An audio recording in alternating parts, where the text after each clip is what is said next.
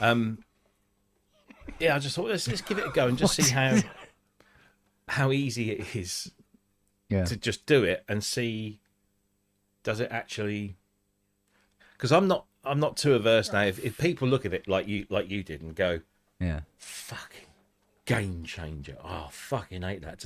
But if it gets the views and it then in turn drives the views to the main video where they can see it all in context.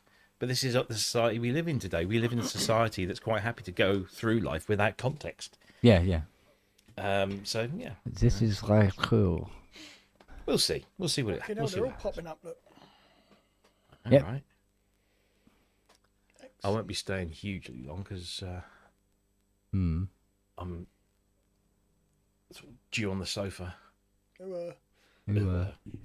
Chance bit of something. What's their name? Billy Bobby Brown. She's legal now, right? Oh, fucking hell, Rob. No, we're catching up with Stranger Things. Oh, I'm sure you are. Yeah. All that shit you've been promised. Yeah, go on. Oh, that's a strange thing you have there. Yes. No, because obviously season 4 comes out in November, and I said we ought to just like catch up because it's been a while, and it's funny how much you'd sort of forgotten. But we're about to end season 3. I think tonight we're going to end season 3, and then we might sort of have a couple of weeks off and then do season 4. Fiona's been binge watching The Orville. Oh yeah, and I'm sort of like catching out of call my eye while I'm doing other things anyway. And then I think it was last night, and I watched about 30-40 seconds of it or so, and everything like that. And I turned to Fiona and went, "So you've watched, you're on coming up to the end of season 3, blah blah blah." And I said, "So can you tell roughly when it stopped being funny?" Because it stopped being funny. Yeah. It got all Star Trekky. Yeah, it did. Instead of funny, which was the whole point of it to start with. I watched an episode of The Simpsons this evening when we were having dinner. Oh yeah. Because we've literally we when we sit down for dinner, we'll put Family Guy on or American Dad or something silly like that. Yeah. We've now watched, and obviously I've watched a lot of these before anyway. But we've now watched every single American Dad and every single Family Guy. Yeah. From season 1 to the latest one. We watched the latest Family Guy the other day. So we sit down to dinner. So I said, "Oh, Simpsons it is, I guess." And haven't seen the Simpsons in ages. Yeah. And played what must be one of the most recent episodes. And it was horrible. It was terrible. I mean, it was really bad. It was so all over the place. It was just. It wasn't even supposed to be, all over the place. It was just all over the shop. It was really bad. I was very disappointed. Oh. So it's not like the golden age of like Who Shot Mr. Burns. Yeah, no, it's nothing like that. Thing. It was all now. I see. You sort of like these. In each episode, there's generally a story arc, and there might be different things going on with different characters, but it all kind of ties together. This was just different things going on with different characters. None of it sort of worked. It was just odd. Oh, how weird! It was. I thought maybe it's just me. Maybe I wasn't paying attention, but I don't know. My mum was married to a guy, her last husband of the 4 she's been married to, and he was a fucking ringer for Peter Griffin. Yeah. The only difference was he was Irish from Kerry. But technically Peter Griffin is from Irish stock. Yes, apparently so. There you go. As many New Englanders are. Docky definitely was. So when I find a picture of him, I'll send it to you because it's just fucking hilarious. I've Have never you seen the Family guy? Yes. Have you seen the actual guy that goes to Comic Cons and stuff? Yeah. It's good. Yeah, well, He's Docky could do that if he could do the voice. Yeah. Absolute ringer for him. I'd never seen Family Guy, and somebody said he looks like fucking Peter Griffin. I went, "Who's that?" Looked it up and nearly fell off my chair. Yeah, I think for me, Family Guy was the better one. To be honest. Yeah. Especially My son actually said, Stewie. we could start watching Cleveland, does it now? No, Cleveland show is just not as good. No, Stewie and Brian. Yeah, King of the Hill. There was a good Hello, one. fat man. Yes, that was a good one. Yeah. Luke does a really good impression of Stewie. Mm. Yeah, he dropped it once. He won't do it again for me, but he dropped it once. It was fucking hell. I've tried You know to that- one night to do it. Ooh, hello, You know that fat man. RS7000 I was showing you guys earlier? Yes. About an hour ago, Yeah. it said this listing has ended. Oh, what? Somebody's beat me to it. No, what he'd done, he'd ended the listing saying there was something wrong with it, and he's put it back on as an auction rather than as a buy it now. And so it was, and because there must was have no had bids a on lot- it, He must have had a lot of watches then. because there were no bids on it initially, I could have gone in and just made an offer, Yeah. but I didn't, and now it's got a few bids on it. So I'm just going to watch it and see what happens and Yeah. Well, play the game. It might happen that he shoots himself in the foot and it goes for less Yeah. than the 7. You never know. Somebody sounds did like he that just wants with, to move it on. yeah, it's a really good example, but I'm not. Yeah. I'd really like it, but I think it would turn up here. I'd plug it in, have a go with it, and then put it in the corner. And See, this is a question, right? And this is, I'm just interested. What is the end game with all the gear that you own? Is it to pension. so it Keeps I him don't warm know, in is the it? winter months. Yeah, Yeah, I don't know. I'm just interested. gives I'm me a not- warm, like I say, fuzzy glow. No, there is no end game. I mean, for me, Well, Why it's just do- having yeah, but why these. do the people reason collect for anything? owning them. Well, exactly. That's what Why I'm do trying to yeah, find yeah, out. people who collect stamps, for instance, and spend like You know. Do you remember how it was when we were kids? God, it's And- soaking wet. I'm imagining, certainly Kent. I'm sort of, tell me if I'm wrong, Matt, but I'm imagining you were into your cars. I like my As a cars. kid. Yes. Me, no, Yes, not so much. hugely. Not really. Not, Okay. not, not till I learnt to drive. No. So this analogy might Yeah, I just, collect dogs. might- Yeah. But the thing with like vintage and classic car owners, I want to use the term owner rather than collector, because I think that they're probably two different things in that aspect anyway. Yeah, yeah. The vintage car owner, the classic car owner of today, is generally owning the cars that they lusted after as young When they were 6. boys, Yeah. or that their dad had. Yeah. So, for example, there's this guy that I think I mentioned him once before, just recently, called TR Hamza. He's on YouTube, and I thoroughly recommend you go. Yes, I've been watching. Yeah. So Yeah. he, the only reason I found him was because he did an Arteon video, and I thought, oh, this guy looks fun, so I just checked through, and he's got two of his latest videos are about this Phaeton, VW Phaeton, which was Yeah, this kind of The short-lived. W12 big one. Yeah, and he's picked up a W12, and halfway through like the first video, I think it was, or maybe the second one, he lets on why he's got a real thing about this, Because of his dad. because his dad had one. Yeah. His old man had one, and he remembered Shit, all this sorry. stuff about this Phaeton, W12 Phaeton, Yeah. and I thought, because right now, if I was that way inclined, which I'm not, but if I was to retire and have some money to spend, I would try and buy a Mark III Cortina GXL in vermilion orange with a black vinyl Don't roof. say that in front of Fiona. Because that's my favourite car, Yeah. because it's my dad's car. And I'd probably like to have a Mark I Escort, because he had one of those, and it was Yeah. purple. Yeah, you're talking Fiona's language now. Yeah. I said to her, I said, look, when this Muzzy's done, I've owned one, I've driven one, thank you. Yeah. I said, we move it on. I said, are you still interested in doing another project? And she went, yeah. I said, right, do you want to get a Mark I Escort? And she went, oh yeah. I said, do you want to get a Mexico? Or do you want to go for a Mark II 2000 RS? Oh, I got the RS 2000s. The Droop Snoot. Yeah. Yeah. So, And she's gone, oh, I don't know. I said, well, put it this way. The Mark I is going to cost more initially to buy than the Mark II. And she got no interest in the Mark III. So it's up to you, sweetheart. You pick the car you want, and then we'll do her up. We'll buy a dog, and we'll do her up. And she goes, oh, yeah. I said, or you can get a Volvo 440. So we pretend to be the saint. No, Oh. Mark 3 Escort RS Turbo. First RS Turbo. Fucking Oh, okay. Yeah. Or, I know this is going to sound really boring and you're probably going to rip the piss out of me, but I don't give a fuck.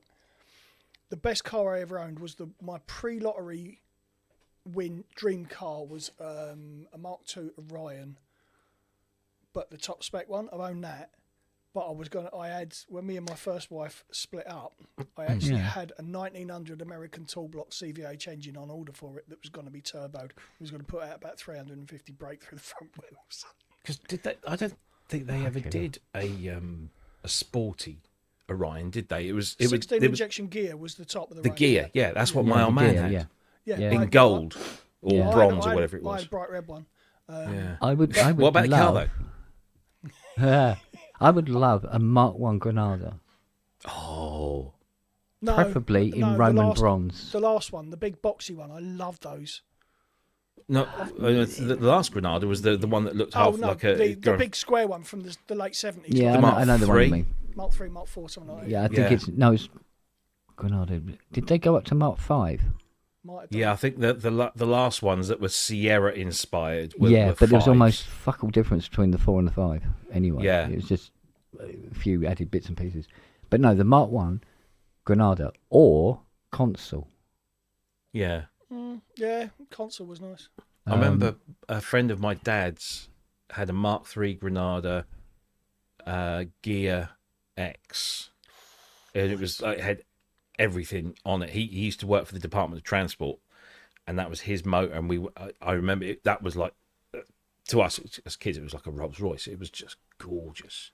Well, my brother-in-law, Christ, I can't even remember when it was, had the big square Granada. And we went up to my dad's on Christmas Day once from London to just outside Lincolnshire, and we cruised at 120 mile an hour, and the fucking thing didn't even fart. It was just like... Yeah.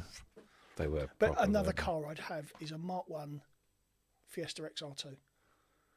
I must admit, I really enjoyed driving a Bentley Arnage. Super Sport would be nice. That was nice. But there again, at that price, it fucking better be, isn't it? Yeah. 74 Aston Martin Vantage was a nice car to drive. Yeah. My old man, he went. Well, I was saying this to you guys the other day. He went from an Escort to a Cortina Mark III, then to a Cortina Mark IV. Then he did the Fiat, regretted it, and then got divorced from my mum and had a little bit of a crisis, shall we say, and bought this XR2. Yeah. Sorry, XR3i, but it was all done up in the RS body kit with the RS wheels and everything. Nice. So, to all intents and purposes, aside from the badge on the back, it looked like an RS turbo, but it wasn't. Spoiler and everything. And then he bought my stepmom an XR2i. Well, actually, no, she bought it, an XR2. So behind the restaurant, there was this, the XR3 and XR2. Nice. And he always used to bring home. Do you remember Ford did the Car magazine? It was just their brochure. It was called Car. Yeah. And it was this massive glossy brochure of every model they did. And then there were historical pieces about previous Fords. And the one that I always used to get really moist about the gusset was the Tickford Capri. Oh, yes. Do you remember that? Yes.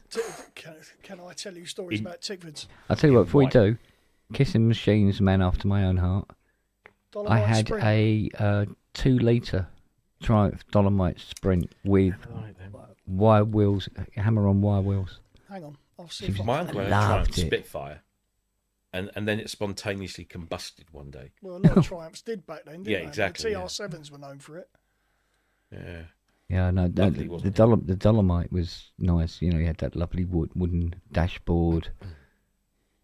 I tried it. I didn't have. I think it had cloth.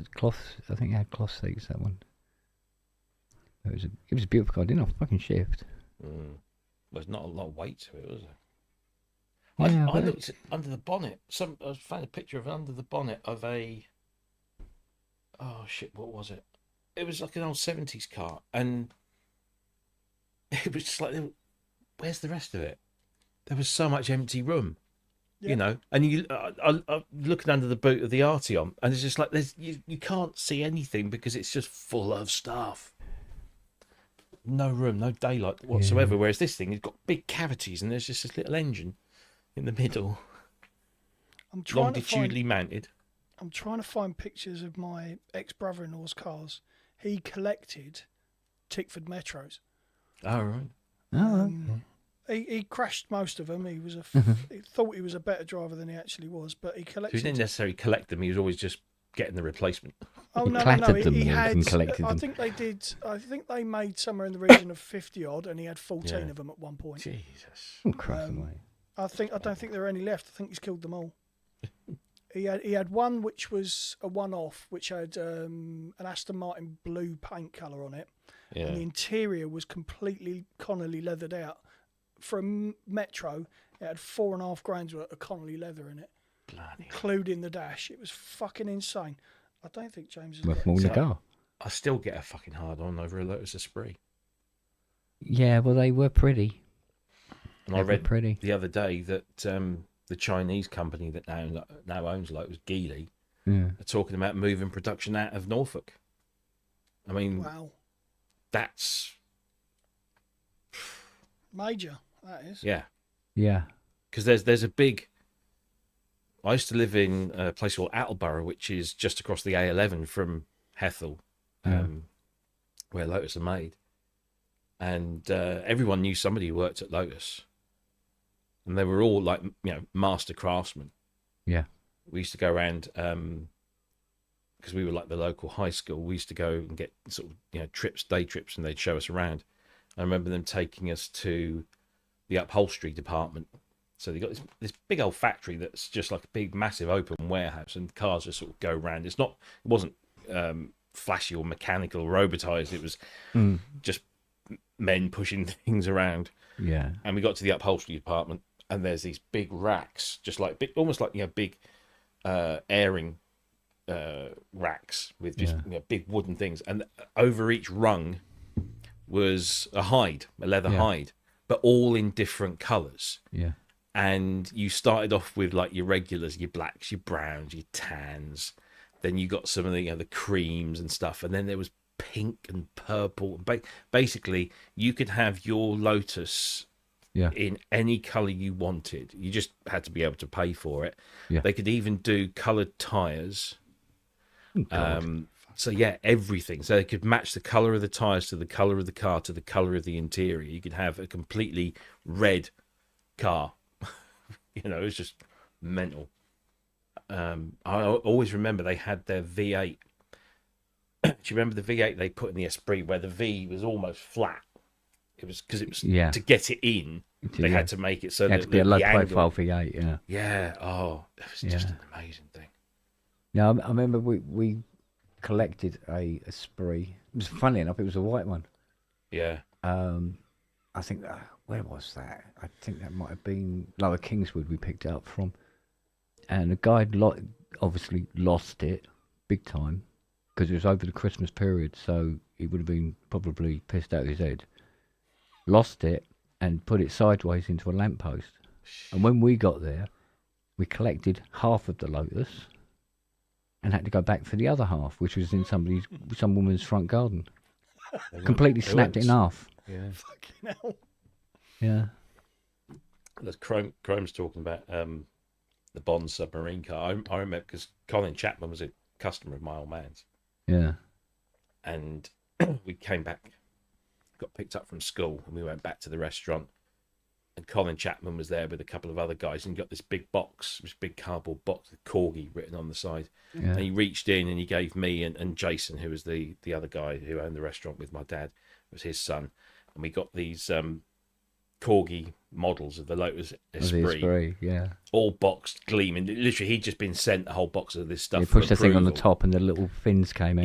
Yeah, that's it. Yeah, and it fired the and you had torpedoes the out the two back. missiles out the back. Yeah.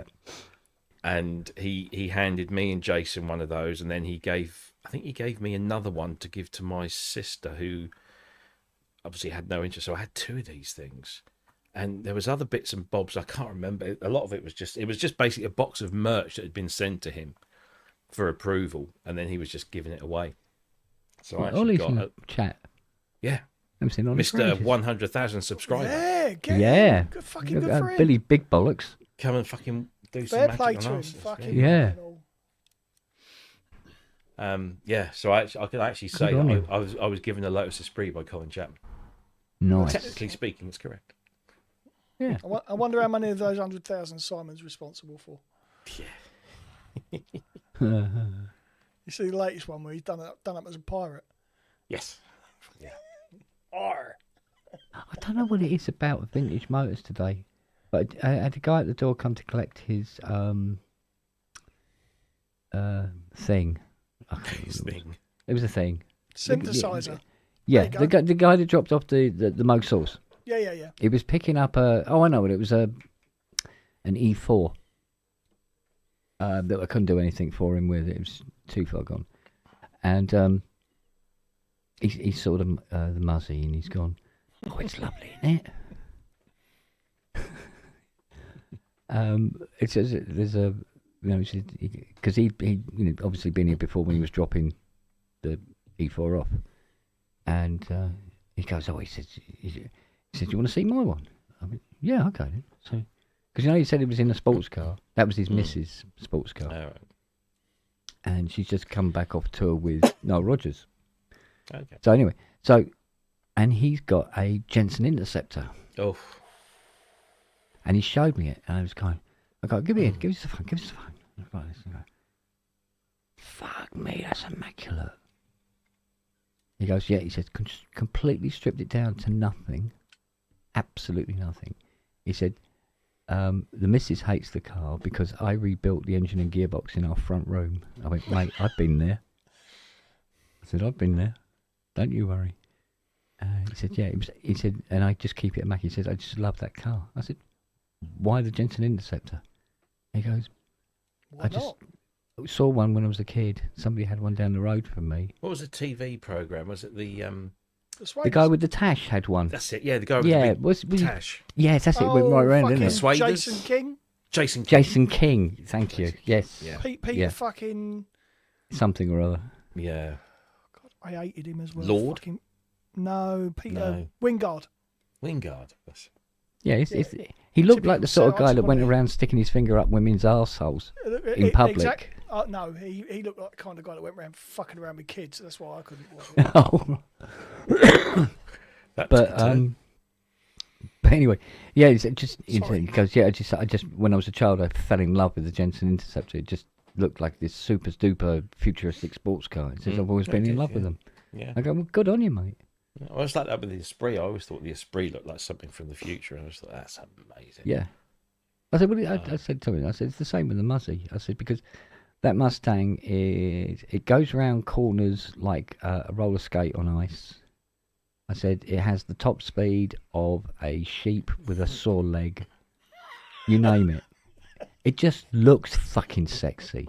I said, its top speed is 117 miles an hour. And how big's the engine? 5.5, I think.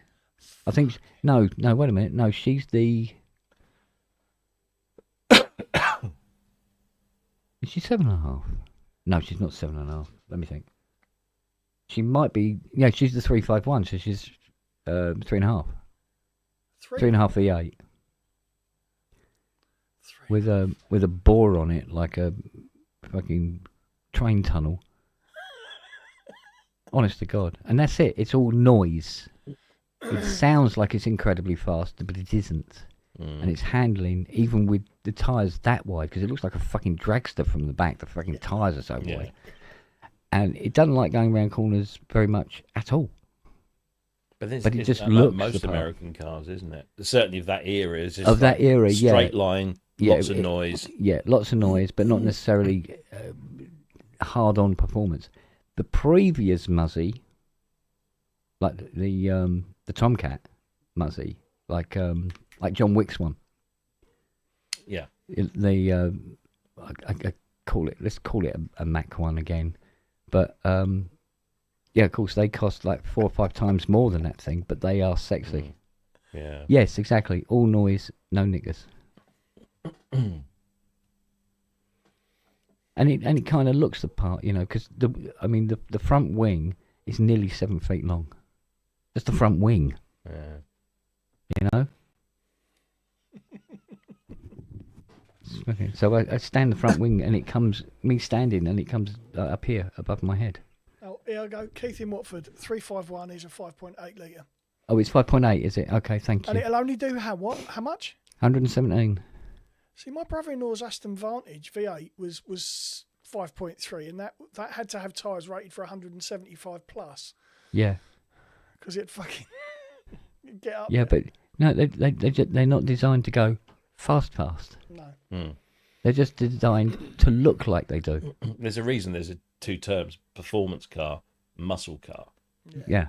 Performance is all ram. Muscle is just like grunt. All noise, no niggers. Yeah. I mean, it can pull a steam train out of a river, that thing. Yeah. Right? But it's not going to get there quick. But there again, if I then put the supercharger on her and do a few other little iffly-bitlies here or there, change the ratio in the gearbox and stuff like that, yeah, you can have a bit of a girl on your hands. Yeah, But it's but like serious bleeding money. Well, what sort of supercharger would you put on it? Well, put a full-blown Hemi on it. What, 671 supercharger? Yeah, whatever it will take without taking the top of the pistons off. 671 takes 100 horsepower to fucking drive it. Yeah. Well, this is it. The car has grunt, yeah, but not necessarily has speed or handling. I mean, that the suspension on that would have to be completely uprated. I was looking at a video the other day. There's a few out there. There's only one example of this car in existence, and it's a Skoda Superb Estate. Right. And it's got the same engine as the one I'm getting, the EA 888 Gen 4, Yeah. or Evo 4, I think they call it. So it's a 2-litre turbocharged petrol engine. And this company, is it RA or RE? All they've done is they've put an uprated Garrett turbo on there. Right. With a larger intercooler and a big air intake system. And they have not even touched the actual engine itself. There's no modifications on the engine. And this thing kicks out 500 brake horsepower. And on the outside, it is your dad's estate car. Proper It looks sleeper. it's a proper sleeper. Bloody shopping trolley. Dark green with tan interior, nothing else. You would not know until they put their foot down, and it fucking goes.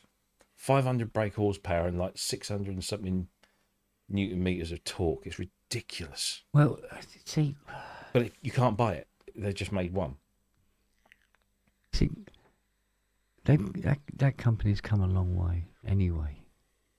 It used to have quite a reputation. But do you remember the DAF 55? Yeah. No. One gear forward, one gear back. But it went in reverse as fast as it did in forward. Yeah. So did the Messerschmitt, didn't it?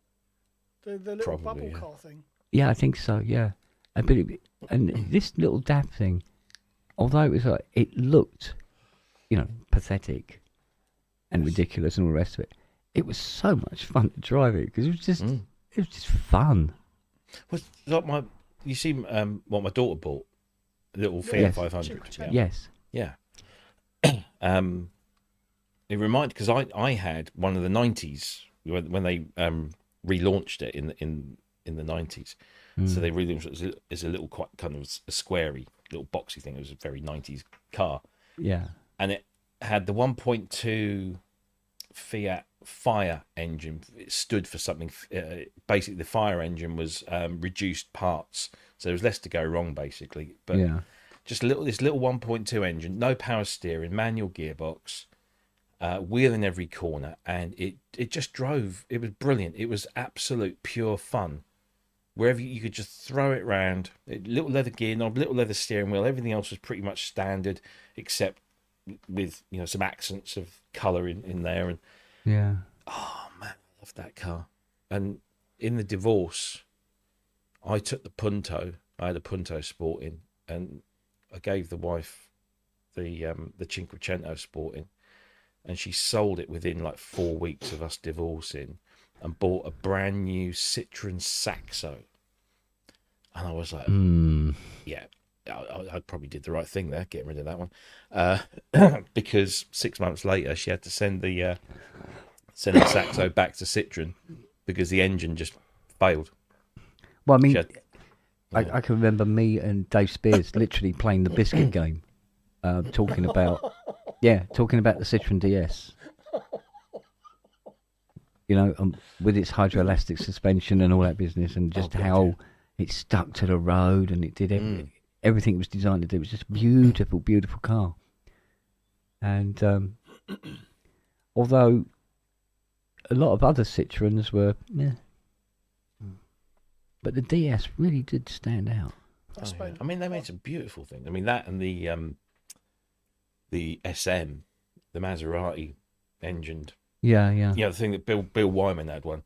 Yeah. Massive thing. I mean, but Citroen made so many other cars that was just like, meh. Oh, yeah. You know, sort of like, really, you go, this is the company that built the DS? What the fuck? I spent a holiday in France with a friend of mine from London who ran a company called LHD, Left Hand Drive, and all he did was restore DSs. Yeah. And we went for a fortnight in France, scouring the fucking scrapyards for parts. And he'd come back with they're mental cars under the skin. Insane vehicles. Yeah. They're just, but not only are they mental, but they're ingenious. Yeah. Because what they did was so ahead of its time. Yeah. Well, the sweeping headlights, the suspension, all of that. It was just. Well, it was literally the invention of ground effect before Formula One had even thought about it. You know, you could bring the DS right down to the road, so that the pressure under the car became less than the pressure on the top of the car, pushing it down onto the road.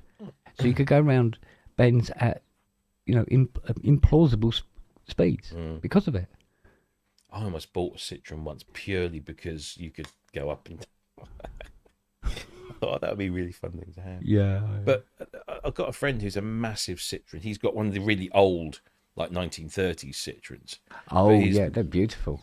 But one of his like little dailies, well, not daily, he sort of just uses it here and there, is a little Citroen C3 Purée, which is the little C3 mini car. Is that the one with the roof that comes off and all that? With the roof that comes, it goes all the way down. Down the back. And he loves it. He absolutely loves it. He adores it. But his actual daily drive is the same as mine. He's got an Arteon. That's what he goes, because he's a piano tuner. So he does a lot of travelling around. Well, there's a new one, a piano tuner that can see. Because everyone I ever saw as a kid was always fucking blind. Well, he probably is. The way he drives, nobody notices. He has thick glasses, yeah. Well, I don't know. Anyway. And now, ladies and gentlemen, who wants to see Matt ejaculate?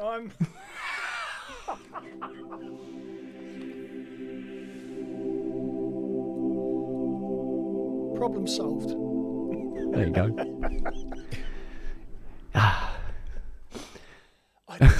Fulfillment in under a minute. That is such a lovely It's a beautiful sound. It's just like, oh, lovely sound. Yeah. Followed by. Yeah. Excuse me, missus. Don't worry, it rubs off. Clean screen. Oh dear. Still, there you go. Right, so we've done our men and motors bit. What now? I don't know. I've been all about motors this last week or so. We had noticed. I was quite excited when we went to get Sophia's car yesterday. Yeah. The guy, this was the first time I actually met the guy. He just basically, he's got about half a dozen cars. He's got a BMW 1 Series. He's got a Porsche. little 4x4 Porsche thing. Yeah, it's just, and then he's got this little Fiat, and he's a proper old school car dealer. He must be in his early 60s. Oh, okay. Really, really fit and muscular with a tight white t-shirt on, absolutely smothered in tattoos, and he's got the gift of the gab. And he's a genuinely nice person. And he did Sophia a nice little deal. He knocked a few £100 off. Oh, okay. Gave her a little bit of a warranty on there because with a car like that, you don't sort of expect too much of a warranty, but it's more lip service anyway. Yeah, exactly. And the thing is, because he was right down in Bishop Stortford, so it takes just over an hour to get there. I'm not going to be hurrying to get it back.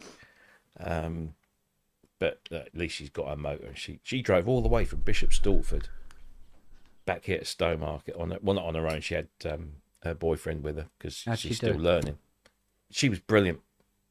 The only time she had a bit of a wobble was as we came over the Birchanger Junction over the M11 to get on the A120 to go to Colchester.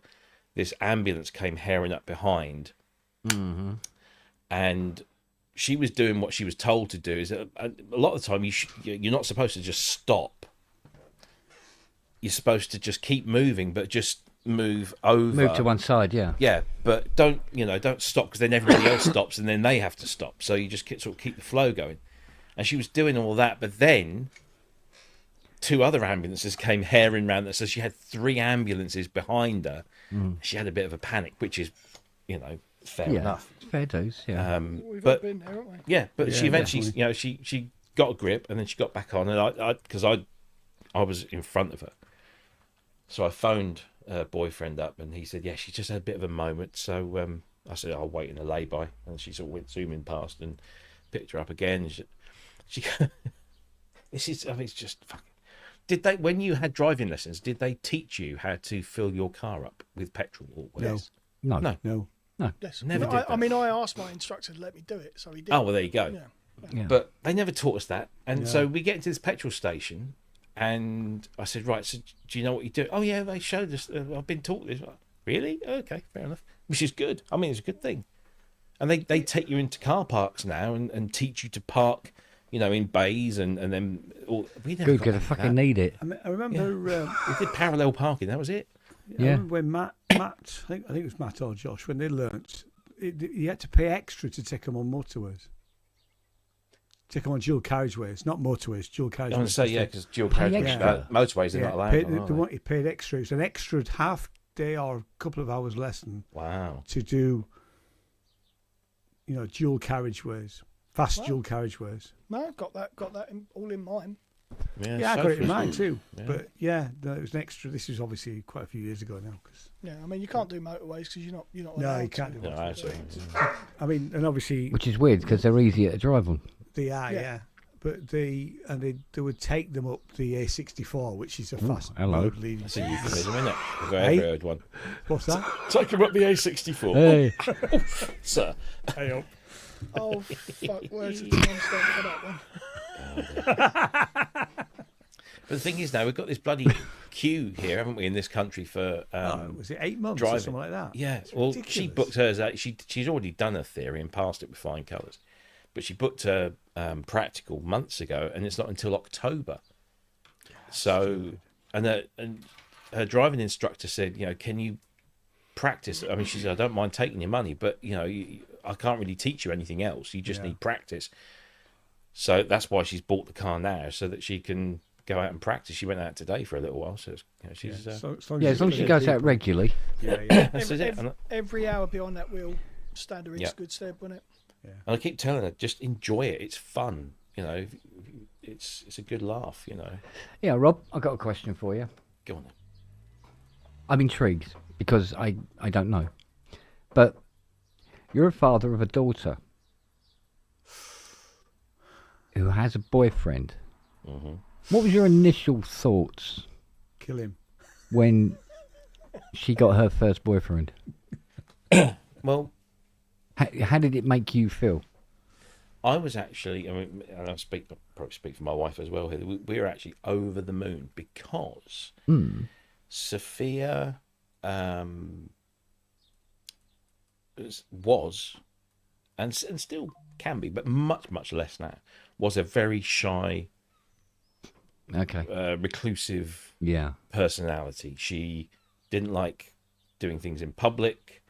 You couldn't take a picture of her without her getting into a hissy fit. She had a few select friends at school. She had a boyfriend at like primary school, like, you know, and they were just like, you know, it was nothing major. Yeah, notes at lunchtime.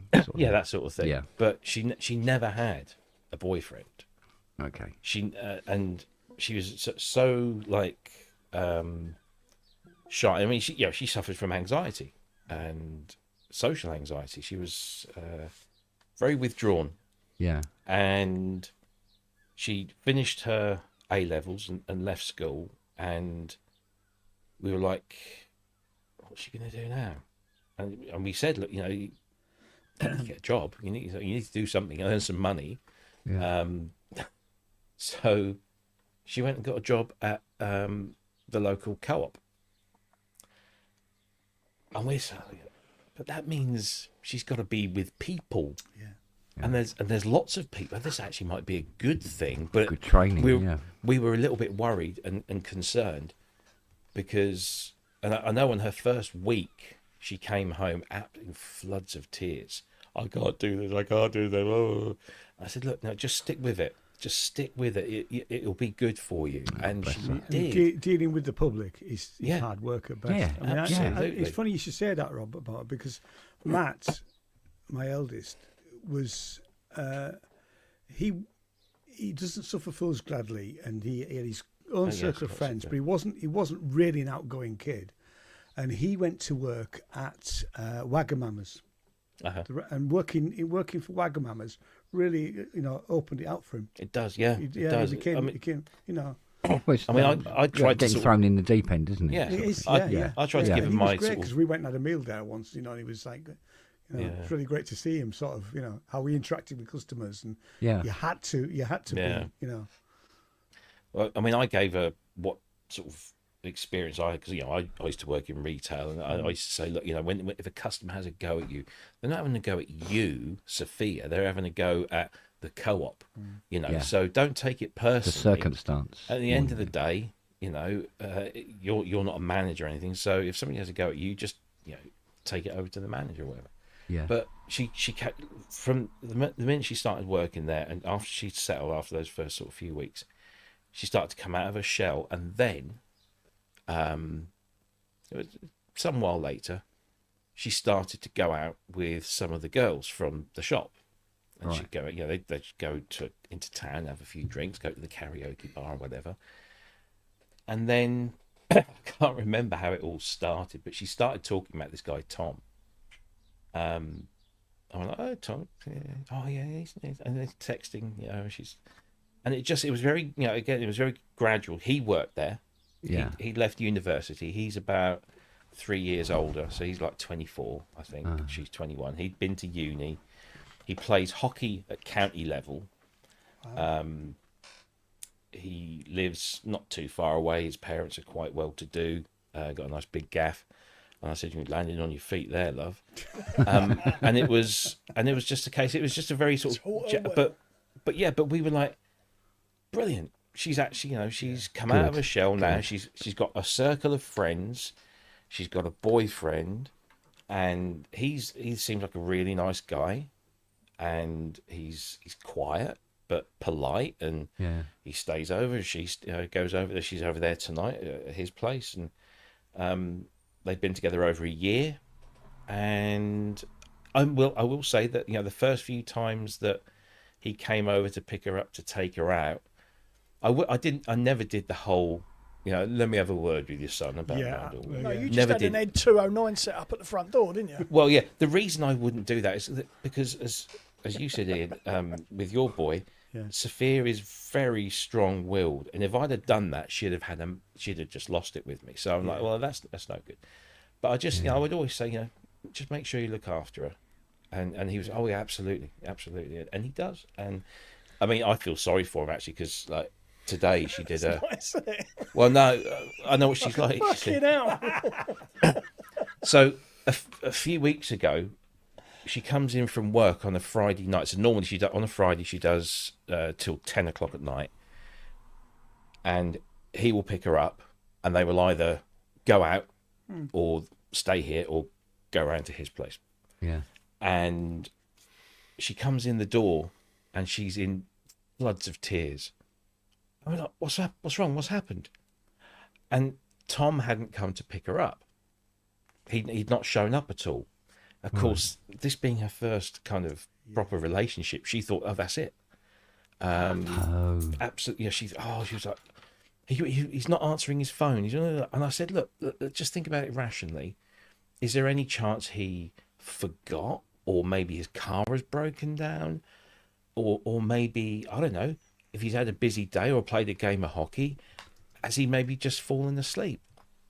Yeah. Oh, she wouldn't listen to reason at all until she was asking me to go out and drive her to his place. And I said, I can't. I've had two or three glasses of wine. Can't do that.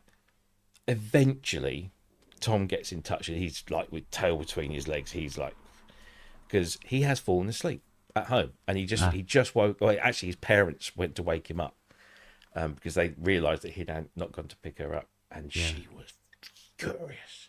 She'd gone from this like massive emotional wreck to she was furious, and there were flowers coming in every day. And he did it again today. Well, to a point, actually, he went to pick her up at 12:30 today, but got stuck in traffic. So I get a message at like 1:25. Can you come and pick me up? And I'm like, well, isn't Tom picking you up? Well, you're supposed to be. I'm like, okay. As I'm going to pick her up, Tom's going the other way, and I'm like, good luck with that. So no worries about grandchildren, because she'll fucking take them off for him. Oh dear, oh dear. But no, I mean, it's quite clear who wears the trousers in that relationship, and it's my little girl. It's funny because there's only about a year between our two, and they are the best mates. They'll always be best mates. Yeah. And when they started dating, I mean, one or the others would say if they didn't think a particular girlfriend was appropriate, to each other. Yeah. And so we were always slightly worried that they both found partners that actually that all four of them really got on well with. Yeah, that's nice. Yes. And luckily, they do. They're the boys are best mates, but the girls are best mates as well. No, that's nice. Yeah. And so much so that they all through COVID they lived in a tiny flat together, all four of them. They now live 10 minutes away from each other because Matt and Belle have just bought a house in Walthamstow, literally 10 minutes away from Josh and Nadine. Lovely. So that when grandchildren come along, they can babysit for each other. Built-in babysitters, isn't it? Yeah. That's nice. That's nice. It is nice. Yeah. Cool. In fact, we've been just having a conversation about Glastonbury. What we've seen that. Oh, I've not watched any of it. I've watched loads of it. Yeah. It's not my thing really. And I don't need to watch it for Chic because I'm seeing them on Thursday. So. Ooh. Oh yeah. Yeah, got Duran and Chic. Nice one. Where are they playing? Powderham Castle. I know Powderham. It's good there. Yeah. I've never been to a gig there, but my son has. He says it's excellent. So it's a great setting, isn't it? Because I remember. I mean, I went as a kid because we used to have our holidays down that way. It was always a week in Devon and a week in Cornwall at St Ives.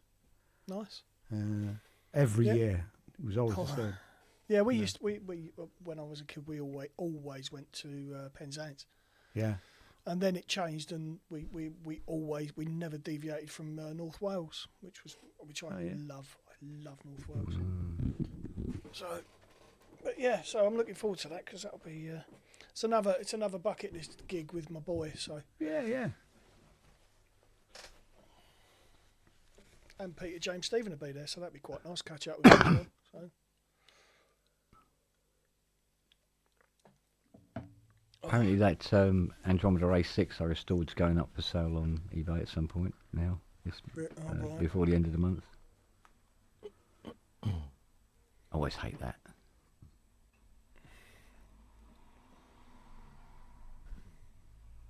Because what tends to happen... Because it comes back to you. Well, no, it's not that. It's they'll do something. They do this thing where they go, recently restored by Kent Spong at KSR. And they'll have an extra couple of £100 bunged on it because of it. Yeah. Unfortunately, I didn't bung my couple of £100 on it because I was restoring it. So, and that happens on the 80s a lot. And you still not learned that lesson to fucking slap the money on top? No. He needs a manager. He does. Well, she's sitting downstairs. I know. I know he's got a manager. She gives me a right fucking bollocking the other day because this bloke. I quoted. I can't remember what it was now. I think it was about £170 or something like that for this repair to a 106, and all he had on him was £80. So I said, all right, don't worry about it. He gave me £80 and off he went. She went fucking spare. I said, we only had £80 on him. Then you hang on to it till he comes back with the rest of the money. I didn't want the fucking thing here. I can't move for keyboards as it is. I need the fuckers gone. It's like today with that E4 for that geezer. He goes, yeah. He says, can I pick up the E4? I went, yeah. And went out to the shed. And an E4 isn't exactly small, is it? I don't fucking see it anyway. It was just keyboards, wall-to-wall keyboards, and then boxes on top of keyboards, and then keyboards on top of boxes. And I'm going, E4. I must have pulled about fucking 12 keyboards out, I think, to get to it. Oh, there it is at the back. Let's pull that out. So much stuff out there that nobody's come to collect yet. Well, if you want to make some money, start fucking auctioning it off. Absolutely. Yeah, but as I said to you earlier, I've got to be careful about making money, because when I make money, I start buying fucking stupid shit. Yeah. That is true. Yeah. I can't help so it. Nasty about your cardboard cutout hands. I tell you what, I've got to get another one. He's gone at the legs now. That's because he's been listening to me playing. He's gone all weak at the knees. I think you're muted, Rob. No? Didn't hear a word from you then. Did you not? You're very You're quiet. just very quiet. It's just quiet. You've gone quiet, mate. Very quiet. Sort of. Like that. Nothing's been touched. Nothing has changed. But it has. But it has lost 90% of all the volume it had. It's called the ghost in the machine. It's doing the Mac thing. Yeah. It's doing. Yeah, I can barely hear Yeah, you. we barely hear you. Mm. Yeah, really. Yeah. No, do you know what it's doing? The D50 thing.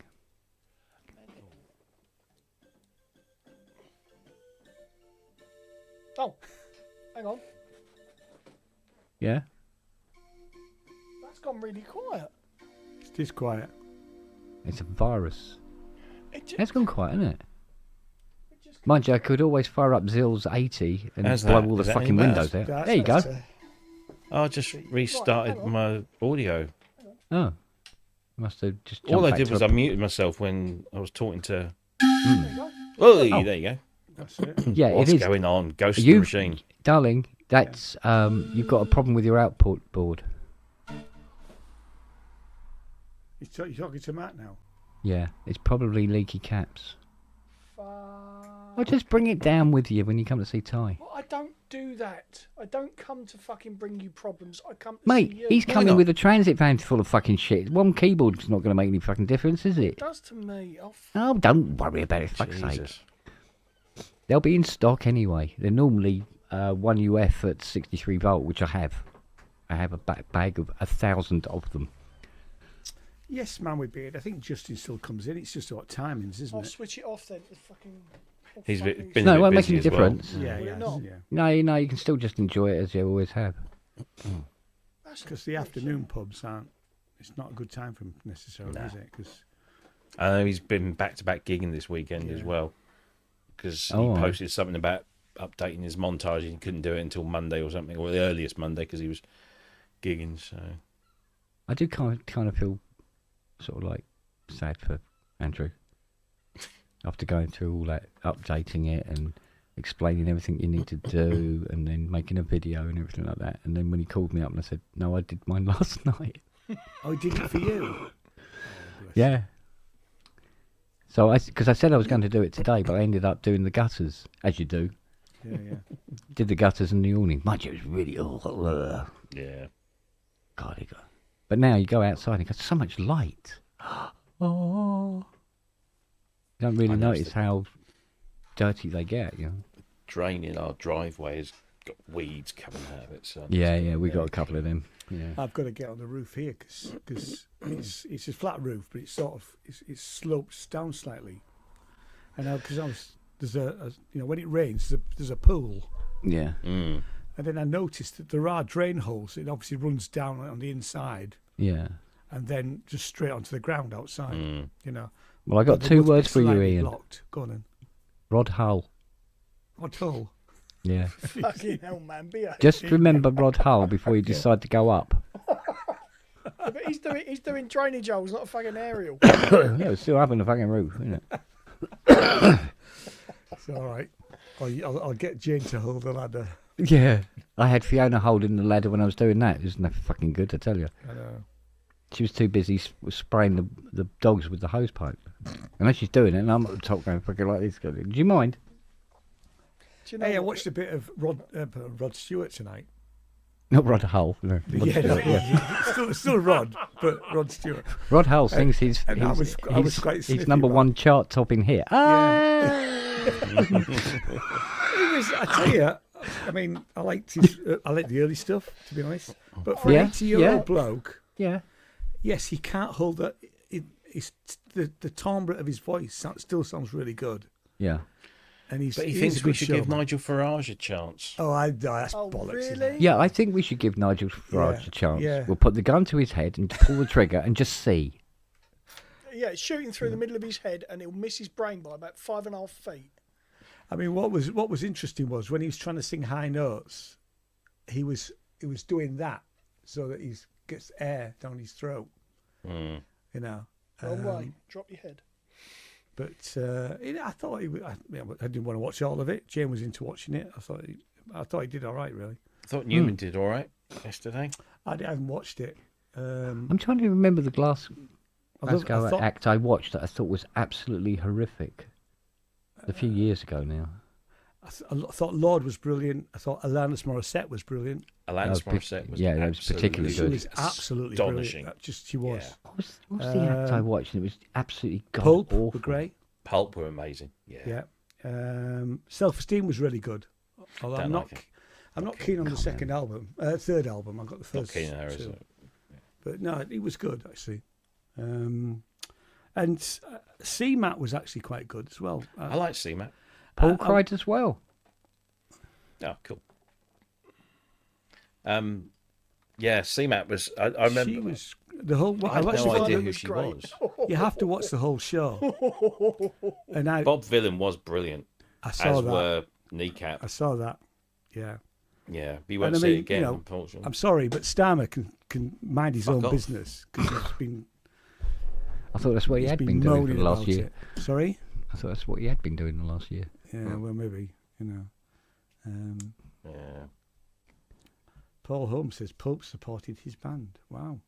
Wow, that's They might have something. been around a long time. Isn't it? Yeah. What I like about Pulp is Candida still playing. Yeah. Exactly. Yeah. Yeah. And Jarvis can still hold a crowd. You know. Oh Jesus! Yeah. Yeah. You know. But you didn't expect us, did you? And they're all going, yeah, we did. Yeah. Worst kept secret that. But Yeah, no, they're yeah. really. Yeah. I wished I'd made an effort and bought some tickets to go and see him live. I Hopefully I watched a get bit that of Shed 7 with them being local lads from up north. Well, you know, And I know Paul reasonably well. And I was you know slightly- Anton is Sorry, go on. Anton Witter. Do you know Anton? I don't know Anton. I don't. I mean, I've met Rick a couple of times, but I don't really know him. I only really know Paul because he had the business opposite us when we had the shop. Anton's part of PSN Facebook group, and I've known him for years, and I had no idea that he was Rick's brother. I mean, they sounded good, but slightly irritatingly, they had sampled backing when they had a keyboard player there who was playing guitar. Is Matt hiding? Yeah. He doesn't want to show off his He's enormous just having one off the hard-on. wrist. Yeah. He's just knocking one out. Welcome back, Sunbeam. I'll tell you what, if you keep this up, I'm going to fucking buy you Dominus. If you keep playing, he will keep it up. No, when you mute, won't. by the way. Yes, I will. No, you bloody won't. Yes, I fucking will. I'll borrow the money off Fiona, don't worry. No, you fucking won't. Stop it. Have you I ever don't wanna seen drown, the thank kneecap you. film? I haven't. No. Oh, it's brilliant. I need You've to. gotta I watch need it. to. It's great. Yeah, I need to watch that. Yeah. I need to watch the Storms. The Storms. He's done a little 20-minute mini film, hasn't he? With Apple. It's free to watch on YouTube. I keep meaning to watch it. I just I'm going to say I've cancelled Apple for the time being. But, Yeah.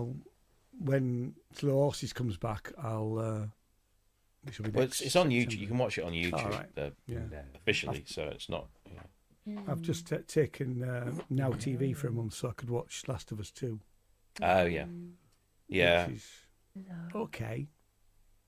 yeah.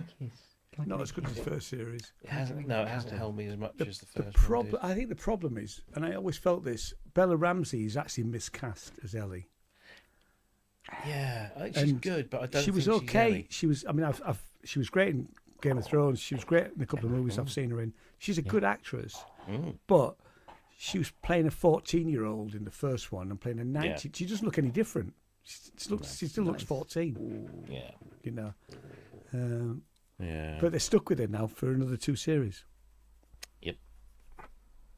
But Aye. the next series will be more about what's her face, her nemesis. Yes. What's her name? I can't remember her name. Oh, it was just there. It was just there. At the Yeah, front I of my know, head. me It was really too. good.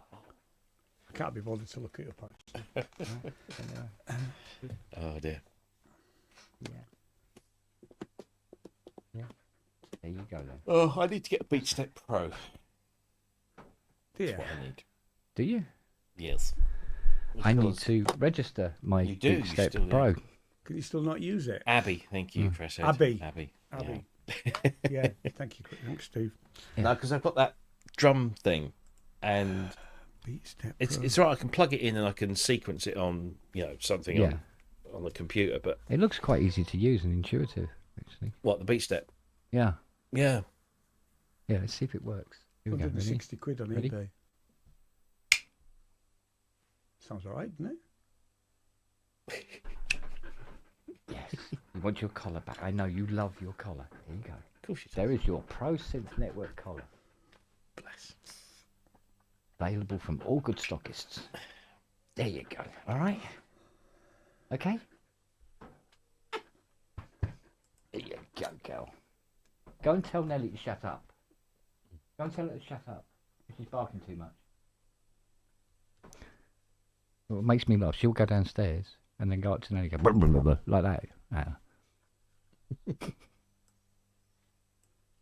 Those shorts that I've posted up, they're doing really well.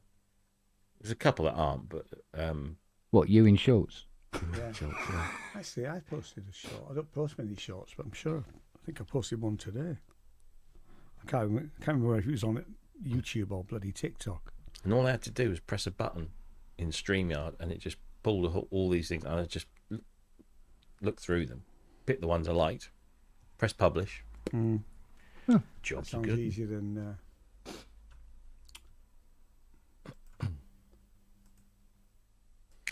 Jobs Does it are good. automatically put it as a short if it's under 3? Is it 3 minutes? I think if it's vertical video and under a certain time thing, It's not vertical. it will. Because I did a bunch of vertical videos, didn't I, with the Polyroot 12, but they went on too long, so it just put them as regular videos. I see to put it as a regular video. Could I edit it to choose it as a short then? Because I didn't understand it, because I was old. Yeah, I know. I wonder how hot it got today. Not It as hot was as yesterday, but it was still 24 we hit here. it's quite muggy. Felt a here. 24. lot hotter here today. Yeah, it was about 28 here today. Or maybe it's just more close. I don't know. Yeah. I've had the doors open all day. In fact, I'm going to put I don't have an aircon thing, but I've got a slight cooler machine. I'll call it a cooler machine if I can. Oh, find a okay. remote for it. Yeah, I have a Call it a cooler CS80. Cooler shaker, there we are. Peletator. It's. I tell you what, it sounds like a. You probably hear this. Can you hear that? Yeah. Just a Sounds little. like a bloody aircraft going off. Yeah, That's it's on not too high. bad. I've heard worse. Put it on medium. Well, apparently we're getting 26 here on Tuesday. Yeah, it's a couple more days yet, and then And then we can whinge about how cold it is. I'd like it warmer. I'm happy with. I mean, you know, for the. we've got 26 tomorrow, I've got 29 shorts on. Monday, 30 on Tuesday, 30. and then it drops down again, and we start to get some rain. Christ on a bike. Jesus is Hey. here.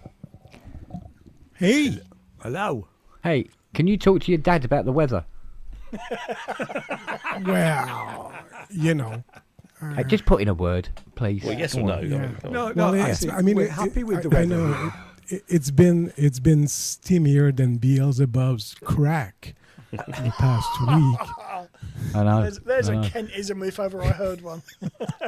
Hotter Where? than Satan's I butt don't plug. understand that, Jeff. What are you Does saying? it show? Have I got to change my jeans again? Fuck's sake. It was like 35 degrees and 80% humidity over here. Oh, God. Crazy, isn't it? I Stop moaning. You know it's bad when the weatherman goes, you know the surface of the sun? Well...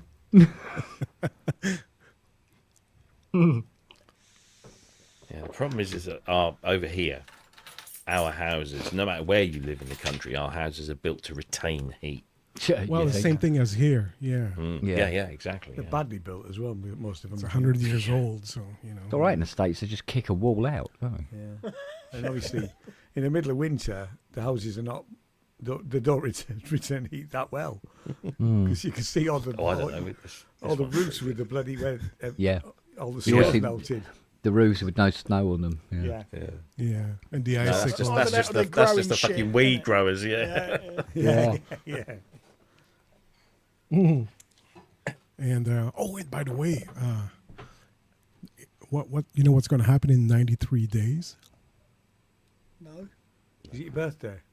No, I'm landing in London. Oh, What day- So what you have day- 93 days to What find an day is that? excuse to not We have see- 93 days to clean up. yes. To hide.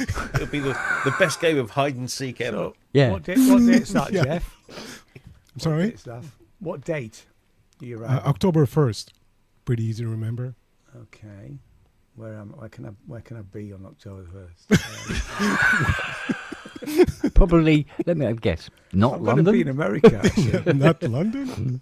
Donald Trump's asked me. Ontario? There's a good place to be. Yeah, come to Canada. Yeah. So where were you? I'm here. Where are you?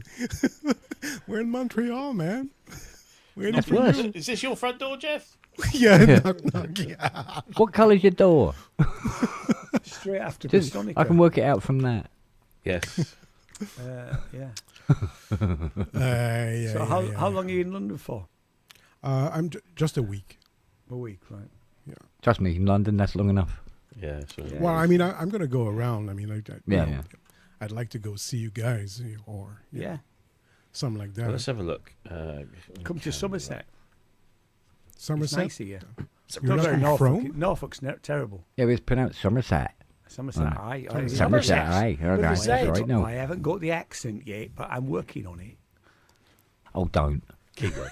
What's that? Keep working. The fuck was that? It wasn't I've, bloody look, I've been in Somerset, was Devon it? 35 years and I still haven't lost my Well, that's because accent, that was the impression of a Welshman having a stroke. He was really, wasn't it? Yeah, I'm sorry. So about that week, so you land on Wednesday, the 1st of October, yeah?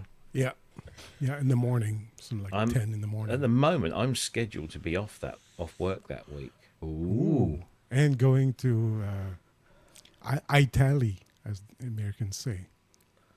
Do they? No, Well, no, not they that. say Italian, so I guess they Yeah. would say Italy. Yeah. I'm Italian. No, you're Italian, you No, you're fucking Italian. moron. Well, I have no plans But- to And you got to do this. That's Do not this a even lot. better. Italian. I'm seeing Billy No Mates on the Monday, and then the No, rest come of the on, week. Jeff's not that bad. But the rest of the week, I'm at the moment, I could possibly Oh, fucking hell. Really? I've missed you lot Drive so down much. I've needed this so bad. to Newbury Park and jump on the tube. Where are you staying? You jump on the I tube, you don't break know it. yet. I haven't. Sorry, I didn't get that, Kent. What did you say? He said he was going to jump on the tube. You go, yeah, that'll break it. Poor little tube. What did he do to you? Yeah. So I don't know exactly where I'm going to stay because I don't want to stay in London for a week, right? I want to see things. Come to Somerset, it's lovely. Yeah, but I Go thought to you were South London, from you'll see plenty of things. Yeah.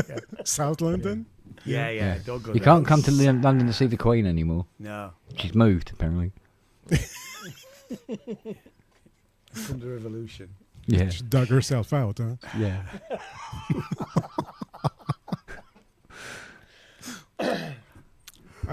Yeah, so I don't know exactly the schedule, but Well, when you do, let me know, and I don't think We know. I have a funny recollection that I was going to move that week for a reason, and it had nothing to do with your arrival. That you can admit to anyway. Yeah. No, But- because no, but that Bridgetronic we- is the weekend before, so Yeah. Ooh, it's getting and we were supposed to go to the Synfest. following Synfest. Synfest. That's why I took that week yeah, off. which Yeah. isn't happening. That's why I took that week off. And so in my head, I probably said to myself, "Oh, I could move that if I needed to move it or split it." So I, you How does couple of days October the in. 1st work out for you, Matt? Are we Gonna thinking be about on a me for your world tour. place? Kent, or meeting Coming up somewhere? your way, I don't see there would be a problem. Let me just have a look at my diary and telly. Again, I don't have a problem getting on a train and going to say hi and have dinner. I think and you won't have a problem fuck getting off. on the train. You'll have a problem with the trains working and Yeah, running that's on the- time. yeah. October Well, 1st is a yeah. Wednesday. It's a Is Wednesday. it? Yeah, I don't see that there'd be a problem. Because we might be looking at... Because we're looking for the best week, at least, and then narrowing it down to the best day within that week, Yeah. where Well, we can get the most people. at Kent's. in one room. Oh, yeah, Kent, that'd be right. good. At Yeah. Kent's, yeah. And have a big I mean, at fucking the orgy. moment, I haven't got anything down for that week at all, Got so me I could pink on. probably come over. I'd have to come on the bus or the train because I don't think I've got a Bit car. public, Conductor innit? throws you off Are for you that. too old to drive now? They took you. Again. You were warned last time. Scumbags, you really are. A lot of you. You're Yeah. just filth, all of you. But you're Yeah. laughing. I am. But that doesn't Join the Yeah, club, see, buddy. if you laugh, it cancels it out. Yeah, it's not offensive. As I said to many of my rape victims. oh, There's the That's line. when you drop your There's pants the and line. start that's laughing. a huh? bit near the knuckle.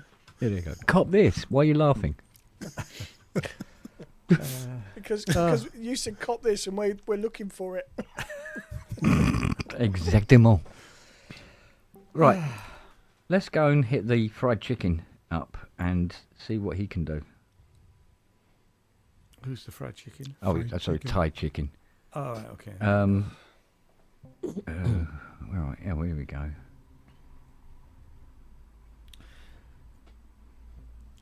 Mr.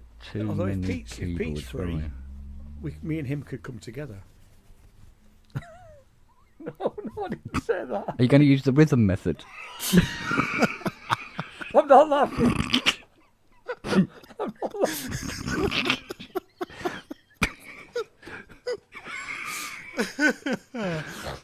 Oh, there's a reach around I'd like to see.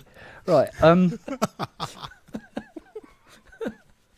let's see if he's Oh, about. there are so many clips from this one. I'm crying. I've got like a month's worth of uploads just out of the last hour and a half. Oh, dear me. What are we talking about? October the 1st? October 1st, Yeah. yeah? Well, that's for that week, yeah. Okay. That I mean, Wednesday if- to the if- next if Wednesday. Jeff arrives on the October, there'll be jet lag and things like that to do. Oh, with, yeah, so yeah, probably yeah. the second or third. Well, would be not that better. much. It's just it's not. It's like 5 hours. I mean, Yeah, all right. I'm Well, used but even to so, 12 if you arrive hours. at 10 o'clock in the morning, It'd be better to meet another day. No, surely. the thing is, you see, I took a business class, which is lay back. You when you have a bed. I know what business class is. I've seen people in business class. I've never been allowed to be in business class. But so you're rich, are you? Well, it's not cheap, but it's You not. have to sit on the wing. You'd be telling me you've got. Yeah. You've got. But no, but the thing is, you have a bed, right? So, and I'm flying from. I'm leaving at night here, so I'll be sleeping on my way up to. Right. So when I get there, I'll be fresh as a. I don't know. Daisy. Well, used underwear, I guess.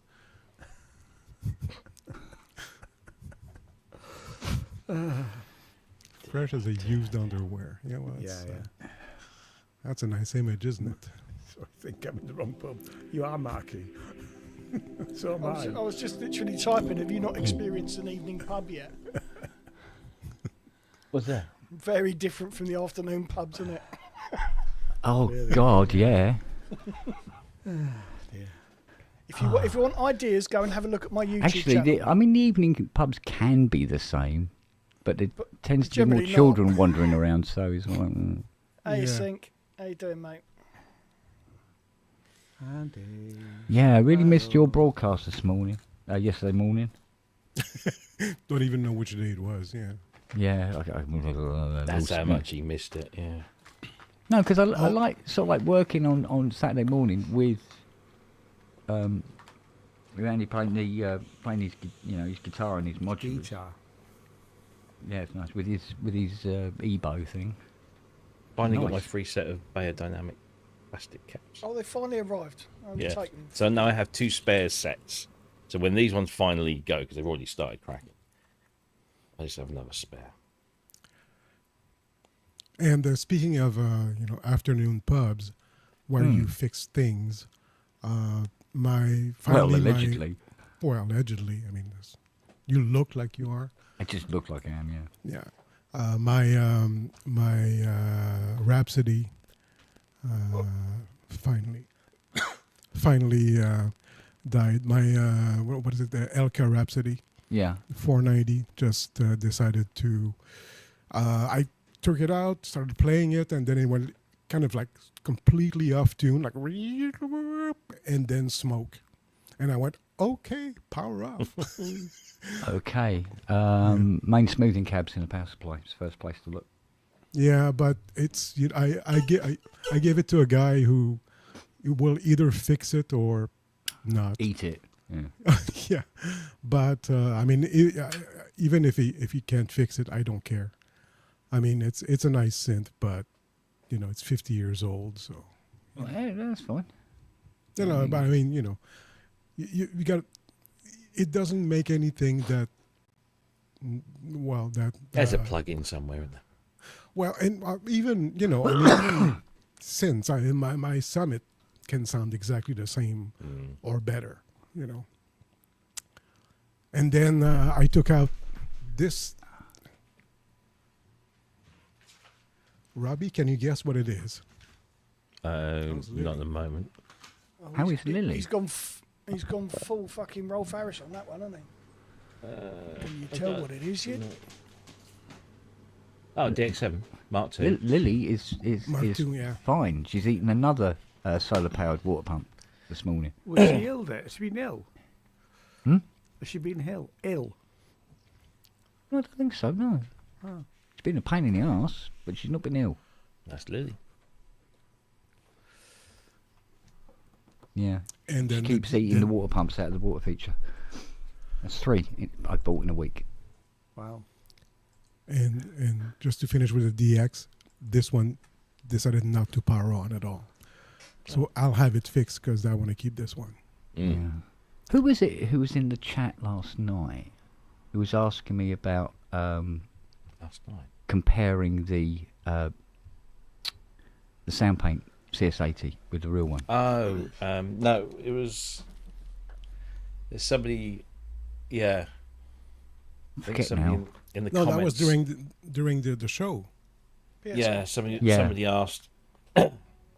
Somebody did ask on YouTube and said they've got a sale on till July 1st, but the next show is going to be after July 1st, and they want to know if it's worth buying or not. So I did reply to them after our conversation earlier today. I can't remember the exact words that I used, but I think Kent's had to go, and he's what did I put? Let's see, my brain, my noggin. Your brain. Well, might as well get Syntronic. It's the same thing. It's sample-based CS80 for But it's, the But why like are I you said, still buying sample-based versions of? Well, like I said, the sound paint instruments? one is unpacked 30 gig Yeah. and costs 79 quid. And I went straight to because you don't get the CS80 GUI. You just get the sound paint thing with some controls. Yeah. And I went straight to Brass 1 and 2. Of course. But we were having a bit of issue where at present you can't play Brass 1 and Brass 2 at the same time. Like you can there. However, we put it on. Is this it? Can't remember which one it is now. It's one of these. I'll find it in a second. Sound paint. There we go.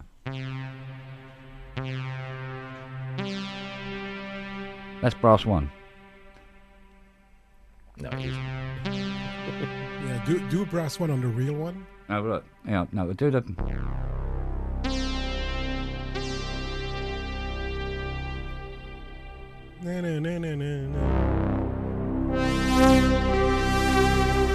Yeah. Wow. Going through exactly the same reverb. Yeah, Syntronic does a better job than that. Well, this is something I was talking to Robbie and Matt about this, about taking Arturia's one, Cherry Audio's one, Zill's one, and the other one that would nearly took my testicles off when I played a note on it. Which was, that was the Zills one. Was that the Zill? Oh, that's the Zill's Yeah, one. because you haven't Well, at the updated it. moment, I'm having trouble getting in and getting the update. Well, Don't ask why. You just download it from the product page. You don't need to log in or anything. As long as you're registered, you can just download it from the product page. Well, that's what in my downloads page it says it's there. I own it, but it's not registered, and yet I've had it a couple of months. So I don't know. Just go to the product page, Yeah. rather than your account, Yeah, and then scroll down on the right hand side. It will have the installers, and there's one for if you're using an iLock, one of your whatever. It's a weird thing. Just choose the appropriate one, and you're golden. because I think I have the iLock one. I think. You should do, I think. Yeah. But when I clicked on the iLock one, it asked for a password, and I put several different passwords in it, and it went no. So, well, I'll get there. And then what I'm going to do is put together a video comparing them all to each other. Not necessarily comparing them up against the original, but definitely comparing them with each other.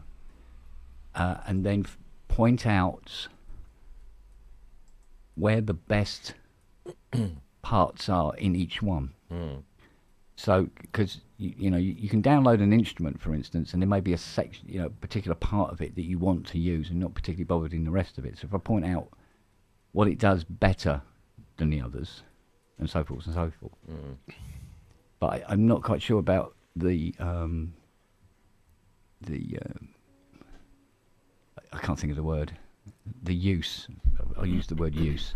The use of comparing it up against the real one, because there's a huge difference between 80 quid and 58,000 quid, isn't there? So you go, yeah, well, of course it'll sound better. So there's that. And I might even throw in a bit of M8X and some Hydra comparisons, and obviously Strobe 2 comparisons as well. Are you rubbing one out? Yeah, but you know what? Robbie's Here's going the thing. I had a little bit of a mess.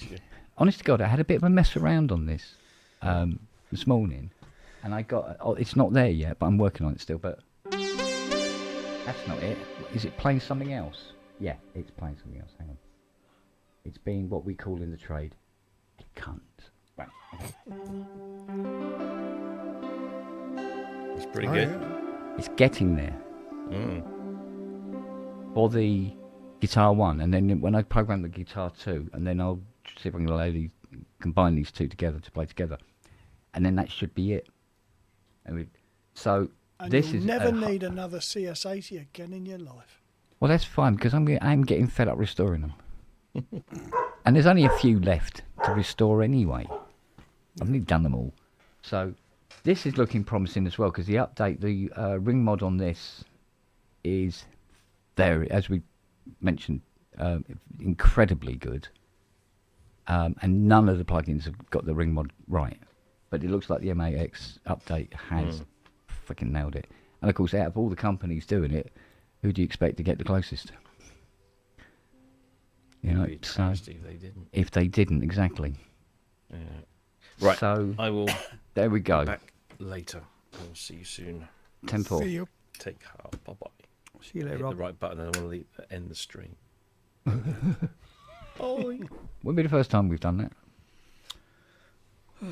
Yeah, so put together a video on it.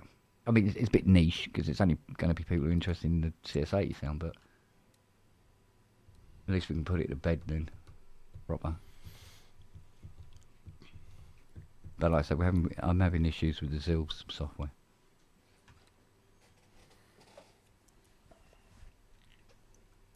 There's one more. Memory Moon is making an 80 and a Polymoog as well. Yeah. Like the Zills do a Polymoog that's actually quite good. I have it. Yeah. I have it. And That one's quite good. It is, yeah. Because, yeah. But there again, you see another one that could probably be a very strong contender would be Omnisphere. Yeah. That can get quite close, but it's much more fiddly and more work goes into it to get it. Yeah. What's this? Did I get that CS80 fixed? Yeah, she's all done, bolted up, ready to rock and roll. What is that? Winward's. Steve Winwood's one, yeah. It's all ready and done. I'll find them up and said it's ready. And, well, I left a message because the mobile, when it was ringing, and it was that sort of like very broken up, I'm fucking miles away kind of ringing. Yeah. And then it went to answer machine. Okay, they're probably on the other side of the planet or something. So I just said, your 80's done when you're ready. So what have you got left to do? I'm toying with the idea of just putting that Prophet 5 back together. It's just not worth my effort trying to get that fucking old piece of shit to go. Because it's just so destroyed. And then, so it'd be the OB8 from hell, Peter's CS20 from hell, because I've got to build that power supply up again from scratch. And I've got to make sure I don't stress any parts when I'm building the power supply as we go through the stages. And I think that's about it. Nice. And then, because I've had a skip round the garage for like 3 weeks. Keep meaning to go round the garage and get rid of some stuff. Just double check there's no D50 output boards you might want to keep. Well, I mean, see, a lot of it's come down to space now. So, if there's a keyboard, like, for instance, there's a 800 DV out there. Right, completely intact, except I don't think it has its wooden end cheeks. It's not the end of the world. But it works. Does it work? I don't know. I would say it has issues. There's two 700s in it and 800. Yes. Yeah. It's a lovely piece of kit. Yeah. And you go, well, that might be worthwhile pulling out, getting up and kicking, and do something with it. Yeah, definitely. As opposed to straight in a skip. Yeah. Then there's other things like there'll be like a couple of DX7s that have seen better days, but their displays may work, although you can get replacement displays. But maybe one of the boards works and the other one doesn't. So what I do is I take all the boards out of the case, because it's the cases that are taking up all the room, and keep the keyboards, and then all the naked keyboards can go in together in one corner. Stuff like that, And I know Dina said she might be interested in having this, because I've got this. I've got a Grey Marvin 2600 out there. And its serial number is in single figures. Wow. It's an Wow. early one. So the boards aren't in it anymore or anything like that, but the case is intact. So you could have the case at least, and you know they might be able to put some bits together and make a Marvin again out of her. Yeah, stuff like that, you know. And there might be the odd flight case that could go for a walk, because that's just storing large space in a space, isn't it? You know when you were when you were Soma repairer, Yes. they didn't send you any sensors for the Terror, did they? No. Well, the only thing they were sending me was stuff I was asking for as the repair work came in. And it wasn't Soma's fault. It was these intermediary people that were in Poland, I think. They were fucking useless. Because have you heard about my issue? No. So I've had it 5 months. It's not been played a lot. I've done 3 gigs with it, Yeah. really. Because obviously the instrument's my main instrument. And the lacquer on the sensors has started to wear away quite significantly on some of them. Really? So I took some photographs, emailed Soma, no response. Juno I bought it from Juno. Yeah. They are trying to talk to Soma about it, but don't seem to be getting anywhere. Yes, it's just getting past the various Yeah, I should probably end up needing some new intermediaries. sensors. Apparently the sensors are easy to swap because there's no soldering involved. Because at one time Robert Factus was involved with them, wasn't he? So He was, he was the one that got me the repair gig. Yeah, I mean apparently But he's I pissed off that realised it's gone somebody now. had said in Soma that you should replace the sensors every year. Well, that's a bit of a ball ache if it's 60 quid a year. You know, and it's Yeah, that seems a little bit sort of like.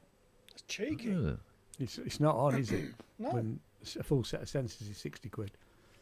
It's And and even then, it should mean that the sensors are fucking readily available. yeah, exactly. But the instruction manual says use nail polish on them, which I'm resistant to do because it might change the way that they feel, and the whole point of the Terror sensors is how they Personally, feel. yeah, I would spray lacquer them, not nail So polish. take them out and spray lacquer them. Yeah, Right. yeah. I may end up doing that then. I'm playing next Friday, Well, and I've put it decided this not way: to play with it. if it ends up being a case of like, do I really want to do this? And you are up this way, just bring it with you, and I'll do them here. All right, mate. That would be great. He's trying to reduce his workload. He's I now got know. fucking No, do this is 50 doing work for friends. This is different. Nobody's getting fucking charged. Well, No, Matt. Nobody's getting charged. All right. let me buy something off you then. I'll just talk to Fiona. Do you want a husky He won't puppy? argue with her. No, absolutely not. Fucking hell. But She's such a little murderer. She killed that poor little fox cub. There was a red admiral butterfly in the garden. yeah. Oh God. Fucking, is there anything you don't eat, you little bitch? God, I'd be so glad when she gets through the puppy stage. But apparently, we've still got another year to go. Another year. Another year. They reckon normally it's about 2 years they're in their puppy stage. Gadsden Road won't exist by then. And she's now getting worse at stealing things out of the kitchen. I mean, really, really bad. I come down in the morning, there isn't a single dinner bowl in the kitchen. They're all out on the lawn. Forks, knives, plate. At least she hasn't done the LED bulb again. No, that's true. She ate through the power supply for the Nellie's ball thrower. Oh, fuck. Yeah. While it was plugged in. But like I said before, she has bitten the mains cable through and it electrocuted her, and she leaves main cables alone now. I had a cat that would do things like that. And she walked on a Jupiter 8 power supply while I was working on it, and that made her jump, so she doesn't walk. Because normally she'd just come round and just walk across everything. Yeah. And I was working on this Jupiter 8, and she come in, and she must have put a foot down on the fuse holders, because she went, what do you mean? And she went up in the air, like that, with her tail sticking up in the air, all bushed out. I go, that'll fucking teach you, won't it? She went, yeah, wags her tail at me, trots out. So, and she hasn't done that anymore. Now she comes round, she walks round carefully around the synthesizers, like all the others do. So, she's a moo. She is a real moo. Right, I'm going to say good evening, gentlemen, because it's time. It's time to do an Ian. We haven't done an Ian for a while, We have haven't we? done an Ian for ages. It's I know, about bloody so- time. Ian time again. It's Ian time again, so I'm going to go and spend some time with Miss Jane. How is she? She's all right. She's good, actually.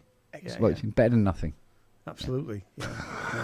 I mean, let's face it. She I has always, to put I always used to say, they would go, how's the missus? I go, better than nothing, I suppose.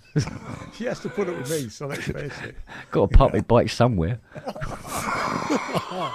A Billy Connolly joke just to finish off with. That's great. Oh, Good old Michael Parkinson. I yeah. remember that joke the first time round. Yeah. Right. I loved how he led into it by saying, I hope I can get away with this one. It's, Yeah, exactly, yeah. It's just hilarious, yeah. Oh, He was man. one of the best gigs I ever went to. I saw him in Bridlington.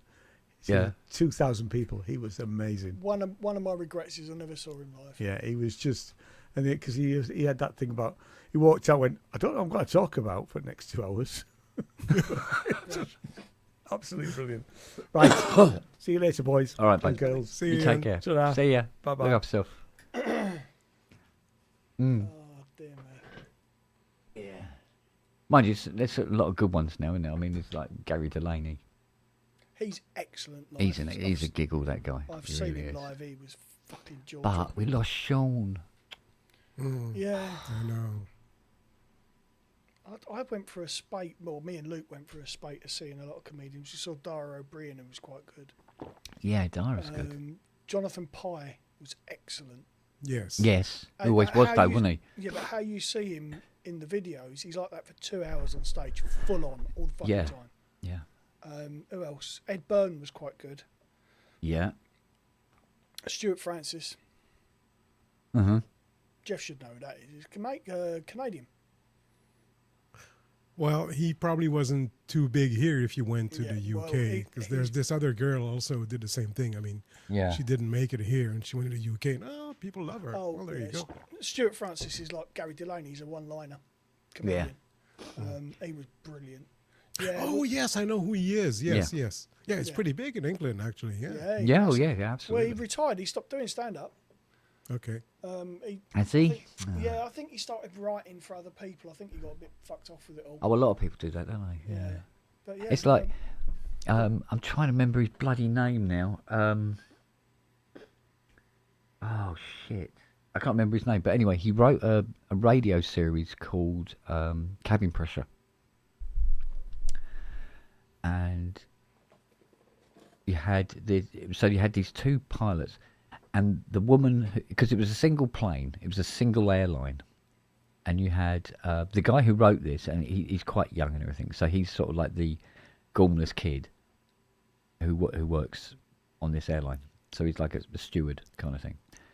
And I'm trying. Hang on, let me call this up because I'm shit with names. Cabin Pressure radio series written by a man called John Finnemore.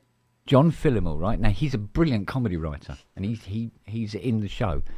But it was also the junior pilot that works on the airline is Benedict Cumberbatch. Before he became, Shirley. Benedict what's his mush? Cumberbatch. Yeah, and he's fucking hilarious in it. He's very, very funny. I've got all the series on iPad. It's fucking hilarious. So, but there again, there was a one-off series called Armstrong, which I think is set in Norway or something like that, and it's a dark detectives series, but it's not. It's just fucking hilarious. The guy that is suspected of being the serial murderer is Benny from ABBA, and they go to see Benny.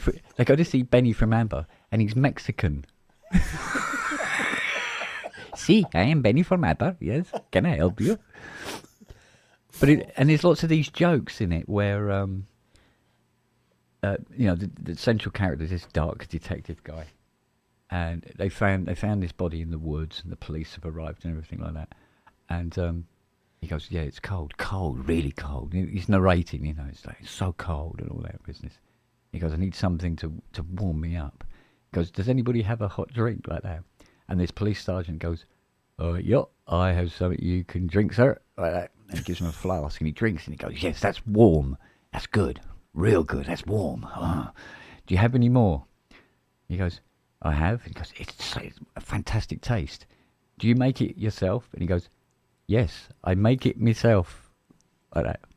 He goes, could you make some more? He goes, yes, I'll just go and stand behind the police car. Fucking shit like that.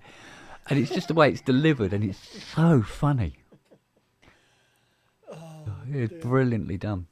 I mean, you just reminded me of a really stupid joke I heard the other day.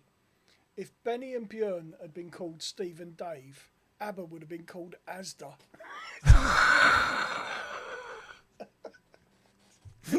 What? I saw something. What was it today? Where was it? I don't know if I bookmarked it or not. It fucking made me giggle. I don't know where Ty is. He's not come back. Fucking stomach. Where is it? Where is it? It's been very good for me. Testing my stomach wounds. Let's see how long those stitches will hold. I didn't have any stitches. They fucking glued it all up. Oh, yeah. Yeah, the glue gun. pretty much. Oh yeah, somebody sent me this advert. It's for a T-shirt that you can buy. It's 23 quid, and it's got this statement on it. These statements on it, and one of them, it goes, "Things we do." Things we did. Build this city. Shot the sheriff. Things we didn't do. Start the fire. Shoot the deputy. Things we want to do. Break free. Know what love is. Things we will do. Rock you. Anything for love. Things we won't do. That. And I'm going, I'm going to get that. I want that T-shirt. I found a T-shirt the other a while back, and it says "I come in peace," but there's the accompanying T-shirt you buy for your girlfriend that says "I'm peace."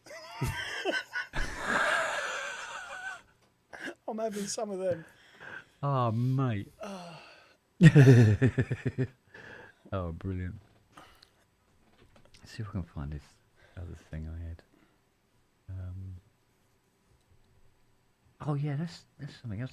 They make these trousers, right? And they're done like Lego. Oh God. Looks like Lego. I go, really? Oh God. Your memories on Facebook. I don't know if you can see this. Probably can't see. I don't know if you can see it. Let's hold it up to the camera. Attack of the 5 foot woman. The 5-foot woman. Down there. It's a movie poster, Attack of the 50-foot woman. Yeah. No, this is the Attack of the 5-foot woman. She's just down there. It's tiny. All the cars just swerving to get away from her. But that's Hayley. She's 5'2", I think. Oh. What? From a dick pic? Look, I'm on Facebook and I've just scrolled down. Look, I've just scrolled down on Facebook. Look. Purple hair. You're working on the 80. My idol, Kent Spong at work. You think fixing synths is easy?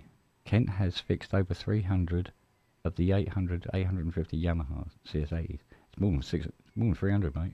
It's more than fucking. Each broadcast now, is 5 or 6 hours. I learn every time. But we're not talking about the 80 so much. We're sort of like it's normally 6 hours of me swearing at an 80. telling Siri to get off. Fiona's chucking shit at you. Yeah. It is. Yeah. Yeah, well, what was it? I think she threw a wet tennis ball at me a couple of days ago. Quite didn't that fucking hurt. I mean, there was one that I clipped, and Siri was in front of you, and she managed to bend it round Siri's head and hit you in the face. Yeah. Yeah. Fucking unreal. Oh my God. Yeah, meeting Fiona is an experience. She's lovely, but don't fucking cross her. My God. Take That's wine. never. What's that? No. Okay, who is this? Who are these people? That's Heart to Heart. That's Robert. What's his face and Stephanie Powers. You recognise him? Yeah. I was looking. I was going, who the fuck's that then? And I went, What's his fucking that's name? Robert. Yeah, Robert Wagner. Robert Wagner. Fucking hell. Feel old Well, now? I mean, Well, he's They got to would be in look his like fucking that. late 90s, isn't he? No, he's 82. He's not. It says here he's holy 82. shit, he looked 60 when the show was Yeah. on. Well, I was watching him doing Bones because my missus is right into that TV series Bones, and he was in that, and he looked fucking ancient then. And he was in NCIS as well. Well, I mean, look at me. I'm only Well, 24. Yeah, well, yeah, there you go. Like Archie Bunker, when he was doing the show, you know that Archie Bunker? Mm. Super racist, and yeah. He was like not even 40 years old. And he looked like 50-something. Yeah, Okay, I mean, it's like Alf Garnett. Same thing. What's this? Top Dog Simon.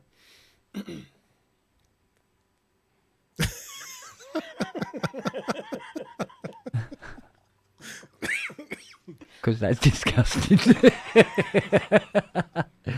Oh, Well, I mean, dear. you know, it was a duet with Celine Dion, so you can understand. Yeah, but, I'll be honest with you. Top Dog needs his own fucking show, mate. Oh, he Proper. does. Proper. On terrestrial or something, you know?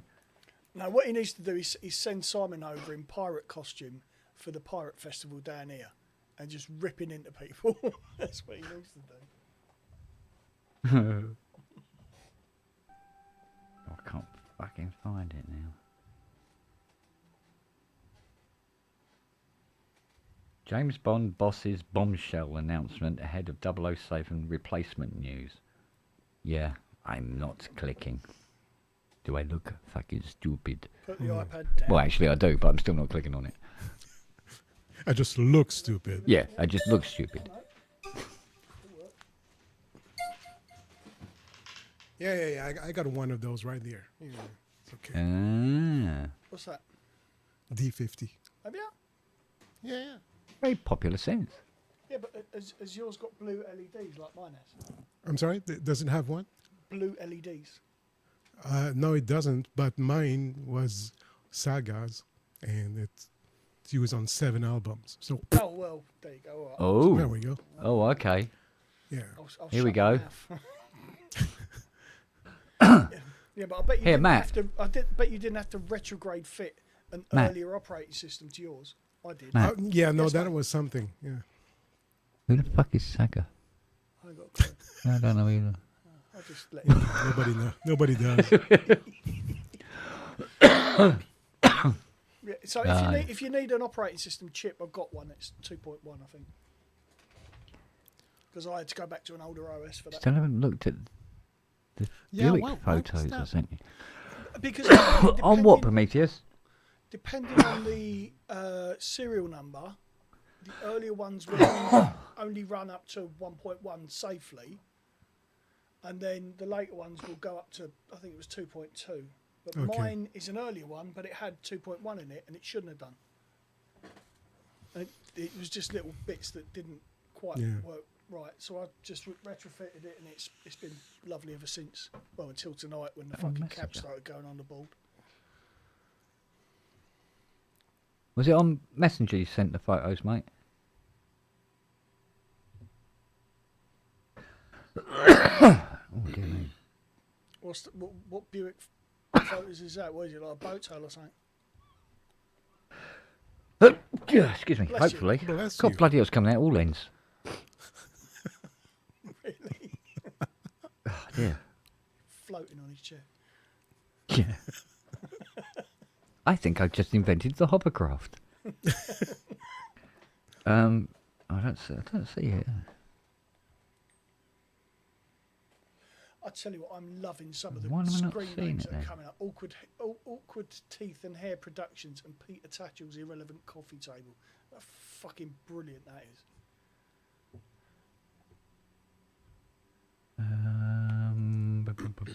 It's Mr. in Watford. Oh, here we go.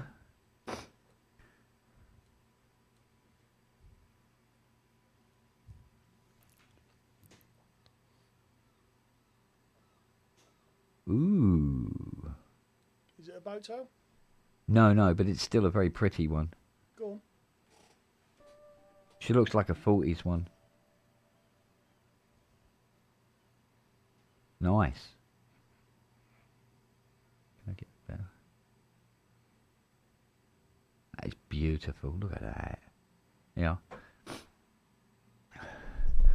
Proper car, mate. Oh yeah, when they used to make them properly. Yeah. Those Studebaker. Go into the drive-through in them. Yeah, Yeah. Late 40s, 50s. yeah. Probably more 50s, actually. But Yeah. for sale. 28k? Put the iPad down.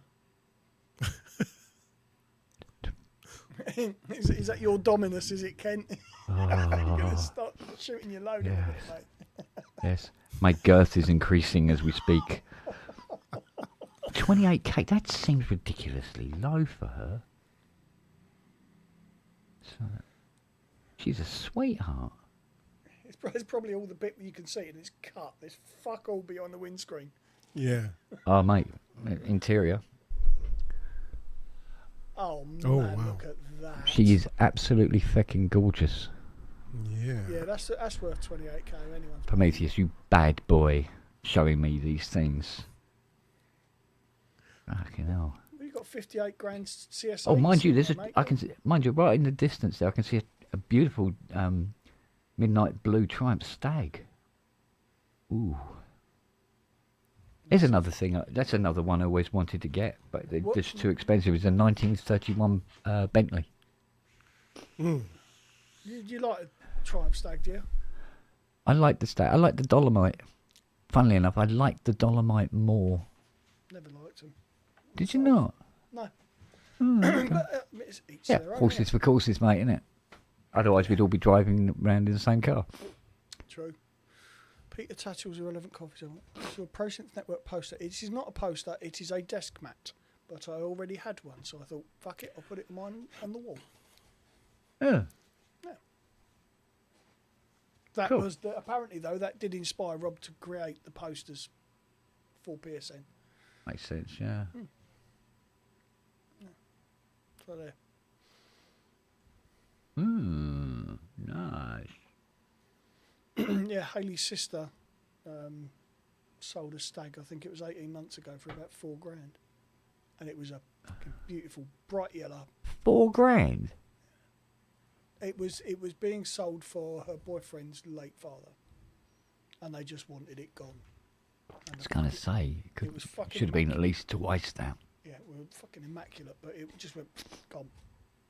It went out the door within about 2 days. Didn't hang about, but yeah, Well, at that price, yeah, I'm not surprised. beautiful that was apparently. Yeah.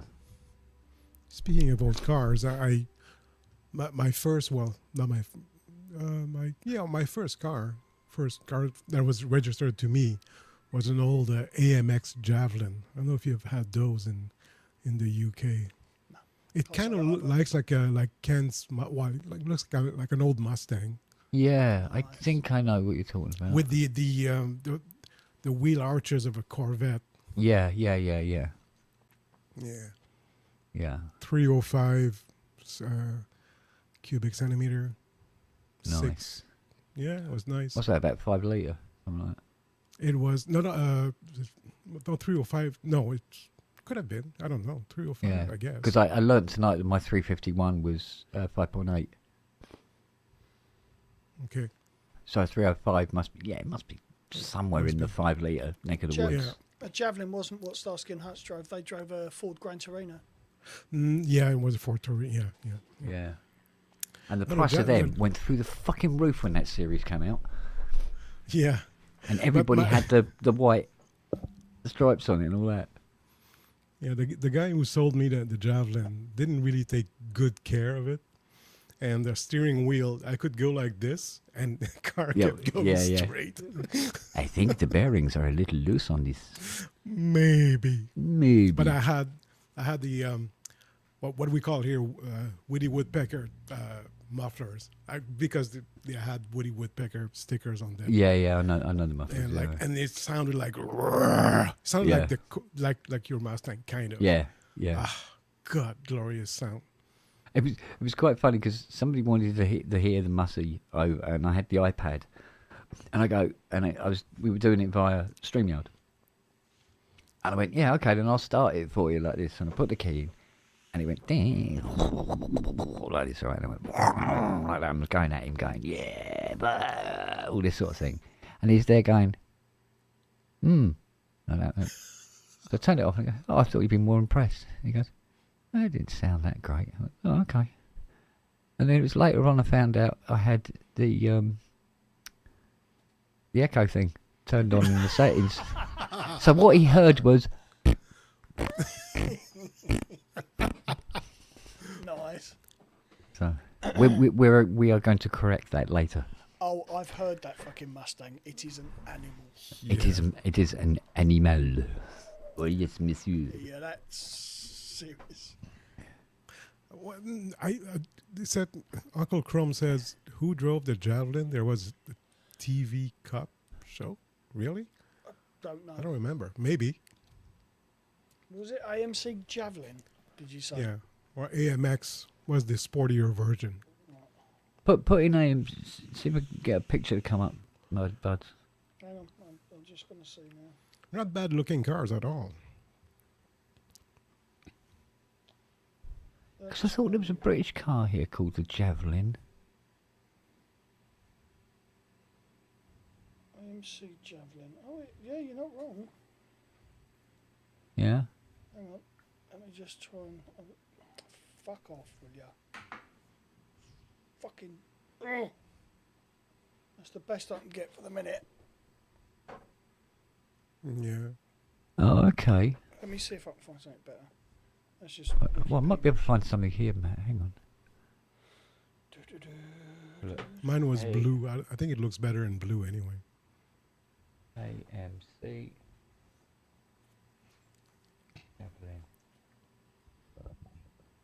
Oh, right. Was yours Yes. 71? Okay. Yeah, it was like that. Was it 71? 71 AMX, that is. Right, here we go. That is a pretty car.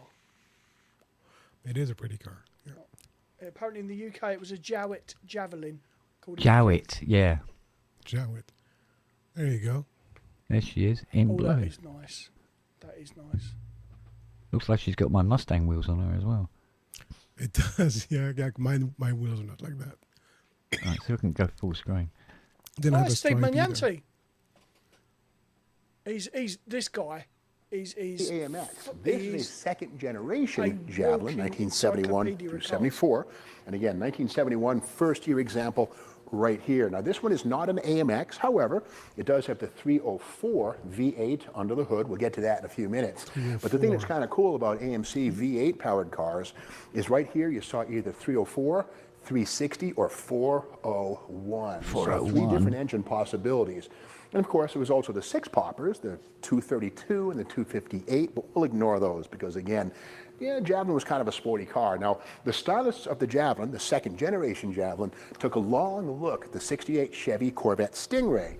And in fact, if you look at the wheel arches here on the front and the back, they're very reminiscent of the much more expensive 68 through 81 Corvette Stingray. We can again see the fact here, 82 Stingray, excusez-moi. But anyway, this guy these nearly kind of died had the last look year. of the Yeah, Stingray. he But got with that said, caught a American bug in Motors a was fucking, small and on a junkyard. budget.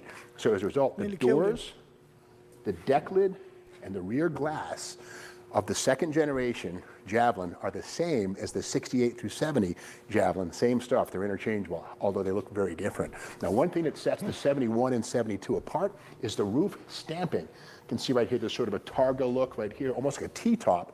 For 73 and 74, American Motors just made this a smooth piece of metal. So a spotter's guide, if you see this sort of Targa effect, it's a 71 or a 72. Let's now look Mine was under a the hood. 74. It Before seems we to have open my the hood to muzzy expose door the handles as 304, well. we see on the fender emblem. Come on, let's look at the examine lump. the long hood, short deck look of the Javelin, which of course is very much in keeping with the pony car aesthetic set by the Mustang, Camaro, Barracuda Challenger, the long hood, short deck. So this one really checks that box in a big way. And there it is. Hello. Now the 304 was the base V8, strictly equipped with a 2-barrel carburetor, single exhaust, 210 horsepower, but that was then. This one's been fortified with an Edelbrock dual-plane aluminum intake manifold and an Edelbrock 4-barrel carburetor. So stock 200 horsepower probably becomes 250 or so. It's got dual exhaust, so classic bolt-ons go a long way. But again, the 360 could be had as a 2-barrel or a 4-barrel. And of course, the 401 Top Dog was strictly 4-barrel with 330 horsepower. But again, the 304, plenty of power to get your attention. This one does have factory air conditioning. Here's the York compressor. And power steering. Power steering, of course. Yeah. Power front disc brakes. And pretty well preserved under the hood. Something new for 1970, by the way.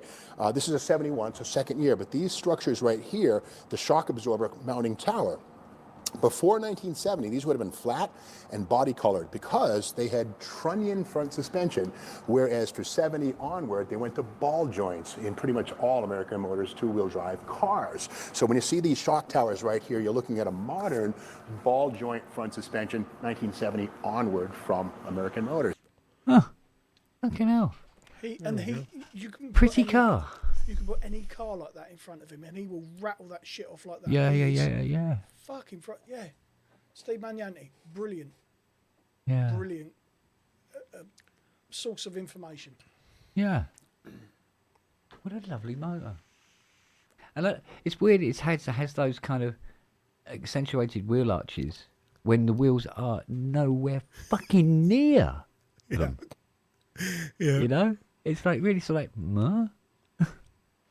Yeah, just the styling. Yeah. Yeah. Wow. Bloody hell. Well, there you go. And You what did we live have and around you those learn. in the early 70s for cars over here? Nothing like that.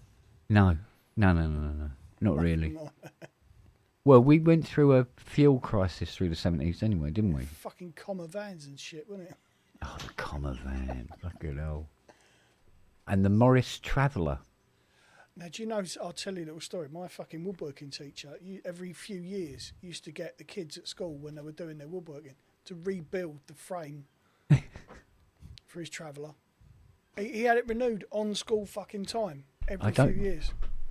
Shall we assume that the Morris Traveller never made it to Canada? I doubt it did. Even if it was No. flown there, it would break down. Let's have a look. Yeah, we never had a Morris here, no. Right, Morris. First time I heard Yeah, about them yeah. was on Top Gear. Here we go. Morris Traveller. Let's get a reasonable picture. Basically, of it was a fucking Elizabethan house on wheels, wasn't it? Kinda. Yeah. was. Here we go. External Right. wood frame. So let's share this. There we go. Boom. So that's the Morris Traveller. Yeah. Whoa, wow. So it was the Morris like a- Minor estate, essentially. And they decided it'd be nice to make a wooden frame. Because you could have the Morris where you don't have the roof part, so it became a pickup as well, but Okay. it didn't come with the wood. And then it had these two large doors on the back, which also were wood finished, shall we say. Is there any other photos of it? It looks like you would be like delivering milk or something. It's that kind of thing. So, Yeah. so if anything, it would be sort of the standard colour, shall we say, for these is let's see if that comes up. I think this one's, I can see if I can make this bigger. There we go. Yeah. No, that's as big as it gets. Okay. Yeah. And that's the standard everyday colour for them, which was this sort of like moss. Military green. Pukey green, yeah. Yeah. And boy, could they rust. And not pretty. They had a charm, especially for the year, because I mean these are 50s, early 50s on, I think, the Morris Minor. But yeah, there was there's a certain charm to it. I used to own one. I used to have a blue saloon. Wait a minute, the back wheels look closer together than the front wheels. Okay. Yeah. That must have been very stable in the corner. It never went fast enough for that to be a problem. It was a British Morris car. It was never a fucking problem. I mean, they did an 1100cc one and a 1300cc one. That was a sport version. I mean, they made Mini Coopers with bigger engines than that. So, because at least I think you could have a Mini at, is it 1375 or 1275, wasn't it? 1275. But you could have a board out to 14 at a push. But it was a hell of a push. And if you gave it too much grief, it used to split the engine casing. If you gave it too much grief. So yes, British cars weren't exactly awe-inspiring in the middle of the century. Well, kind of like American cars didn't today. Get much better after that with the fucking Princess. Yeah, but you see the American roads today on YouTube and stuff like that, and everybody's driving around practically the same car, and they're all people carriers and designed to travel across frozen tundra. In the middle of LA, it's ridiculous. You've got these big four-wheel drive things. And you go, for what? To go into the Quickie Mart? Fucking hell, But they all look the same. They do. The days of when different car manufacturers had cars that looked violently different from each other for one reason or another, and you just went for the car that felt, that appealed to you, kind of thing. The reason they all look so similar now is because they're all designed by computers to be as aero as they can be, and well, they have to as because aero as gas, they can be without looking good. But they also have to fit in with certain specifications. Like I know that the backlights have to be a certain amount inboard, certain height. Same with the headlights, things like that. So they're all parameters they have to work within, and it's gonna fucking make them look very similar. But there we go. High on doing. I'm sorry. Go ahead, Ken. It's a double-sided coin, though, isn't it? Because on the other hand, you can have a design that's very striking, but not necessarily good, like the Tesla truck. It looks like a 4-year-old was designing it and then got bored and just left it. It doesn't seem to have any. It seems there's an interesting shape forming, and then there's like no standout features on it, other than its shape. I'm trying to remember the last car. And it keeps you warm in the winter, obviously, when it catches fire. Well, yeah. I'm trying to remember the last time I saw a new car that made me go, fucking hell, that's nice. Yeah, now you're talking. Well, I had one. That's affordable for the average Joe? Well, no, any recent new car. I can't think of anything. 2010 Mercedes-Benz E350 Coupe. I had one of those, and they looked fucking good. Yeah. But there again, with the Mercs, they don't deviate a lot from the designs, do they? Really? Not strikingly. Slow. Not like BMW did with was it the 6 Series that was suddenly didn't look like a BMW? Yeah. That kind of thing, I suppose. Yeah. But I mean, the old Mercs though from the '80s, I find they look better. They were boxier, but they look better. Yeah. Now the E-Class from 2010 to 2016, they kind of went back to that styling. Yeah. But mine was a coupe, was a 2-door, so oh fuck man, that was such a beautiful car. Yeah, that's a lovely motor. Yeah. I'll tell you the last car I saw that made me go, fuck. Aston Martin DB7. The Yeah. 7. Oh, Because everything that came after it was of that kind. With that shape, yeah. But the 7 was the one that went, Yeah. yeah. I think. Well, you're right. But then we're talking, that's not exactly everyday people money, but absolutely. Yeah, exactly. No, but Even today's not now, last Astons, I car mean, they'll, that made Yeah. me look at it and go, wow, that's different. yeah, and you look at the Lamborghini, and I don't even find that they look good. No, they just look like some kind of alien. Oh, wait a minute, the Corvette C8, the current so. version, current iteration of Corvette. Yeah. I think they look good.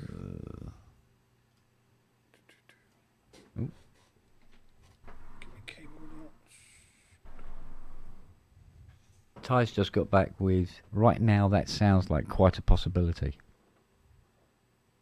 About The 1st of, what was it, 1st of August? Yeah, 1st of October. 1st of October, beg your pardon. October. Yeah. Well, yeah, during Let me that check, week. I didn't put the 1st of August. Oh, that'd be cool if we could all get together, like maybe in the weekends, the Saturday or something. If everybody's when we can get as many people as possible, that'd be so fucking good, man.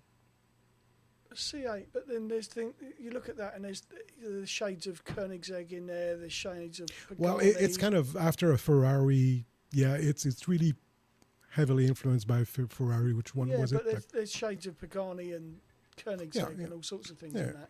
But it still looks good, and you see one in real life, car, it's good. I'll give you that. Yeah, I'll give you that. But there's no, like, as far as just like a regular car, no, there's nothing. No, it hasn't been for a Hyundai long comes time. up with the Ioniq 5 and 6. They look different. Yeah, I struggle to find any just. You used to see cars and sit back and go, fucking hell, and you could spend time looking at them. And you just don't get that now. They're almost sort of indistinct. Well, I used to think that the Austin Princess was quite striking when I first saw one, when we went to Earl's Court, when the motor show used to be at Earl's Court. Yep. And then Ray ended up getting one. His boss bought one, and he goes, right, you're going to be driving me around in this now. And he was taken by the shape, because at the time there was nothing that looked like it, right? Mm-hmm.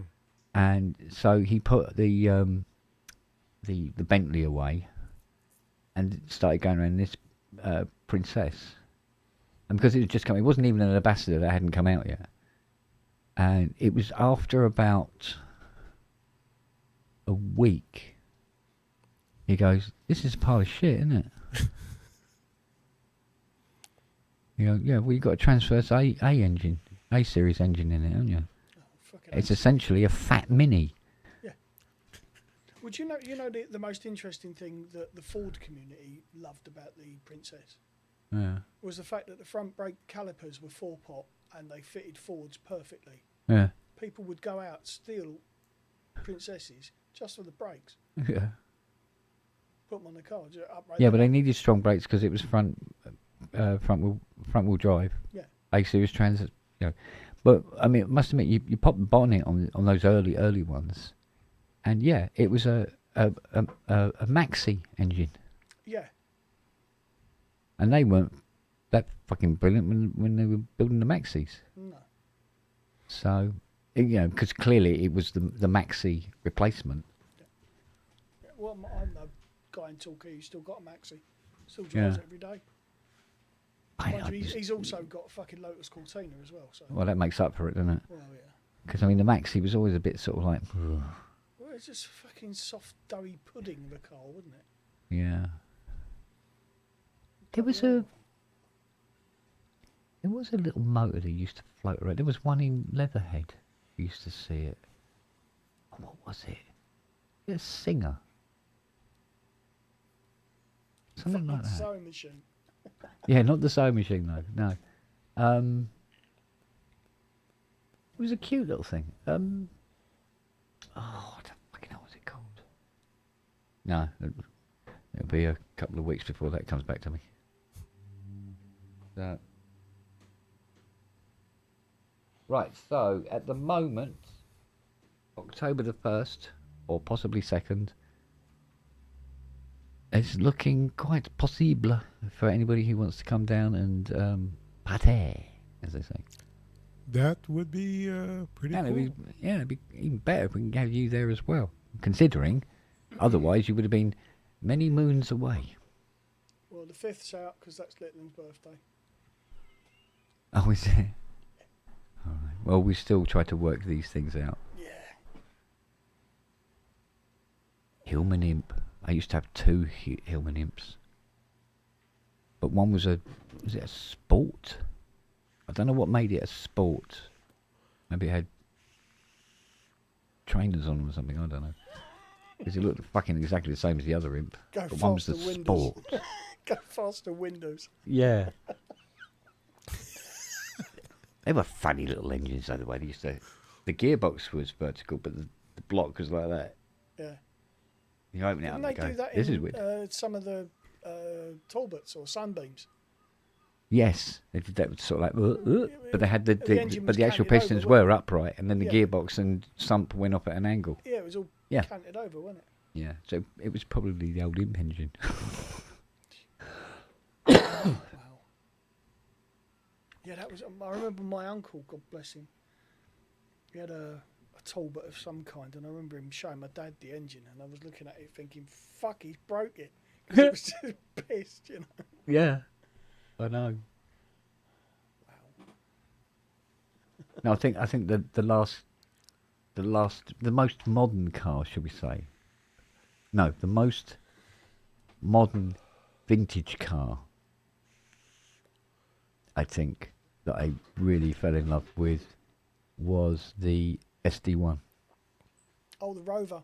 Yeah, Yeah, my dad but had the top dog Vitesse yeah, my dad with all had the bollocks on it. Yeah, my dad had a 3.5 litre one. Yeah, yeah. Well, this is the thing. The 2600 engine, which had shims and all that bullshit, and all sorts of problems with them. But then the 3500 was the Buick engine Right. that they put into the P5 and P6 as well. Yeah. And it was a tried and trusted engine. It would go on for fucking ever. Well, people are still using them, aren't they? Yeah. Fantastic engine. And weirdly, because of the SD1s that I've owned, and we're talking stripping them down to absolutely nothing and putting them all back together again, and doing it so many times with so many, because I used to do other people's engines for them. That Buick lump, I know it inside. I can assemble one with blindfolded. Seriously. Right. I fucking know that engine inside out. And that skill has never ever popped up again. There's an SD1 in Torquay, and it is rotting at the roadside. Guys parked it up 3 or 4 years ago, and it's just fucking disappearing into the pavement. Oh, that's sad. Yeah, real shame, because like I say, I remember it. Yeah. Lovely cruiser that was. Ah, well.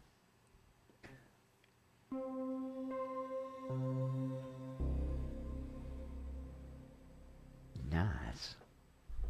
See, I'm trying to recreate that sound too on my Summit, Yeah. How's it going?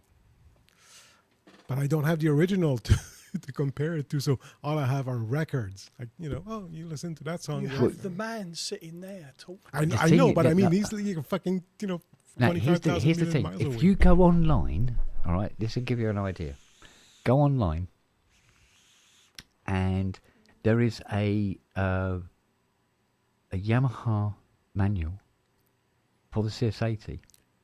I think it's this. It might be the second edition owner's manual. It might be the third. It's one of them. So download a couple and have a look. And at the back, it showed you what the front panel controls had to be set to recreate the patches. Oh. Yeah, and you go, oh, hello. Right. So if you call up something like the Arturia 80 and do that, and then all you have to do is like, well, maybe just move the brightness here or bring up the resonance a little here. You know, the global controls, and just mess with them to get the sound the way you actually want it to be. Yeah, it's in the back of one of the manuals, and it lists all, you know, the 4 strings. Not bothered about them. Don't do that. No. Brass 1, 2, and 3, flute, the harpsichord, the bass, clav 1 and 2, organ 1 and 2, guitar 1 and 2, the 4 funkies, and it shows you what each bank A, bank B has to be set to recreate those sounds. Thanks. And obviously, guitar 1 and 2, it's put them both together because as a rule, well, put it this way, Vangelis did, and because he did, I always do. Never ever think about just playing the one on its own. Although I could. But I mean, it sounds better with both. Yes, because that way you can split them. You can have one at, say, 16 and then move one up to 8. Yeah. And you get this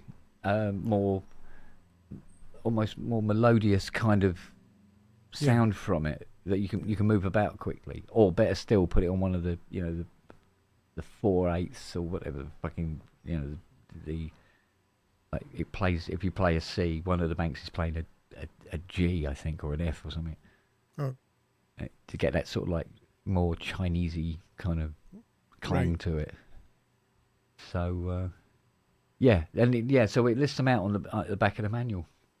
It's weird. I don't know why, unless it was because Yamaha thought, well, you know, people go, yeah, well, I like the brass 1 and 2, but I would like to be able to do this to it. So it shows you how to get the patch in front panel mode, and then you can adjust how you would have wanted it to be, and then play it, and then you can put them into the memories if you wanted. I suppose. I think that's probably what the reason. That. Yeah, but it's one of the manuals. And if not, I might have a PDF of it here somewhere on one of the computers here. One of the drives, yeah. Yeah, one of them. Yeah, the flash drive here, or you know, a laptop over there, or whatever kind of thing, and then you do it from that. So I'll do that. Yeah. Yeah, because I was thinking about, funny enough, digging this thing out to then, like with Arturia's one, is do it on the front panel and see if it actually sounds more like the guitar 1 and 2 again, on top of what their guitar 1 and 2 sounds like. Yeah. You know what I mean? Yeah. And see. But then it'll also give me the opportunity that if there was something that was slightly out, I could adjust accordingly to get that more original sound from it. Right. You know? Yeah. So Moog should have done it with the Polymoog as well. They should have done it. They should. Yeah. Yeah. Actually, do you know what? I haven't had anybody come to me now with a Polymoog asking me to put the Vox Humana preset into it for them. Really? Yeah. Doesn't happen anymore now. Probably because the software's caught up or something. I don't know. Because at one time they go, well, which patch do you want to get rid of? And I go, clav, for instance. Yeah, get rid of clav. And I want Vox Humana in there. And what I do is I take out the clav board and then change the resistors into the configuration for the front panel, so when you plug it back in, you push it, you get the Vox Humana sound instead. Right. It's literally that sort of like Lego building patches sort of thing. So yeah, it's great because they go, oh, the Vox Humana is available on the Polymoog keyboard, but it's not available on the Polymoog synthesizer. And a lot of people didn't know there was 2 machines as well. Because I know somebody who bought the Polymoog synthesizer, even though it says Polymoog keyboard on the front panel. So it says Polymoog keyboard on the Polymoog keyboard, and it says Polymoog keyboard on the Polymoog synthesizer as well. Well, it doesn't say synthesizer anywhere. I didn't know there were 2 different ones until I saw Alex Ball's video. Yeah, because you got the blank panel one side, yeah? And see that way, was it something to do with like you don't get full control over the filter? And ADSRs or something like that. But God, yeah, even I'm having trouble remembering. And yeah, so of course they bought this Polymoog synthesizer. They go, I can't find Vox Humana on it. I go, well, that's because there isn't a Vox Humana on it. And they're like, I paid £3,500 for this. You know, back in the day when they were $3,500. Yeah. I said, well, we can put it in for you if you want. Oh, could you? Yeah.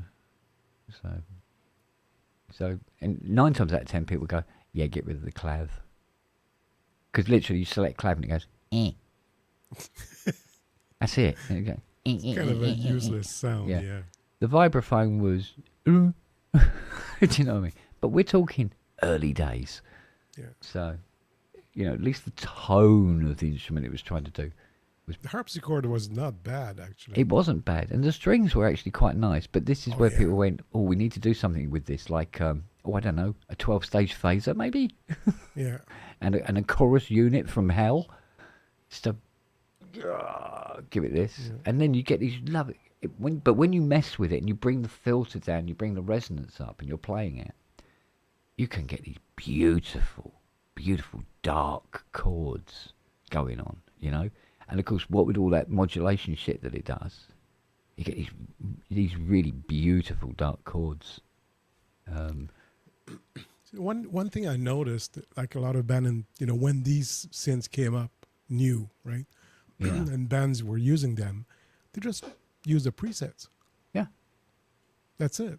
That's. I mean, you hear a record and then you hear the real thing, and you go, "Oh, what is that preset? Okay, well." Yeah. Yeah. Exactly. Yeah. That. Yeah. I mean, that happens a lot. I mean, this is where Vangelis got this reputation, which actually is unfair. But he got this reputation for, you know, he just uses the presets on it. But when you listen to the sounds he's doing, they're variants, which you can't do unless you're using the front panel. Right. So, yes, he does use the presets as well. But, you know, you listen to some of these presets, you go, yeah, why wouldn't I use them? You know? Yeah. And I mean, CS80 owners weren't exactly, you know, falling out of the fucking woodwork back then anyway. Yeah. Do you know what I mean? So, you go, oh, you use the presets. Yeah, well, no other companies at the moment because they can't afford one. So, bye. You know, like I said, price of a 3-bedroom house in 1976. Yeah. And now we get keyboards come out for about 300 quid and go, fucking hell, that's a bit much, isn't it? Well, what were they when they came out? What was the CS80 when it came out? It was £5,999. Yeah. Yeah, about right. Yeah, 'cause and a brand new Ford Escort was £2,999.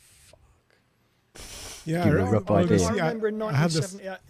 No, sorry, £1,999 for a brand new Ford Escort. My parents paid £11,500 for a 4-bedroom house in 1978. Yeah. So, fucking yeah. Yeah. Oh, I know. I remember when it came out, I saw one. I touched it. I played with it a bit, but when I saw the price, I just went, okay, well, it was here the price of a brand new Cadillac, fully loaded. Yeah. Now, what does make me wonder when I think back now, I went into it was Rod Argent's. I was 15.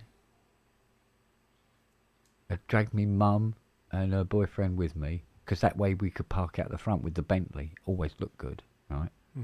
It meant that they might let me play with it, you know, play the gears. This spotty kid comes in, but there's a Bentley park out the front. I go, let him test anything he wants, right? Even though we didn't have fucking 2 halfpennies to rub together. And they had a CS80. She was brand spanking new, if I remember correctly. Let me think. No, she wasn't. She was 2 years old. She was 2 years old. And she was up for, I think it was 5,200. And right next to it was a Polymoog. I went, there it is. There's the Polymoog. And it was, I believe, brand spanking new at the time. And it was 3,999 quid. Really? Yeah. How long was the 80 in production? How long were they made for? Up until 1979. So, 3 years, am I right? 76, 70, Yeah, 3 years. came out in 76. Towards the end of 76, so yeah, 77, 78, 79, 3 years. And they made about 800 of them altogether, but sold every single fucking one. It probably took them 3 years to build 800 of them with that. But It's a bit in depth, yeah. just one, yeah, it's slightly. Yeah. I mean, I've built one from scratch. Are you fucking mental? No, just fucking stupid. No, I've built one from scratch. The guy came in with all these flight cases just full of all the parts. He'd gone round all the Yamaha factories and just was buying up parts. He said, "Could you put this together for me?" I go, "Yeah, of course I can." So basically, he had a brand new CS80. But this was in 2008, 2009. But it was brand new. You charged him well for it. Oh yeah, I mean, it took me. Good man. I think it took me 5 weeks to build it altogether. Wow. Yeah. But it's a technically even now. I mean, it's a 20-year-old CS80. It's fucking rare as rocking horse shit, isn't it? So, but he didn't pay that much for the parts because Yamaha was throwing them all out. They were throwing them skips, front panels, voice cards. That's just sick. CAS boards, To think. chips, you name it. It was just throwing them out in buckets into these fucking skips. Because they were moving on. It's the digital age, boys. And then spent the next 20 years trying to recreate the sound. Well, fucking DX7 has got so much to answer to, isn't it? Oh, the DX7, it gets a bad rap, but it actually did an awful lot for the music industry in terms of a lot of manufacturers had to get off their fucking arse and start thinking a bit harder about what they were releasing. No, Roland, Yeah. with that thing. That was Yeah, the exactly. answer to That it, thing. wasn't Yeah. Yeah. Yeah. And I prefer the D50 over the DX7? Yes. Yeah, me too. Yeah, I even prefer the D50 over the M1 because they're kind of like same time. The M1, although I was massively impressed with Universe on the M1 when I first heard it, and I went, I have to buy this, right? That piano really started to get on my fucking nerves after a while. Fuck. And then when every single record that was coming out had a fucking M1 piano on it. Like, so, as much as I liked the M1, it did make me hanker for my ESQ one and my Mirage again, weirdly. Oh yeah, you and your fucking Mirage and Yeah. And then I got an Hexadecimal, EPS. And I tell you, this is how much of a dickhead I was EPS. back then. I had an EPS. It cost 3,700 and something quid.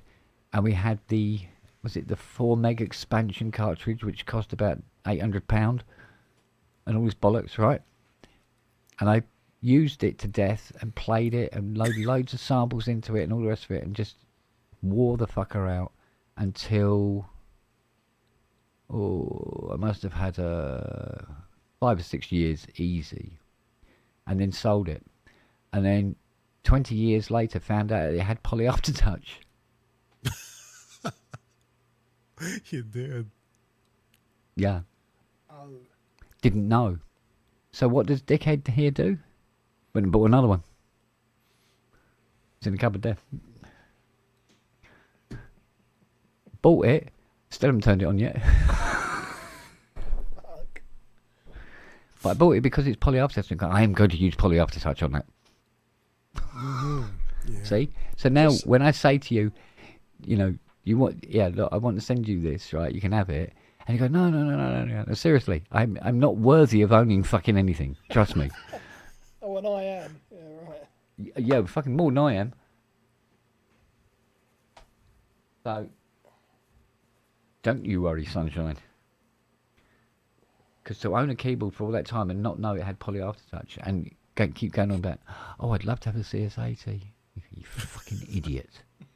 You fucking dickhead. So, there you go.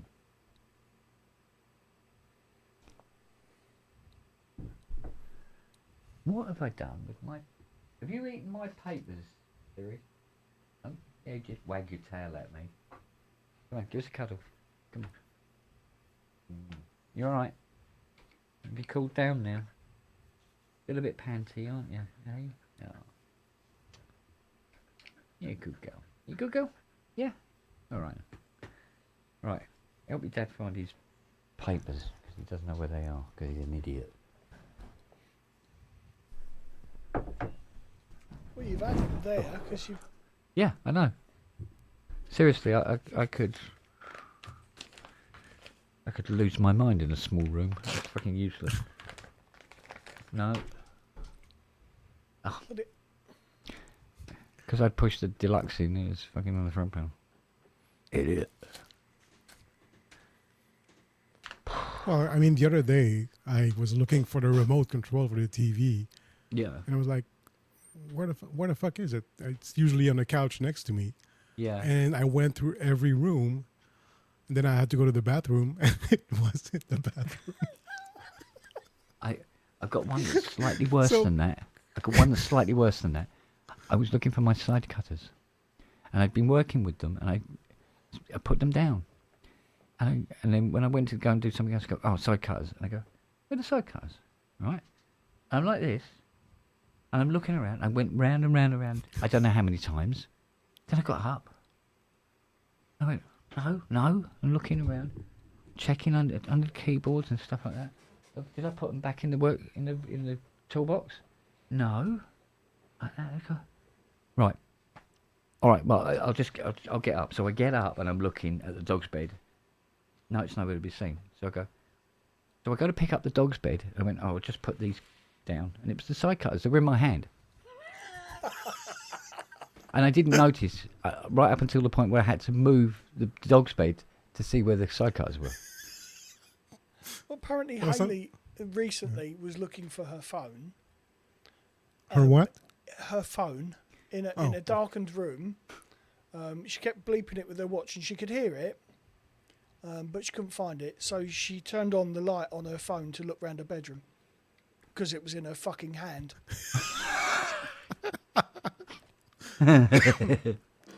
Yeah. Well, the other day I was looking for my glasses because I don't wear them all the time, right? Yeah. Just only when I need to look Need at to something see. closer, Yeah. right? Yeah. And I was looking for my glasses because I wanted to read something, but they were on my fucking face. I was like, "Fuck, where are they?" Never realized. How's it go, Yeah, Ken? I've done that with How's them it up go, on Ken? my head as well. Yeah. Ken, Oh yes. looking for your glasses. Yeah. If you need your glasses, do that. Yeah. And you can see perfectly. Weird, isn't it? Very peculiar. But yeah, no, I'm just fucking useless idiot.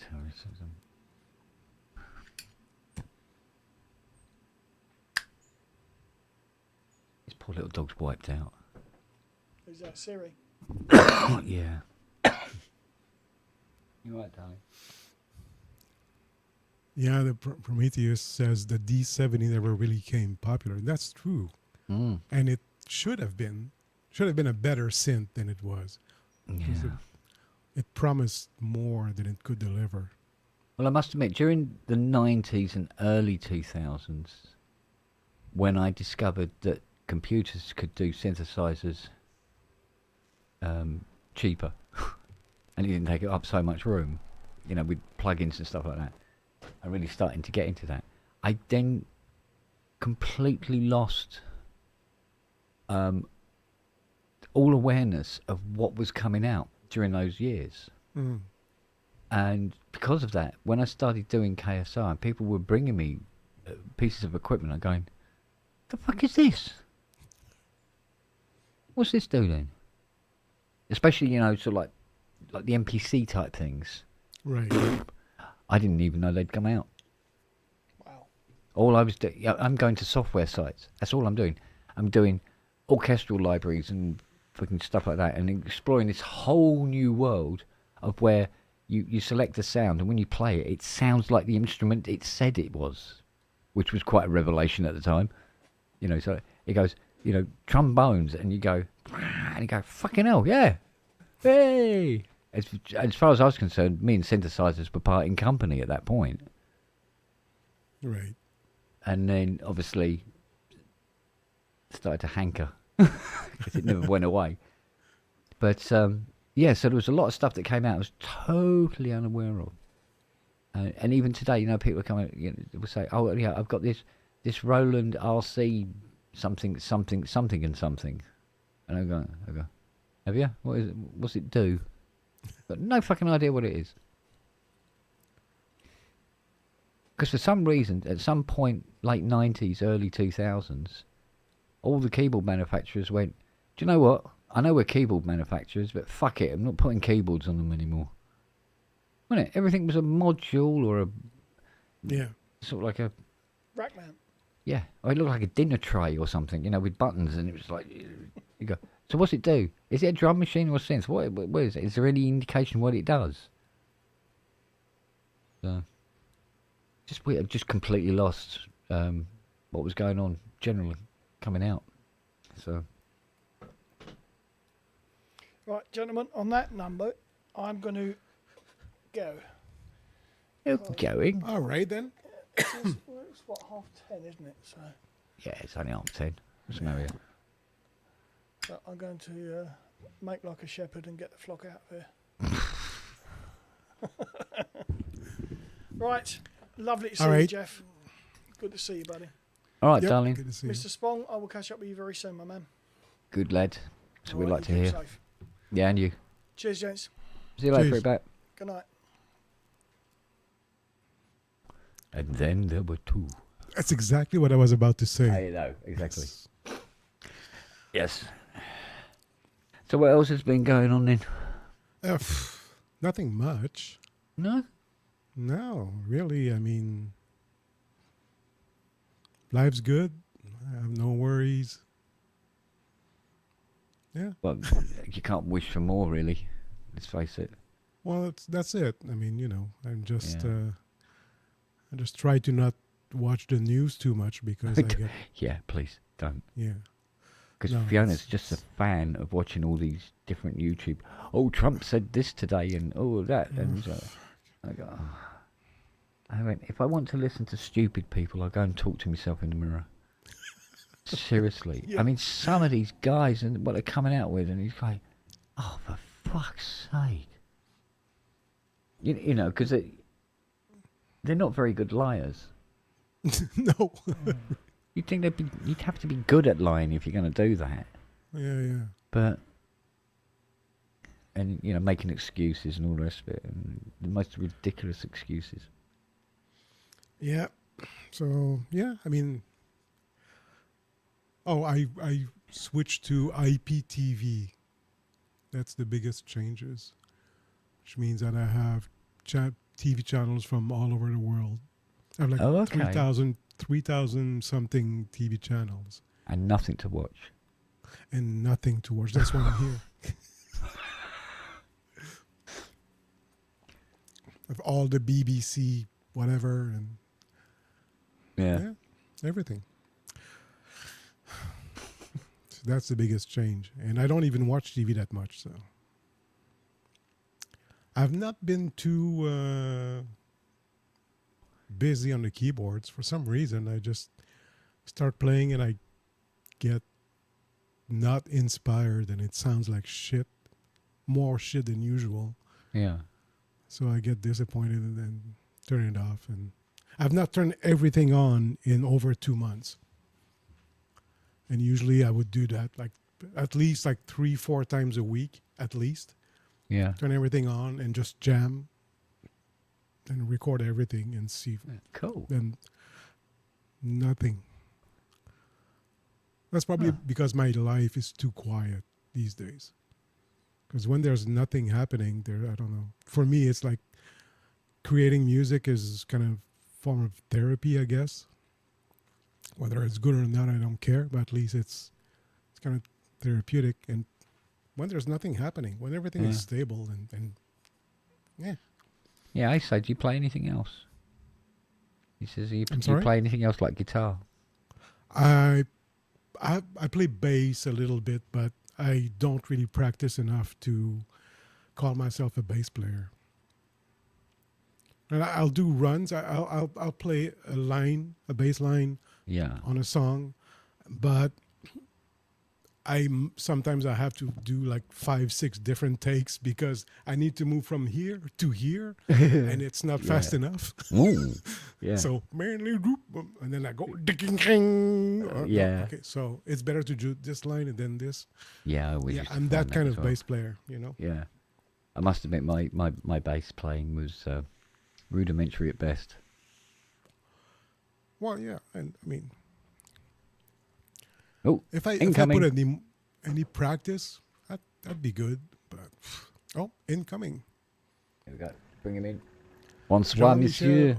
Oh, Jean-Michel. Michelle. Give us a turn then. Come on. Michel. Thought I'd come in and say hi. It's been a while. Yeah. I couldn't join earlier. I'm fixing an old Amiga 500 at the back. That's just. Oh, no, do you know what? I always wanted one. Tongue used to hang out for an Amiga 500. Do you want one? Well, I've got this Mac Studio now. I think I'm all right.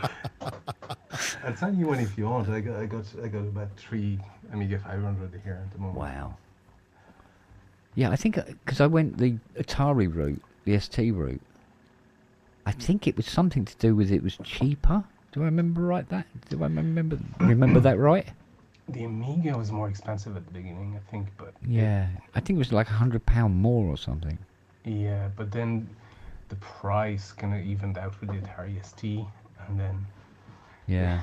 yeah, I think it added like MIDI functionality. It didn't have what was it on the ST? Was it Pro Tool that was on It did. Yeah. But the tracker options and the PCM chip was really good, so it attracted a lot of musicians. Yes. Yeah. Whereas the Yeah. Atari had a better graphics chip, did it not? No, the Amiga was technically all sort of superior. Actually, the ST was more interesting for musicians at the beginning, Oh yeah. for sure. Yeah. Well, Especially if built-in you had MIDI MIDI sockets instruments. helped, didn't it? But the Amiga had all these custom chips that handled graphics and a lot of stuff like that. Mind you, I think they only made Cubase for the ST, didn't they? At the time. Yes, they was- did. was it- Yeah, I They had. didn't make it for the Amiga.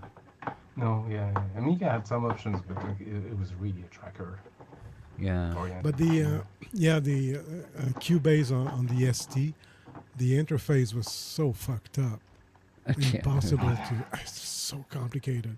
Yeah. Still makes me laugh that even though I bought Cubase for the ST, I used the cracked version because it was the dongle that always made it crash. Yeah. So that way you didn't have to use the dongle and it stopped crashing.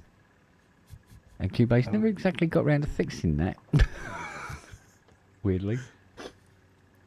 Probe said the ST had the blitter chip. I think it was the Amiga. I'm not sure, but the ST maybe it had a blitter. But the blitter was handy. I think 'cause- ST had a blitter. as well. yeah. Yeah. Okay. Yeah. Yeah, that was handy because you could copy big chunks of memory really quickly. Yeah. So for graphics, that was. But I really think good. when it came to games, it was pretty much even Stevens between the two platforms, wasn't it? You know what? They weren't that different. Yeah. No. Didn't the Amiga have program that called Video Toaster that came out at some point in That the rings a bell. 90s, I Was believe? it- Because I remember When you could do Video overlays Toaster. with videos, wasn't it? Like. Well, yeah, I mean, it was an animation program, and because there was this TV show that was just made on Video Toaster, and I think it was on the Amiga, but I'm not sure. Well, I Might- know, that's- what was it? Rings a bell, yeah. There was a sci-fi TV show that was done on Amiga 2000, I think. Workhorse. What is it called? Was that series 1 of Babylon 5? Babylon 5. That was Yeah. it, Yeah. It did it quite... Because I was just getting into, lightwave and ray tracing around about that time. Mm. And I think I was trying to do lightwave ray tracing with Lightwave 3D1, on a compact 286 with 2 meg in it. And you could literally watch it Yeah, drawing the I've line done this. Yeah. like this really slowly as well. 5 hours. And that was in, like, days. 360 Reds, you know, it's sort of like, fuck it all. It's like unbelievable. Yeah. And then And the at thing was, I was end so of the render, it's fascinated, the I could wrong sit there angle or and the watch light it is do wrong. it, though. I'd sit there and watch it do it, not go, oh, I'll come back to this later on. I'd go, watching the lines going across. Fucking idiot. I'd run it before lunch, and I'd come back and it'd only be halfway through. Yeah. Yeah. And the thing, what Lightwave made me do, it drove me to constantly get faster PCs, more RAM, Yeah. bigger hard drive space, more RAM, faster CPU, more RAM, faster CPU. And Just so you could render the cube. so, because once I got really good at making models in Yeah. Lightwave, and I'd design all these spaceships and stuff like that, or I'd copy other, because it was just lines, and yet I'm making Star Destroyers and stuff like this, right? Yeah.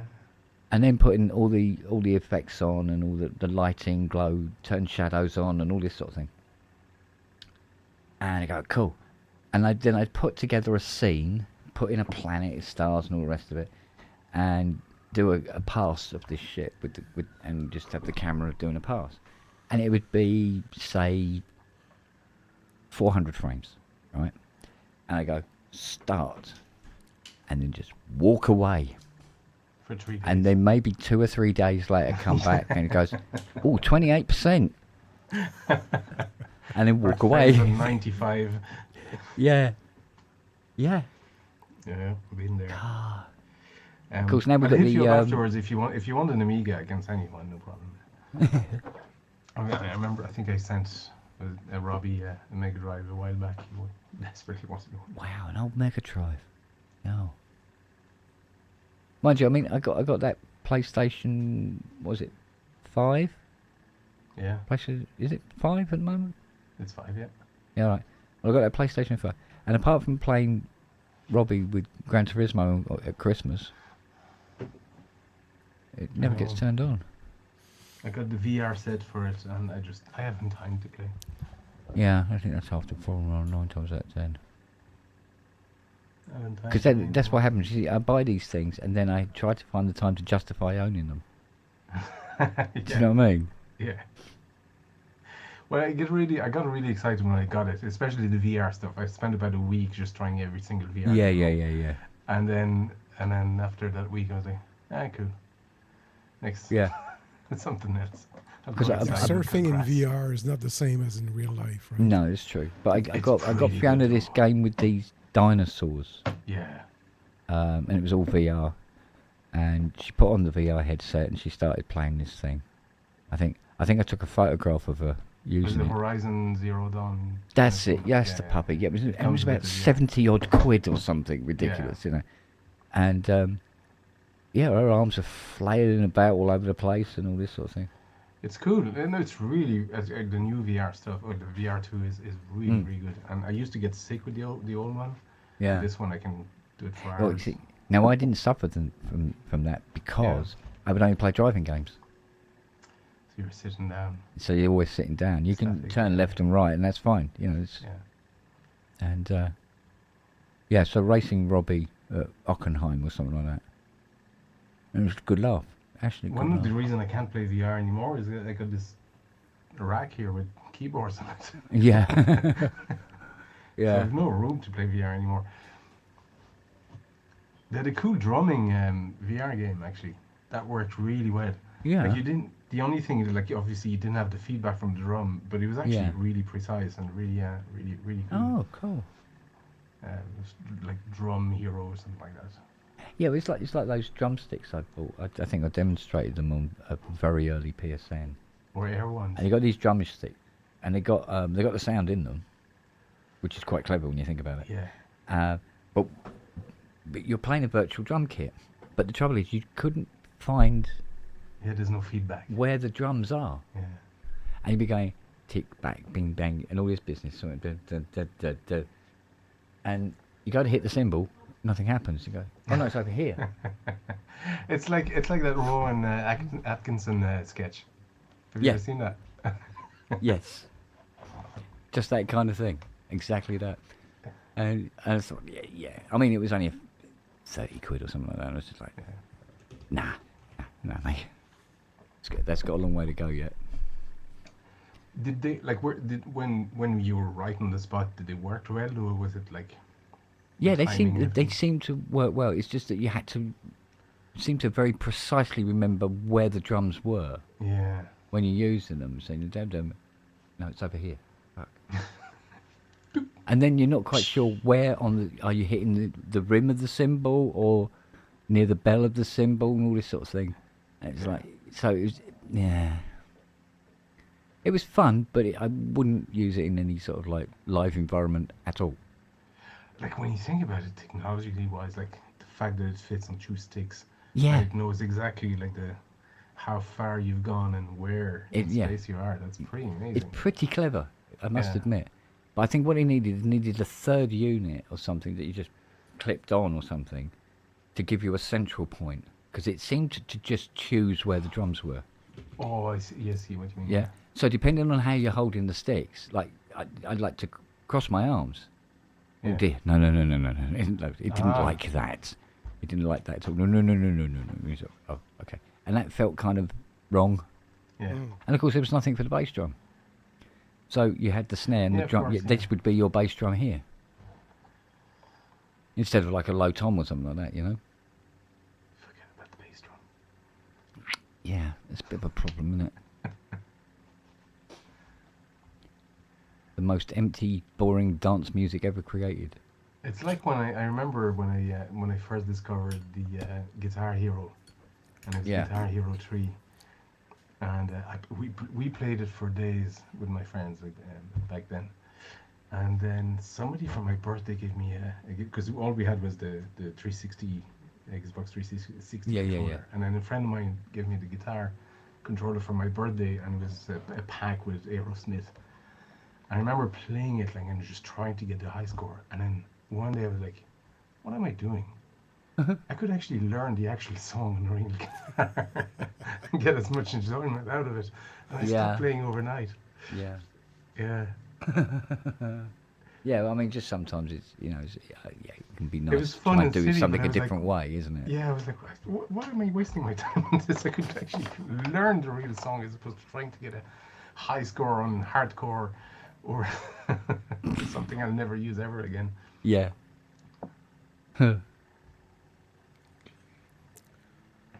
This poor old girl's flaked What are you out. drinking there, Ollie? It's whiskey and coke. Whiskey, of course. Well, you're in Ireland. You have to.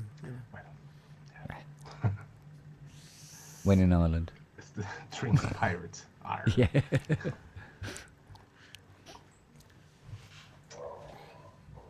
Oh, mate. Well, I've got both windows open, waiting for a breeze, and nope, late delivery. I think it's nothing happening. Not a thing. Is it really warm over there? Yeah. Yeah. Really Okay. close and humid tonight. We're okay here. It's still in the low 20s. Yeah. Ireland. Well, they reckon it rarely peaked gets- here at about something ridiculous like 34 or something stupid. Yeah. So like 34? So Yeah, I was in France for the first 3 weeks of June. Yeah. And the last week got really warm. Yeah, it got up to 36, 39 on the last day. Jeez, on bread. And apparently, It's like that some here areas last week. Mhm. Yeah. Yeah. No, it was lovely, Miserable. lovely weather all along. But yeah, the last 3 days were hot. Yeah. Like I grew up there, so I kind of know. I'm somewhat used to it, although after 30 years in Ireland. But still, Fiona was struggling with it. Things that every time I went to Ireland, it would be wintertime because it's going over, see the families for Christmas Family and that. Christmas. And it was like, fuck me. 5. Whoa.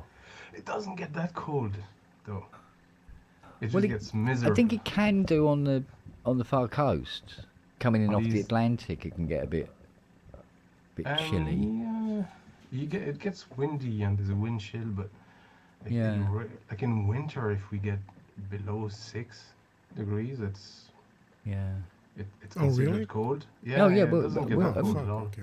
Mate, nothing. mate, Yeah. -6 is nothing. I No, 6 remember a time I plus was 6. knee high to a grasshopper. Every winter you would get snow. Yeah. It would be cold and you would get snow. It maybe one year you'd only get it for 1 or 2 days and it may be an inch, but you used to get it. Yeah. Now you see snow now and you go, what the fuck's this? What is it? I don't know. I don't recognise it. Oh, hang on a minute. I remember this stuff. And they go, oh no, global warming's a myth. Yeah, okay. Yeah, I mean, it was. I'm used to, when I was growing up, used to -20. It was normal winter.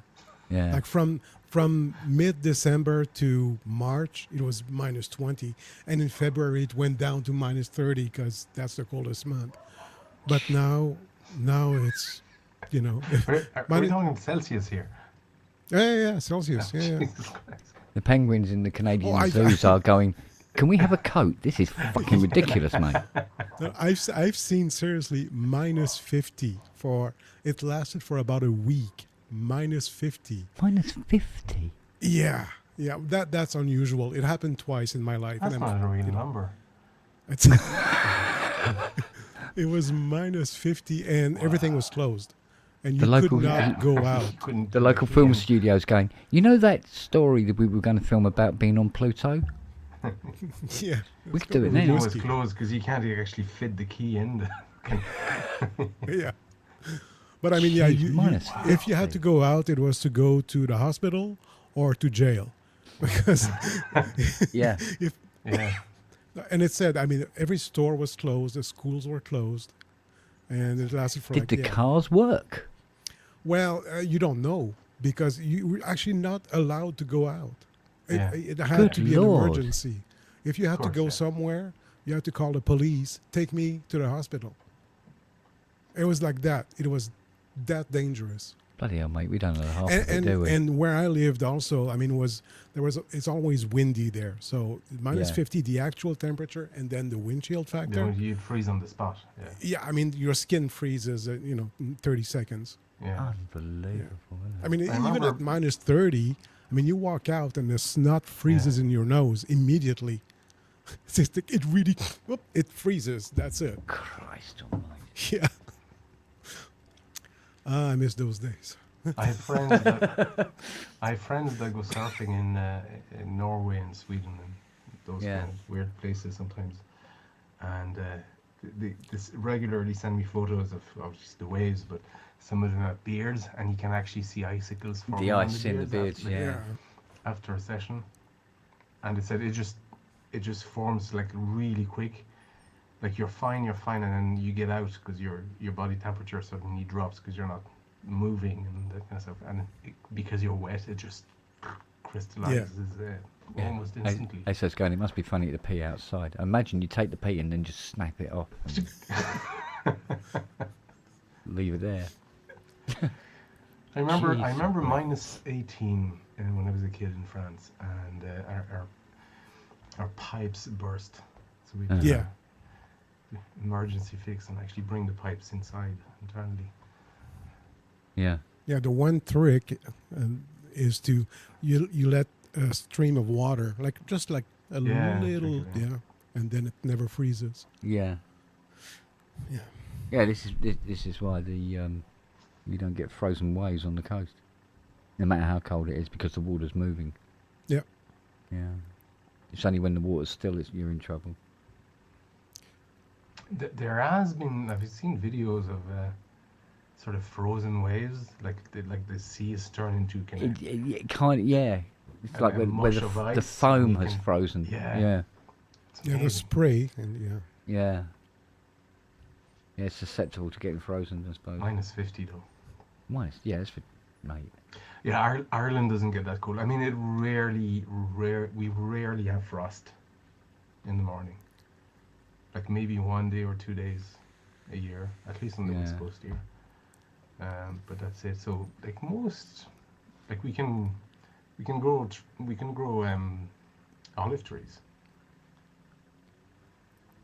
Easing Okay. off. Wow. Doesn't freeze at all. Yeah, but then it's the weather from the ocean, right? the ocean keeps the Yeah, we get temperature that Gulf cooler. Stream as well that heats up the place, so we should be If I remember much right. colder. Yeah, because you guys are way up more north than I am. Yeah, we're on par with Well, yeah. North Canada. Yeah. Yeah. Yeah. But west of me is just land for thousands of kilometers. You're inland as well, are you? Or Huh? are you on the coast? Are you on the coast at all, or are you No, inland? I'm in Montreal. No, the coast. Okay. The coast is way east. And So what's this? It's minus 50 C, is this? Yeah. Jesus Christ. Although, according to this, the nice people on Pluto say, bunch of pussies. It's minus 232 here during the day. Yeah. He says, don't be such wimps. Yeah, but the day lasts for like 25 years, so they're fine. Well, yeah, I know. We're not terraforming that. But it's always fascinated me Sandy the lawn. extremes in temperature in the solar Yeah. system. You know, it's minus 237 degrees on Pluto, and the surface of the sun is 4 million degrees. Yeah. And it's like, oh, come on, share it we- out. We exist in a very, very narrow range, don't we? Yeah, yeah. If we'd been a bit more that way or a bit more that way, Yeah. we'd either be Kentucky fried or Kentucky fucked. One or the other. If you consider all the potential temperature. Yeah. They go, oh yes, but animals can adapt. Yeah, animals can. We can't. We lose our minds when we get a new phone. Gents, I think my EEPROM is ready to get burned, so I'll go back to fixing my Amiga there. Thank you. Good night. Take care, buddy. See you. Yeah, dear God. Oh, I don't know. Do you know what? I think we should all go and gate crash the Get Jarvis channel. Actually, we could probably stream it here. Oh, yeah. Can we? Is that something? Yes. I've never tried. I've never tried it before. Let's see if that is a possible. See what he's up to. And If then it's we still make running. We make rude comments. Yeah. Oh, there he is. Right. Okay. Right now, I think what I do is present, share screen. No, I think a guitar pedal Oh, there he is. would be better. Are we hearing that You know, when you've got something clean and pristine, Yeah. and or beautiful- not? Oh, We are. You've got to see this, guys. Oh, hang Oh. on. Oh, I can't. You have to move, Jackson. Cool. You have So early in the video, there's a pussy shot.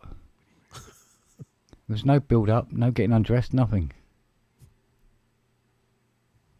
angry Chinese lion. Here he is. It is. That's All right, pretty- dude. All right, dude. Yeah, I think both of them are just fine. Oh, look at Tom. Look at that. It's just flat out. Tom had a massive tick on his face the other day. I had to sort of stop and pull it out before work, and it's just in that little recess think I could by spell, the ear, wouldn't you you? know, just in front of the ear. So it's really, you know, oh, he's such a brave boy. He's like, yeah, go on then, take it out, take it out. Yeah, go on. It doesn't hurt, doesn't hurt. Literally, such a man. We like that. Tom's, you know, whereas Jackson's a bit of a queen. I think definitely, aren't you, mate? Oh, don't! If I get him wet, he cries like a baby. You know, when we had to sort of we had to wash him, it was horrendous.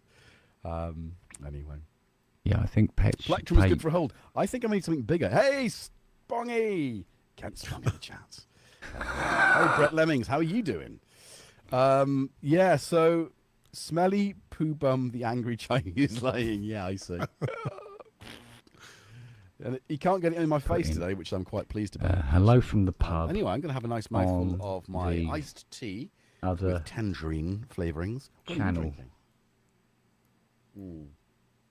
I feel I need to wash my hands before buying any of that lovely food that I've got here. So James Dyson, oh yeah, sorry, I've had that question. What was on your cup of wine? It's tea. I'm teetotal, so I drink iced tea. Wrexham Lager, Now, Wrexham is the town. Yeah, where I do you went think to it might school. break the internet though, It's Chrome? local. It's a city now. It's North Wales. It'd be And when be we this, used to go, I met Gaz what they Williams call it, at infinite loop. college in Wrexham. and the whole of Used to walk existence goes down the plug hole. music shop to see Paul Sturman, who still runs a music shop. One of a dying breed, right? Music shops aren't what they used to be. And we used to run back and forth. Actually, and we smelled Synchrotron's in the chat, Wrexham right? Lager, which at that time I'm was going owned to by, tell him off and ask him why he's not on the Hoff pub. or Skull or whatever. So you'd have Yeah. Skull. It was a Why? rubbish lager. But they've you- rebranded themselves now. No. And I don't know why I've gone South Wales. I'm going to go North Wales. I've got North Wales Watching accent. They've got a proper now in Pub. the middle of Wrexham. And it's a At- little brewery. I've gone South Wales again. Sorry. I am picking on Synchrotron here, really, because there's loads of other people. But So Steve says his local music shop has been manned by Roger. I wonder if anybody else It hasn't been I wonder rogered if- by Has man. anybody else ever done this before? That'd be a different thing, wouldn't it? I don't think so. I don't think so. As we all should. Lots are on both. Oh, okay. Hey Simon, how you doing? I see. Yes. Why are you not watching my pub? Is your pub on now? What are you doing? Hang on, no. Lunatic. I'm going to let him in on it. We are Telling people he's come into the chat to tell people off for Streaming. being here. your Oh, Kent, I love you, man. I love show Brilliant. Hey, Azzy ahead. on the Right. So, pub. what am I drinking? I thought you'd never ask. A variety of other substances. Oh my god, I can't even say what that is. Our Shizuki sparkling sake. Sake, I love it. Busted. Yeah. See? And I'm not particularly Andy, enjoying caught ya. it. No, sake's it's not meant to be enjoyed. It's meant to be thrown down Actually, the back I of the throat. can only apologise, Andy, that you were the person I double picked on. Am I double live? Because there was loads of others as well. Would I be? That's not. It kept telling me that there was something weird going on with the stream, so that's probably true. Gosh. This has got to be a first. This has got to be a first, isn't it? I think so. I've never I seen that. see. So you are. So the pub's live. It's a Be in the pub. pub after. Yeah. Well, I'll pop in as well. Oh, You so already hot. I are. need to calm down. It's a long day of work tomorrow as well.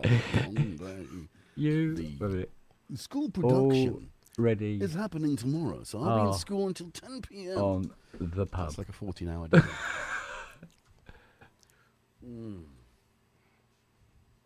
I got to start the day moving subs. If he sees it. that I don't thinking they'd be safe, and then somebody else moved them, put them somewhere where they're not going to be welcome. Anyway, hopefully they might not be there, but I think they will. Yeah, yeah. No one's gonna have done that for me. You know, I'm an army of one. So, yeah. So, should we talk about the jam? Do a little tear down. Because So having watched, we were going to have JXCP's we we were going to have him on PSN this Friday. We call him JXCP. Okay. Oh no, when we have a fourth who guest, is a and he asked him, superb but I sound think he designer. was tied up with something or other. And we've all played Otherwise, his he was going to sounds. be on Friday. We've played with us. his sounds. We've had his bass out. Had a good old go at that. We've had it. We had a little tickle of But, his. it's always a his giggle. tines. Yeah. He does a nice electric piano. But, Hey, Synth Samurai, what's up, bud? Good to see you. Oh, do you know what? My moustache is so thick and so ridiculous. I'm not waxing it enough. It's going up my nose. It's huge. Look at it, voluminous. yeah, I must admit, he's about a fortnight away from being a And World it War has One at the fighter point pilot. now, I actually look German with it. I look like Wilhelm or perhaps Manfred, which is not a bad Oh, I suit. don't know to about look Manfred. for. Yeah, with the hair as well. This is what we're Good doing. band though. You Yeah. know? Yeah, thanks, man. It's all good. Hey, Lamar. Yeah, it's a What's up? double reality. Yeah. Latest. The Kaiser. Yeah, I could be a Kaiser chief. There were some bands, weren't there? The last, I think that was the era of the Kaiser Chiefs. Are they touring? What, Kasabian? Who? They sound like from Manchester, from America. I don't get Kasabian. I saw them live briefly. Anyway, we are digressing. So, having watched JX3Ps, I'm sorry, JX3. If you're watching this, I love you. I watched his little demonstration of how to use the sequencer. So I thought, well, it makes sense to sort of build the synth up into a. Is he using the Pro 3? 3 is a magic number. Yeah. So,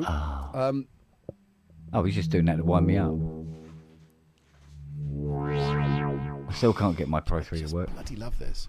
Really? Yeah, I turned her on one day, and we were doing blah blah blah, doing some playing, blah blah blah, blah blah blah, and then I went to do a lead on it, and it was silent. Oh.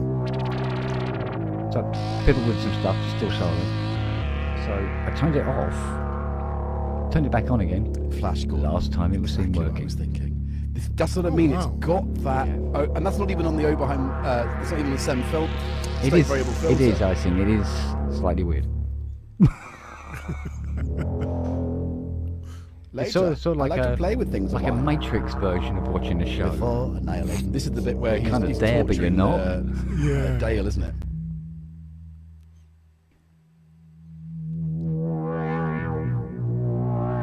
Yeah, viral beats, absolutely.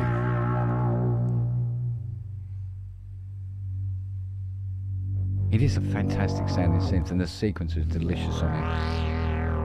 And every And time, again, for every me, time I that's see it a in the happy storeroom, place. I see Anything it. that gets My me in the lovely Flash little Pro Gordon 3 mode. sitting there, I'm going. God, it's such a great film. So camp. I love it. Do you know? The Prussian You helmet don't know euphemism. what's wrong with it? It's Prussian helmet euphemism. I've opened it up maybe. a couple of times. The power supply appears to be working correctly. It's giving out the right voltages and everything. So it's something on, perhaps going to the main board. And there's a part of me that feels that I have failed if I have to send a piece of my equipment off to a repairer to get it done. Yeah. Do you know what I mean? It's all like, Absolutely. but I specialise in vintage anyway, and so somebody with the right tools and the right know-how, Forget it, thing. get it going. Dale's with me. That's the bit, isn't it? What keys are you? See, it's just there, isn't it? Yeah.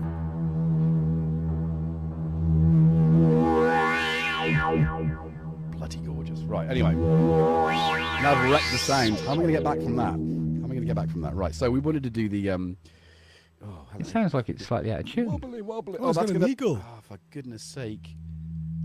Oh yes. Space I didn't 1989. press anything. It's doing it himself. Dum Oh, dum dum dum What? dum dum dum. No, that was a UFO. Oh He yes, it just was. I left do beg him. your I went, pardon. what? Yes. Another good job. I tell you what, Oh, he's yeah. got a sense of humour, that cat. But I think Space 1999 was I don't more know. Anyway, hopefully, More fun, can you 'cause see that? It looks UFO. It's pretty much the same thing every week. Oh, yeah. Oh, there's a UFO coming. Let's go. Quick, we've got Oh, to shoot it well, down. it is a Okay, lot. we shut it down. Big Cool. baby. Phew. Yeah.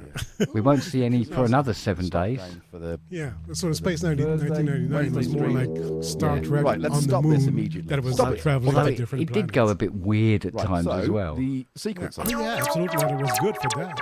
Yeah. And then the second And again, season, it's they almost just retooled Orby, isn't it? everything, and it was not as good. Yeah.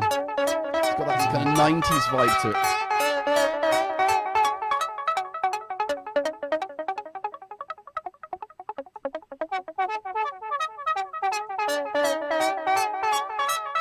Personally, I think it's the perfect Jackson replacement Merciless, for the you Pro would- 1. Mhm. Because the Hey, Hans Waltz, what up? Pro 1 was a special synth So, for me. I I loved mean, it. again, I said this the other day. The envelopes are phenomenal. You can do so much with them. He's so rude. Yeah. He keeps talking I know over Hans me. Waltz, one of the only available in the wild. People don't seem to show theirs. It's almost like a sort of a badge of shame. Oh yeah, don't show my Pro 3. I've got this Moog Messenger though. Don't buy that. Buy one of these. I'm sure. I think there's a slight They've difference been in out price. 5 years, right? You should be able to buy one of these.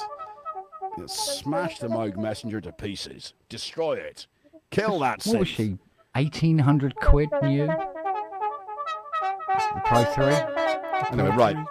So the idea was Yeah, maybe in that- England, that's yeah. it's not even sounding anything like it was when I started. I only had one oscillator going.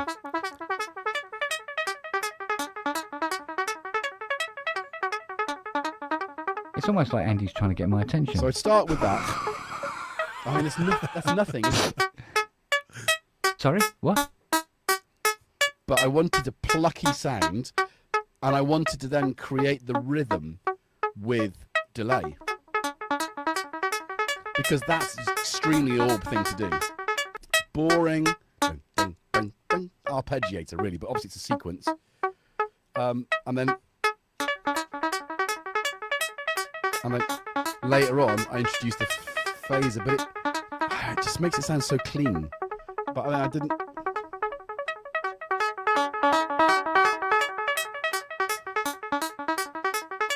The building blocks of Tangerine Dream, isn't it? Yeah, well, that's it. That's exactly what I was thinking. SOR's just like, can we stream SORs? Welcome to Sky TV. Yeah, it is. It's not. Manny's just pointed out that he agrees that this is a better synth. But if you can find, and I think they are out there, a second-hand Pro 3 for about $900, which I think is what they're going for. Orange Kent's bongs. That's oh God. worth more money. That's worth more of your money than the Messenger. Now the Messenger at $700. It's not comparing apples to apples, is it? And I think that's not fair to say for me to say that, because obviously it's not going to be that. But I mean, what would well, that's the thing, right? Moog-wise? The Pro 3 has 3 oscillators. Yes. Yeah. So there we go. You cannot subsequent 37 probably. Yeah, it opens up a whole all over that, and that's menu of things you can do with it because of it. Yep. I haven't seen that yet, Sam. The review. I've heard a lot of really. I mean, a lot of the presets were actually so very, very impressive. It's a lovely sounding thing. thing. Trying to sort of get chores done as well as everything else. Anyway, so that was that, and then because you can change the sequence. Oh, am I? It's got 4 parts, so 4 sequences. Oh yes, so I am. Again, still very Orby. There you go. Oh yeah, now it's in orange now. Again, no more Steve Hillage, right? Yeah. Andy, my biggest fan. Steve's put some second-hand price for $1,179. That's more than you were. I'm sure it's gone up. Yeah, and you've got patch. Yeah, you've got a sequencer, so you're getting more synth, and there's CV and gate, which I promise you, I will use this with, whilst I've still got it, the Fowls box. You see, it's there. It's what keeps us young, Andy. It's the right way up now, doesn't it? It's not. It's upside down. So I was going to plug in, and I haven't got time to sort the. Anyway, Can his stream starting to distort more now than it did? I'm sorry. And of course, is his stream starting to distort more now than it did? Was it on the first album? Pretty much the same. Or was it on UFO? Or was it on both? I think also. Turn it down a bit. Dave Gilmour's done stuff early and later. I think maybe it's the accumulation of his voice and the synth together at the same time. Yeah. So that kind of Maquette Girardi kind of sequence.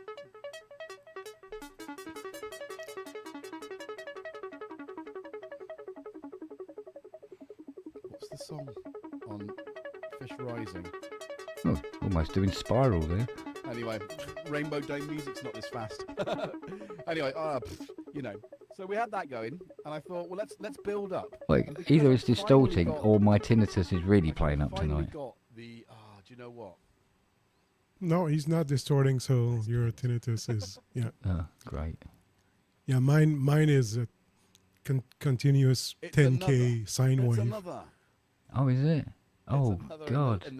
Must drive you nuts. That's a MIDI verb. Oh yeah, well it's been like that for 20 years, so I'm used to it. Because I've noticed that with this tinnitus that I recently got, it doesn't like my strings, my string chords, and it does this sort of like in the middle somewhere, dark matter. So which is kind of annoying. One of the ones. This is just yeah. Apparently, there is treatments for this tinnitus. There's none. Yeah. Good overdrive. I just don't get that I went to bed without it one day and woke up with it. Oh yeah, no, I was just watching TV and then I started hearing beep. And it was which you can have from time to time. Yeah, and then it fades away. But this one just didn't go. just I didn't tell you go, what, and do you know and what? sometimes it This- gets louder, This is one of those things that and constantly then brings me joy. that gets really annoying because I mean it gets like I cannot hear the TV anymore. What's that one? Oh, right. It's that The loud, fact that I don't and have because to usually, rummage I mean, in a right now massive it's box full of like big power supplies to find same the level right as a one. normal I've got a conversation, beautiful bag. Yeah. and that's like that all the time. So there's a Has trick all at my- night my that I stuff do in it. because when you go to It's so bed easy. and you have The that step-up's noise in only your a ear, different box, 'cause that's my, you can't Mentos. sleep. So I just I know. start a podcast, and I hear just the power I can supply. focus on a different sound, Well, that's good. And That's I one fall less asleep. camp to worry about. Oh, and that's it. That's the That's way definitely what I can sleep now You see? because You see? otherwise you just Anyway, focus that on it. wasn't working. So what I've done is I've plugged the. That's a Actually, MIDI verb, isn't it? It looks like a MIDI verb. into And do you know what? the, I had a MIDI verb too, The Yeah. Yamaha and SEX oh, 50, was messing around with its reverbs. which I don't and know if I've ever horror seen upon one of those other horrors. than one I bought. Nowhere as good as the Quadroverb. I saw countless STX. Oh yeah, 90 Mark no, IIs. it's quite a Very, verb very is- disappointed from that point of Yeah. view. Little views. Yeah, And did the lots of Quadroverb other is things, That's quite interesting. distortion. But its So reverbs were like, ooh, let's oh, fucking hell. bypass. Yeah, Ugh, don't like the reverb on this at all. But why did they mess with that? It was a beautiful reverb Yeah, on the of course, the Quadroverb. button doesn't light up. So, right, where's Whom knows? but yeah. So I mean, going back to it. Oops, is it me who's distorting? Okay, no, it's him. Yeah, no, there are some experimental treatments, do you know? but having spent time to get at least it's half kind this of rig weird because fully operational. they kind of have to Just with deep joy that I get. send not electric shocks, but it's magnets because it's all in the frontal lobe that it's happening. Actually, it's not even in the ear. There's nothing wrong. It's in the frontal lobes, Oh, and so they have to they mess up. Well, not mess up, but they send different so- magnetic waves. yeah. And now that's really experimental, and they're doing it in labs. Like there's one team that's doing it. It is sometimes working. So there, but yeah, I mean that's a TED talk from a TED talk from a couple of years ago. Yeah. But Oh. yeah, I mean they're Wow. doing research, but they've figured that it's in the frontal lobes. It's not in the ears. Oh, well, that's a completely different kettle of fish then, isn't it? Yeah. From that point of view. Oh, Yeah. man.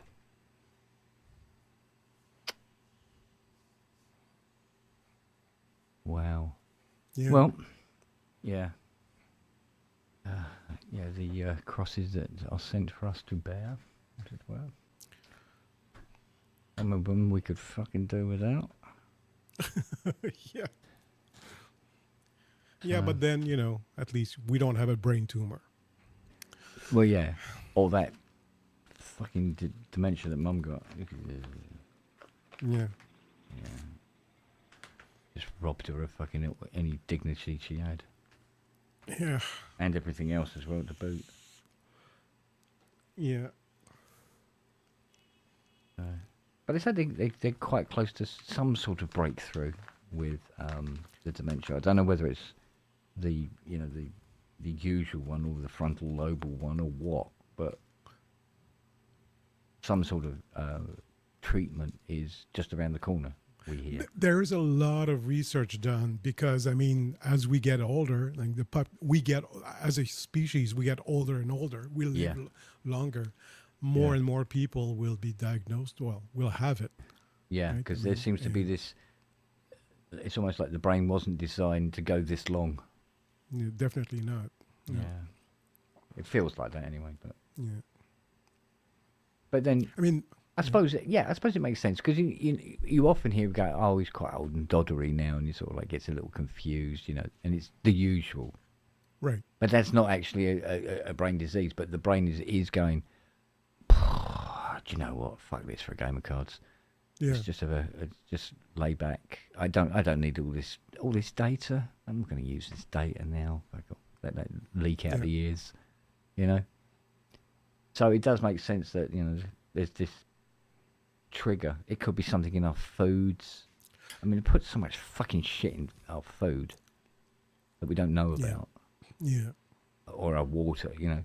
And I don't mean that from a conspiracy point of view. I mean that from a sort of like, we're not very fucking careful with it point of view. No, that you're absolutely right. And it could be a combination of, 50 different things in the water that will react with some people, because not everyone, is. Yeah. I know people in their 90s who are pretty clear-headed. They don't have Alzheimer's, and then there's people who are 45 years old who get Alzheimer's.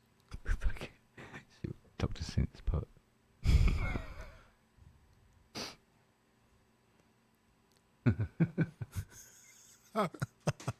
Yeah, I wonder what that could be. I used to hear screaming all the time when I was home. Mm. And then I divorced. So, hey. Yeah. That annoying noise has gone away. Yeah. Peace again. No, it was not like that. I was not a bad woman. I'm just a fucking asshole. It's like, I can't remember precisely what happened between me and my last girlfriend. It happened over a period of time. It was very weird and sort of like passive. There was something very passive about it. It just sort of like... Mm. We suddenly found ourselves going in different directions. Very weird. Yeah. Well, what they coined at one point, the 7-year itch. Relationships, they do have an end date. And if you just stay with someone because you want to be with that person, because at one point, you kind of lose interest in the person. And and as you say... Yeah, but this is where adapting to the relationship really does come in. With me and Fiona, I must admit, we did the whole sex thing to start off with the new relationship and everything like that. Yeah. And then when it settles down, we're going, well, we've got similar interests, so that kept things going. And then we just became sort of like very good friends as well. Right. And so, because, so when you're in a romantic relationship with somebody, sometimes it's you have to work at it, whereas you have a mate and you don't have to work at it, right? Exactly. Yeah. So I think, at least with me and Fiona, we've been very lucky in the fact that we are in a relationship, but we're like best mates at the same time. So neither of us to put in any particular amount of effort into us staying together. We just do. It seems to be just a thing, and it just trundles along quite happily without we get shit thrown at us from different angles and stuff that would, under normal circumstances, put a strain on a relationship, but instead we just put our noses to the grindstone and get through it. You work at simultaneously. It yeah, exactly. Yeah. So very, very lucky from that, and considering that actually, as she knows, the only reason that I contacted her, because it was on, I think it was Plenty of Fish, a dating site type thing. Right. Was she lived nearby. Huh. That was seemed to me to be a very good criteria. I mean, she looked lovely and everything else like that, but she also there was other girls that looked fantastic, but they didn't live nearby. So I hit her up, and when we did get together, and I told her, I said, look, the reason I picked you out of the 2 million other women that were on the site was because you lived nearby. And she went, yeah. She goes, well, I decided to go with you because you had dogs. And that was it. That was the basis of the whole thing. But it didn't matter because we just built on that. That's it. So it was a couple of like vague things, and we just built a whole fucking system on top of it. No problem. Yeah. So we got lucky. Cool.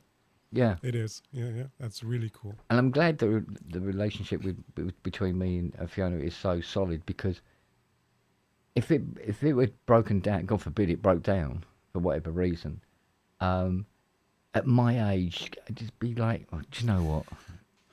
Oh, yeah. I think we'll just call it a fucking day now. Yeah. That's Yeah. where I'm at right now. I try and jump back in the pool again. Yeah. No interest at all. No, No. I'm even single. even at a companion level. Well, you see, the thing is, let me explain something that's a bit weird. Not weird, but so I'm very introvert.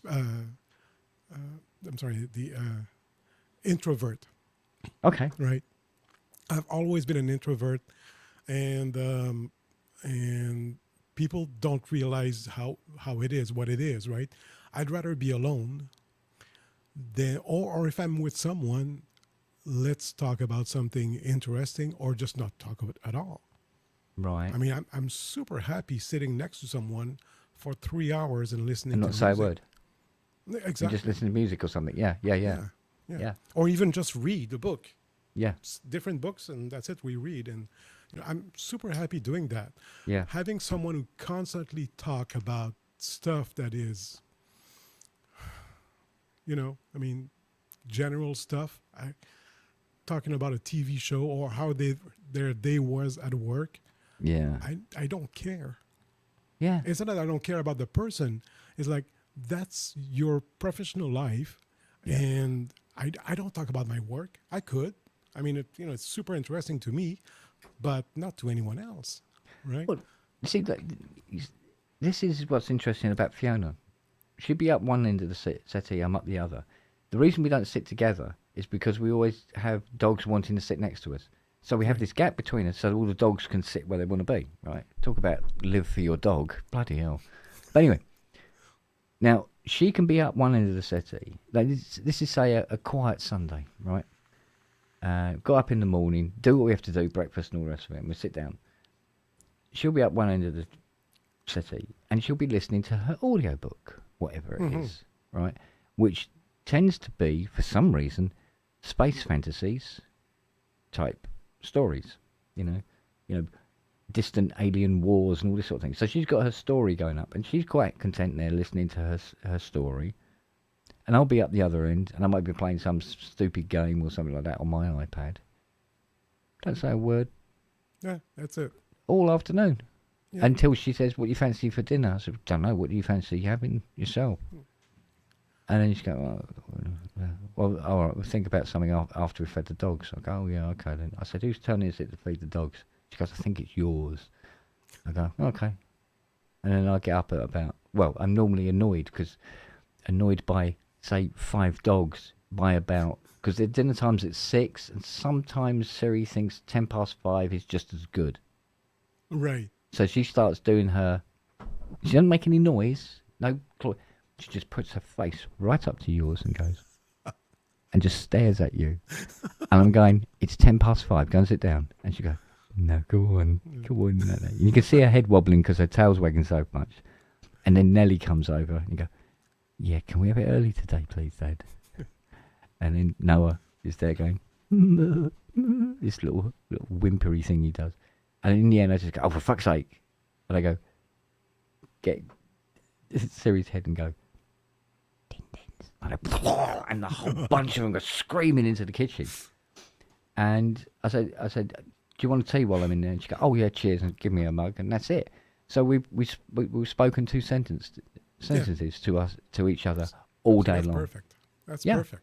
And she doesn't demand anything from me. I demand nothing from her. So the relationship is possible to have. So even as introvert, it's still possible. And it's just a question of doing the legwork and find somebody similar. Yeah, but then, there's that. And now the funny thing about that is, how does an introvert find another introvert? Well, they don't, because everybody's home and nobody. I mean, you see, you may find that even an introvert would kind of vaguely maybe look for some sort of companion, So there might be something on on one of the dating sites, or look at a specific kind of dating agency type. Yeah, no, I did that, and I'm actually, I'm happy as I am right now. Well, to be honest with you, if you're happy, well, that's it. Then it doesn't. Then it's not really, then it's not really a problem, I suppose. So, because it's weird, because I'm technically an introvert, and the only reason I give the persona of being extrovert is because I had to do something or fade up and blow away. As an agoraphobic, there's no hope of me interacting with people. Yeah. And then the more I did it, the easier it got. Oh, yeah. Oh, definitely. Yeah. Yeah, and it just became an easy thing to do. Yeah, I used to be, I used to be much more outgoing and social, right? I'm sociable. But right now, and I guess the older I got, and my life changed a lot as well, because I've moved from one city to another. Yeah. And then, and when I got married in my hometown, and we moved shortly after to a larger city, moved to Ottawa. Then a few years after, we got divorced, and I had no friends. But that's fine. I'm very self-reliant. So from being a child, I've always been self-reliant. And then then I moved to a different city, and I've lived there for 15 years. And I'm in Montreal, and I've been living here for 10 years. And I have family not too far. My best friend is there. My best friend and I, we see each other like 4 or 5 times a year, because he's married and he's got his own issues, and that's the thing, right? I mean, when you're transplanted from place to place, you don't get to meet a lot of new people, because you get to a new place when they're 35 years old, right? While these people have their lives, they have their kids, they have they still have their friends from high school, because they live there, they grew up there. So I get there and they go, oh, okay, well, let's go out, for a drink after work. But then you don't go to have a barbecue with them in the weekend, because they have their kids and they have their own lives. Yeah. So I mean, lucky if I would have been more social or more extrovert, I probably would have suffered a lot in my life, because just the fact that but see, at the same time, you took it upon yourself one day to come into one of these pubs. Yes. Which doesn't scream introvert. Well, okay. Right. Okay. Yeah. So let me explain how that worked, how that happened. So I could see on Facebook, because, I've friended you, like, yes. And then you're kind enough to be a slut and accept everyone. And oh God, yeah, I'm terrible. I'll bend over for anyone, mate. Tell you. So, I kept seeing like these. Oh, there's a pub. There's pub's streaming, and then I would turn it on and have it in the background. And I was like, you guys were having fun, and I thought, well, that's a great bunch of friends to get. And it looked like you all knew each other for 25 years. Yeah. And and some of you do, and some I got to know later that didn't. But and then and then at one point there was one that was so funny, and I made a comment. I said, it's such a you look like such a good bunch of friends together and having a lot of fun, or something like that. And you replied and you said, everybody's welcome. If there's room, you just come in. Yeah. And it took me about 3 months to click on the link. Really? Yeah. But eventually you got to the point where you felt compelled to click on the link. It was funny, because it was my birthday, and there was a stream, so there was a pub. So I went like, oh, fuck it, I'm going to go say hi and, introduce myself. Yeah. And I did. And then I spent like an hour, and then, I had to go from birthday stuff. And then it took me another 2-3 weeks to come back. And then after, I was always super nervous. Yeah. Because I felt like I was intruding on people's private life. I don't know. Yeah, I know. Yeah, well, no, I get that. But yeah. like And also Probe's the French saying, accent he's as well. watched the pubs, and only decided to get a YouTube account a month ago. I'm sorry, So- who? Probes Ty? in the chat. In the chat, I'm sorry, who? Which Probes down the one? bottom. Probes. Oh, okay. Yeah, Oh, similar. Oh, yeah, okay. yeah. Right. Okay. So, but Yeah. I mean, we had a little weirdness to start with the pub, where we had one guy that was just a little bit, I don't know, I think some of his views were a little bit too, what's the word, too extreme.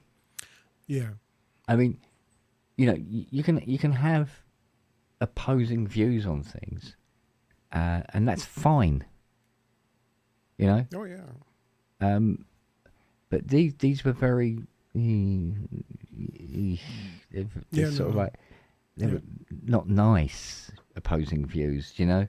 and I think it caused a lot of trouble with other people who would come to the pub. And it seemed a shame because the idea behind the pub, I'm not quite sure how the pub idea actually came about, but I just literally just decided one evening to go, well, why don't we just have people come in and have a chat? Because I'm fed up looking at the same four walls. Yeah. And Absolutely. if these people lived next door, they'd be coming round. So, Right. but the internet is like having people living next door, and you're just like, hi, come on in, kind of thing. So I start doing these shows. I mean, I called them shows to start with. The first were called shows because I couldn't think of a better word. But somebody one day said something because, yeah, it's just like a load of people meeting in the pub and having a laugh. And I go, all right, well, let's call it a pub.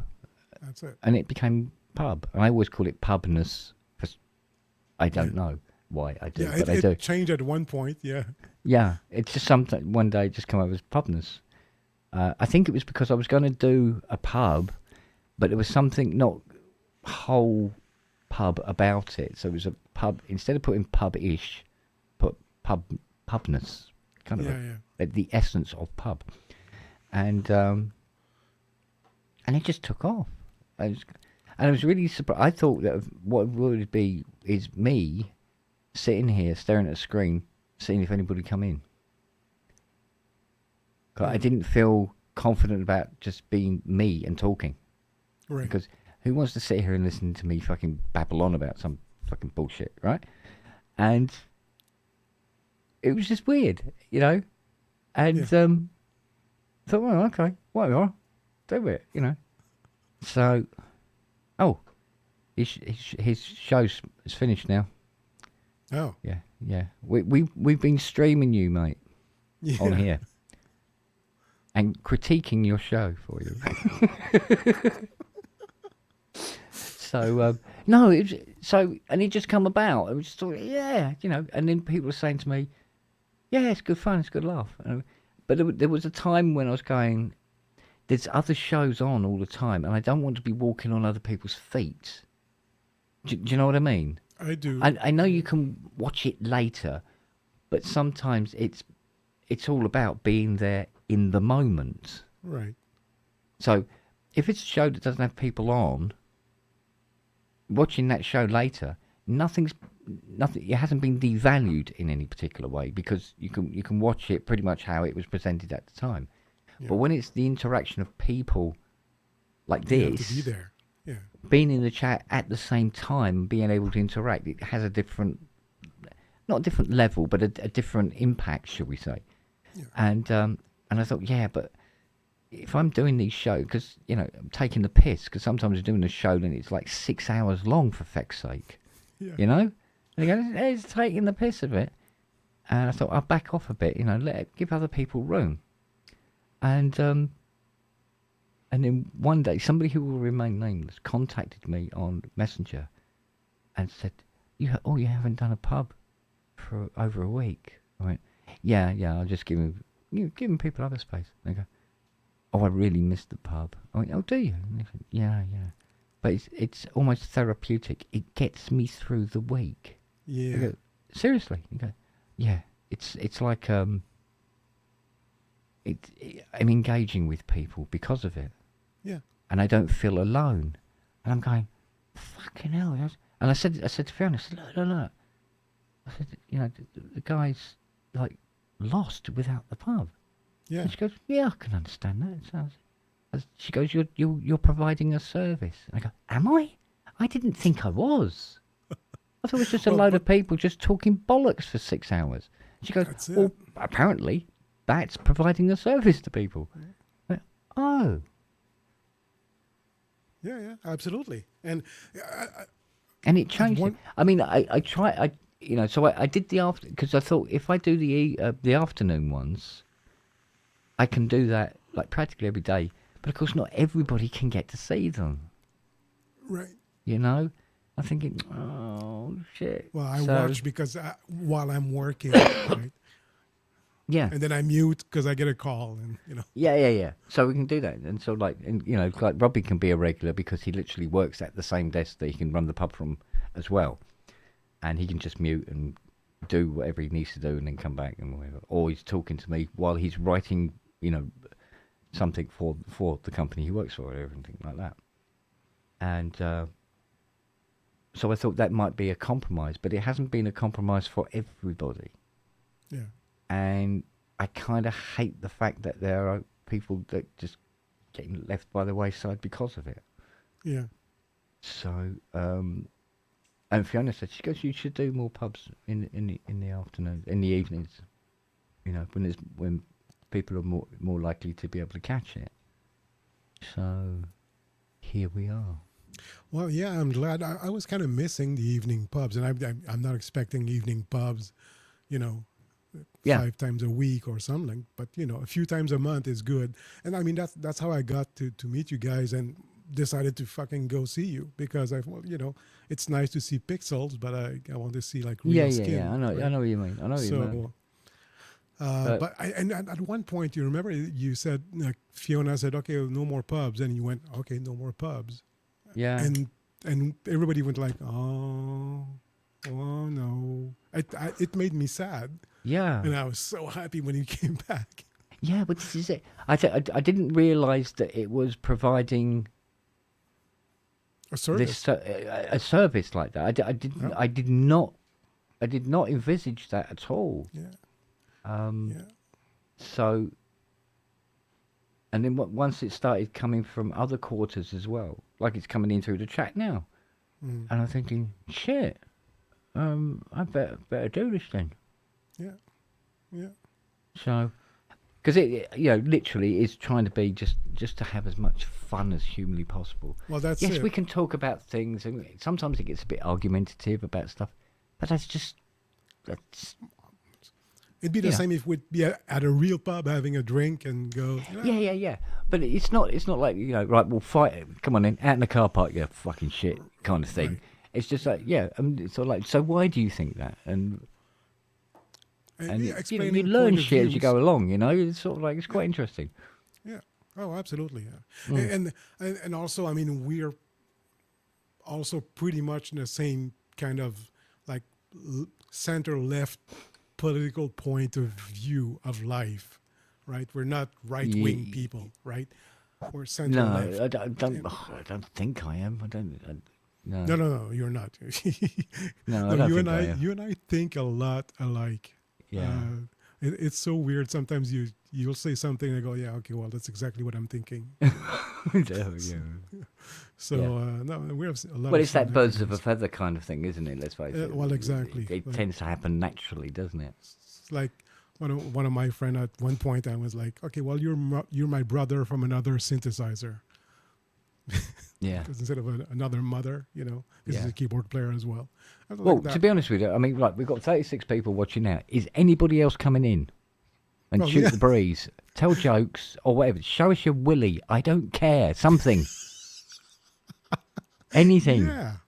Yeah. We're just here pouring our hearts out and... Yeah. We're pouring our hearts sympathy. out. Somebody come in and pour out their testicles in front of us. Please, for fuck's sake. Please. Let's liven the show up a bit. And now, Testicles Week. This week, this week we have Paul. Paul has, as you can see, shaved testicles. Or something like that, anyway. Yeah. Speaking of shaving testicles, I did that once and never again. But you've got to be very, very careful, my friend. First of all, yeah. I do recommend the electric shaver, if possible. Well, yeah, I started by trimming, and then after that... Yeah, you have to trim, yeah. Yeah, but then it's when it grows up. It grows back. It's when it grows back. The thing is, when you get to my age, you don't do it anymore. And the reason is I can't stoop that low. That's it. Yeah. Because what I do now is I put sandpaper on the floor and just walk backwards and forwards. Oh, that's a fucking strange kink. Oh, mate. But no, yeah, I know. Fuck. The other day I sat on my balls. Oh. And, fuck, that's painful. It is. But you do wonder how it doesn't happen more often. Sometimes, why doesn't that happen more often? What did I do that actually got them into that predicament this time? That doesn't happen other times. When it's warmer, they just dangle lower, I guess. I don't know. Could be. Yeah. No, because when it's cold, it's minus 50, you don't have balls anymore. Yeah. Yeah. Yeah, manscaping is something for the young. You're right, Marky. Yeah. And even at that, you look like a fucking child, and I'm not a fucking pedophile. So anyway. Yeah, because Fiona was talking about it. She goes, oh, I was thinking about perhaps just reducing things a little. And I said, what did I say? I said it was like trying to shave a pavlova. You've got a bit sticking out all over the place. You've got to be careful, woman. I said, no, you're fine. It's only when the hair in your belly reaches it and it just becomes one bridge of hair, then you might want to do something about it. But otherwise, leave it. Yeah, exactly. What's it? That's correct. Sperm is killed when it gets too warm. And is why our balls are in a sack. Oh, okay. I always thought that my balls were in a sack because otherwise I would have lost both of them by now. I didn't keep them together. Oh no, yeah, no, they need to be kept cooler than body temperature. Yeah. But I mean, for me, it doesn't even matter. I had a vasectomy, so. But still, yeah. Yeah, when I turned like 42, I decided, let's not take a risk of having a kid at this point. Yeah. Yeah. AstroTurf. Yeah. Oh, mate. Yeah, it's funny, isn't it? Manscaping, sponsorship. Yeah. It's been a long time. And we can do since live demonstration. Yeah. Oh, yeah, we could do sort of. We could. Manscaping workshop. Yeah, exactly. Yeah. I wonder how long that video would stay up. People start watching it and it just goes black. What happened? What happened? I can't find it now. Yeah, that would someone would complain, I'm sure. Oh, probably.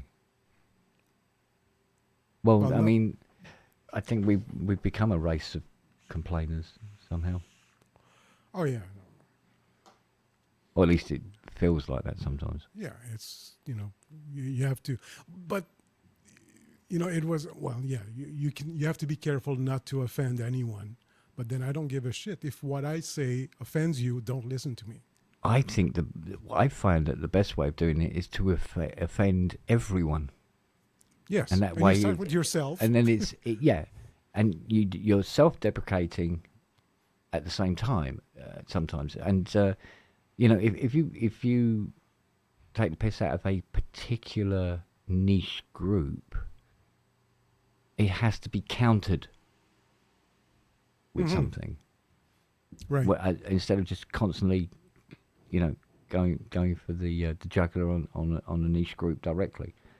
But there again, sometimes just it's not that it's an attack. It's just trying to make a joke out of an observation. Sometimes, Well, Jimmy Carr is a good example. Well, exactly, and this is it. And his approach to political correctness. There's much more serious things. I mean, political correctness was supposed to be for things far more important than jokes. That's what it was built for. Yeah. But it gets used as a weapon by weak people. Oh yeah, absolutely. Well, the virtue signaling. I am better than you because I'm saying something that that protecting people that are not there to protect themselves. Yeah, like Dr. Since says about like Blazing Saddles. I have had people say to me, "Oh, I wouldn't watch Blazing Saddles; it's racist." I go, "Show me where Blazing Saddles is racist." Yeah. I'll wait. Hello, darling. And he's back. Yeah, it is. Well, your missus got fed up with you and gone to bed. Yeah. No, she's still watching telly. Oh, what's she watching now? She did flick onto Glastonbury, but I think she's changed to something else. Yeah, we just because at the moment Fiona is binge watching The Orville. Yes. And what's the other one? Oh God, the weird one. It's like The Office, but it's not, and it's set in a film company. Oh, with Seth Rogen, is it not? Is it Seth Rogen? Oh, The Studio. The Studio, yes, thank you. Yes. She's watching that as well on a regular. That's good. Yeah, well, we started watching. We got through about 3 or 4 episodes, and then it's just kind of been one of those ones that we forgot about. Yeah. So we've still got to go back to it, but it's obviously not grabbed us. But yeah, one series I discovered recently, and there's 3 seasons. Mayor of Kingstown. Oh, okay. That's is it's that kind of Sylvester? No. That's the no. It's a guy who. Shit. What's his name? Jeremy. He's in the Avengers, the one with the arrow. Jeremy Renner. There we go. Jeremy Renner. Yeah. Yeah. The one that got crushed by the snowplane. That one. Yeah, and so it's very good, but it's without giving it up. It's Kingstown is a city that has like 3 prisons, penitentiaries, and or 2, and he's kind of like social worker who's trying to fix things. Okay. Bonsoir. Hey, Steve. Muted. Good evening. King of Kingstown. 3 seasons so far. Watch it. 4th season coming in October. What's it on? I don't know. Oh, it's an Apple. It's an Apple original. It's an Apple one. It's on. I watch it on the television. How novel! I've not seen that on unless it's. I think it's Apple. I think it's Apple. King of Kingstown. No, Mayor of Kingstown. Sorry, Mayor of Kingstown. Sorry, not King of Mayorstown. Or King of Kingstown, or Mayor of Mayorstown. Oh, there you go. Mayor of Mass Kingstown. Computing. Oh, it's on Paramount Plus. That's why. That's what I wanted to say. Yeah, because that's one channel. I think, oh Jesus, not another one I need to subscribe to. Yeah. Too many of them. There is a lot, isn't there? It's just And they buy up these series and then try to draw you in with them. Yeah. Oh yeah. And they're going, yeah, but I've just signed up to this one now. But I can now this one. and then they bloody drop them and don't show the next series. Yeah. And it turns up on another channel you're not subscribed to. But you're not subscribed to. Yeah. Oh yeah. Well, I mean, it's just same old, really. Isn't it? Yeah. No, Paramount Plus was just like what was the thing that they opened when they launched over here? There was something that they had that was exclusive, and I thought, oh, that's tempting. No, it's tempting. And I can't be bothered to kind of like subscribe for a couple of months or do the free trial and then cancel, because I know I'll forget to cancel, then I'll be tied in for whatever. So I just didn't bother in the end. But Disney Plus was oh, they're all turning up now. oh Jesus, yeah. Disney Plus was a bit of a Well, you did ask. an obvious one. That's Hello true. there. It's my Hello. fault. It's my fault. Hello, Is it? you 100,000 subscriber bastard. Well, I was out the room and I came back and there's Robbie, and I thought, oh well, I'm going to jump in anyway. Oh, Robbie, by the way, thanks very much for taking the time to tell me about your effects pedal the other day. I really appreciated that. It's a good one. You I've got, ordered you one. got an echo going on, Steve? No, it's not me. Oh. Robbie, you've a bit of explaining to do. I logged on to YouTube today, and there was a row of shorts. Sorry, I kind of had a shorts. What's the word? Splurge. Your microphone isn't your microphone, shorts? by the way. Ooh. We're not hearing you through that lovely shore, Oh, okay. and that's probably why we got the echo. Ah. Right, puppy. But yeah, that this thing. Yeah, the Zoom. I've ordered one, Robbie. Should Yeah. be better. There you go. I have seen reviews on it, but when you did that the other day, it just, it sealed the deal kind of thing. Yeah, It's like, it's, it's amazing. I remember when the original one was out. I can't remember who. So somebody was people said, "Oh yeah, this is a really good pedal because it's just like a jack of all trades." And I kept meaning to buy one, and I never did. And then they brought out this new version, because the old version you could hack it, and you could then upload algorithms from other Zoom pedals into it and do cool stuff. And I think that I haven't looked into it fully, but I think Zoom cottoned onto that and said, okay, well, let's give them more. So here it is, and you can It's got everything on it. It is. I mean, it's just. And you can stack 6 in a row, can't you? So you got all those. Fourth, is it? Oh, it's 4, six, okay. 6 or 4? No, Yeah. Is it? Oh, it could be 6. I don't know. I've not So you really can- sort of dived into that bit, but yeah. Multi. But yeah, it's a very useful thing to have. I thought that'd be ideal for the Microfeek. Oh gosh, well, the microphone. Yeah, I mean, it's got its own. Yeah, but it's not. It's mono, isn't it? Yeah, true. It's true. And while I'm saving for a microcosm, It's your collar, yes. What I Get it on really the right need, way. I mean, over there I've got an SPX Ready? 990 and a Rev 5 and a Rev 7. I really need to get those plumbed in somehow, Wired in, so that you need a pedal board, mate. Ooh. No, it's I've in my garage, or actually no, it's in my lockup now. I've got some handmade patch bays from Robin Scott's studio that he just gave me, and you've got these lovely 19-inch racks.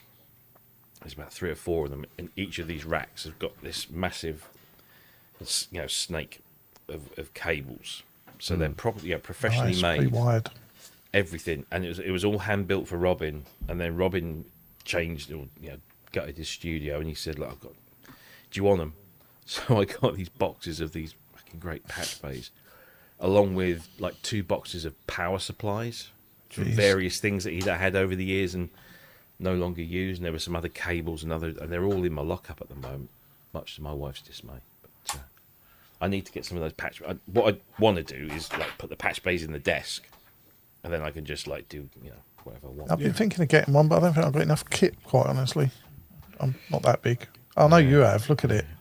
That's exactly why I need a bigger boat. That's what it is. I'd like a bigger room, but like I said in the chat miles back, I said I'm probably glad I haven't got a bigger room, because I'd just accrue stuff. It's difficult not to. I think if you have a small room, you just learn to be a bit more minimalist in general. Yeah, I should show you what's in there actually, because you can see what kind of. Let me just. Like I'm lucky Fiona keeps saying like you should extend, maybe do a loft in the attic or something. Just a few shelves, bits and pieces. Get rid of all that stuff. Yeah, you don't need that. You don't need that. Just keyboards.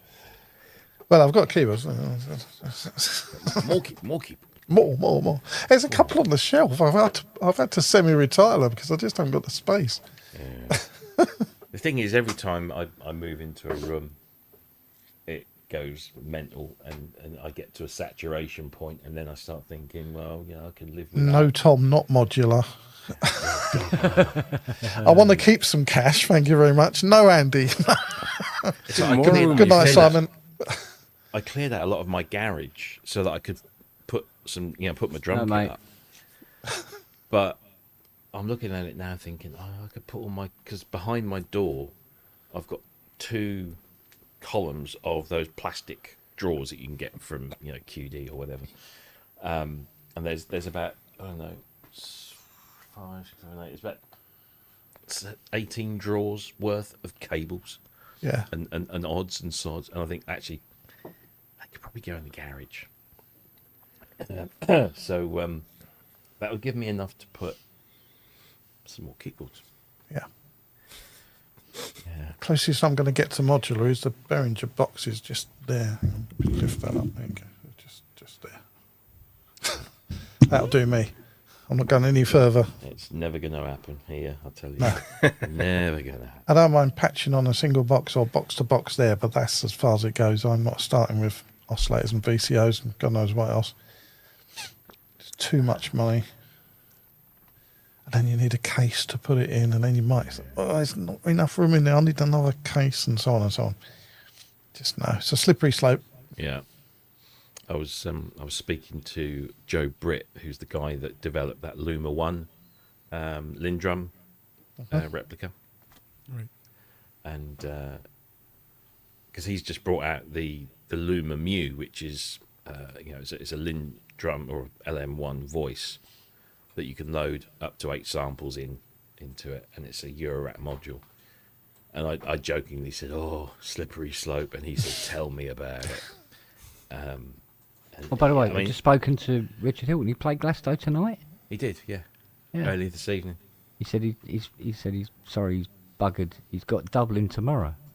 Fucking hell. Yeah, no peace for the wicked, mate. No. Yeah. Sorry, carry on. I missed. I say I missed. I don't sort of try and watch too much of it because I like to sort of watch it at my leisure. Work? What's work? What's this work thing you were talking about? I know, right? Easy now. I think work is a conspiracy made up by the right or left media. Any of you got that Behringer RD78? Yeah. Box. Mm-hmm. I've been meaning to buy it. Is it any good? It's better now they've updated the firmware because some of the drum sounds weren't quite there, but they've fixed them now. But no, yeah, for what it is, I know, yeah. It's a hardware CR78 clone. It's just every time I go to click on buy, it's not available, and available in a few weeks or several months. All right, that's everywhere. I mean, it is what it is. CR78 in the garden you can have. A real one, yeah. Yeah. In the garden. Yeah, it don't look too great now, I must admit. Jeez. They don't weather as well as you think they would. Growing. Yeah. It's been sitting in that flower pot for what, a year? No, it's a nice little box. It's typical. It's in the same form factor as all those, the TD3 and all that kind of stuff. So it's plastic and doesn't feel. But it's one of those things I feel like I would actually use because you can actually layer it on top of other drums. Yes. Yeah. But they're relatively easy sounds to recreate. Oh yeah, not difficult. I know. I mean, Ableton has, Cherry Audio one's a really good one. Drum racks full of, Yeah. Like for my channel, the whole point of having the hardware is important. But yeah. Yeah, no, I know what you mean. I like a drum machine that you can play. So like that's, the LM drum is a drum machine you can play, whereas the CR78 is just a drum machine that you program, because you can't perform on it really with those buttons. It's not.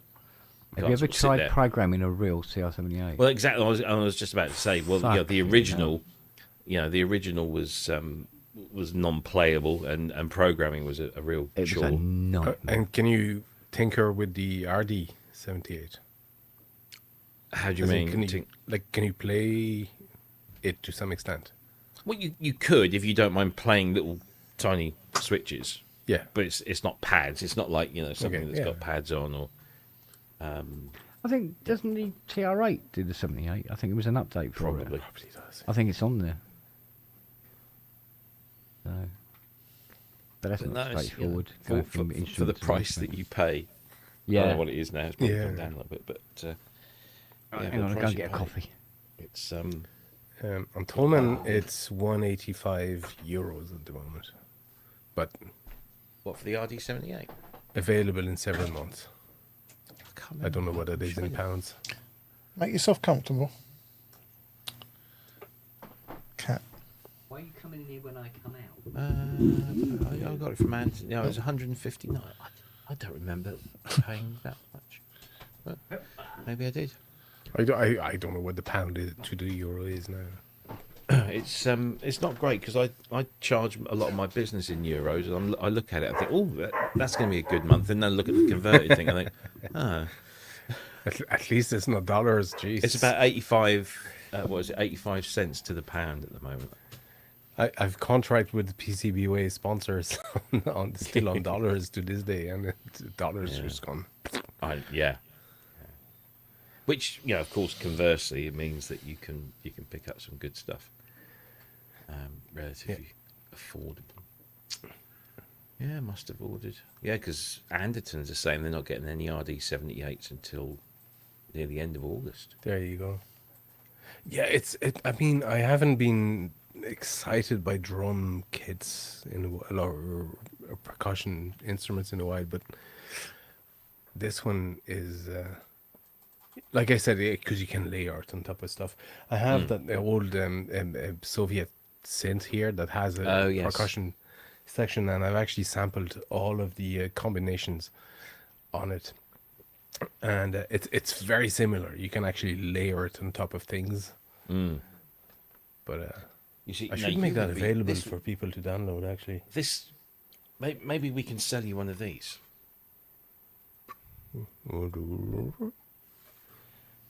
So,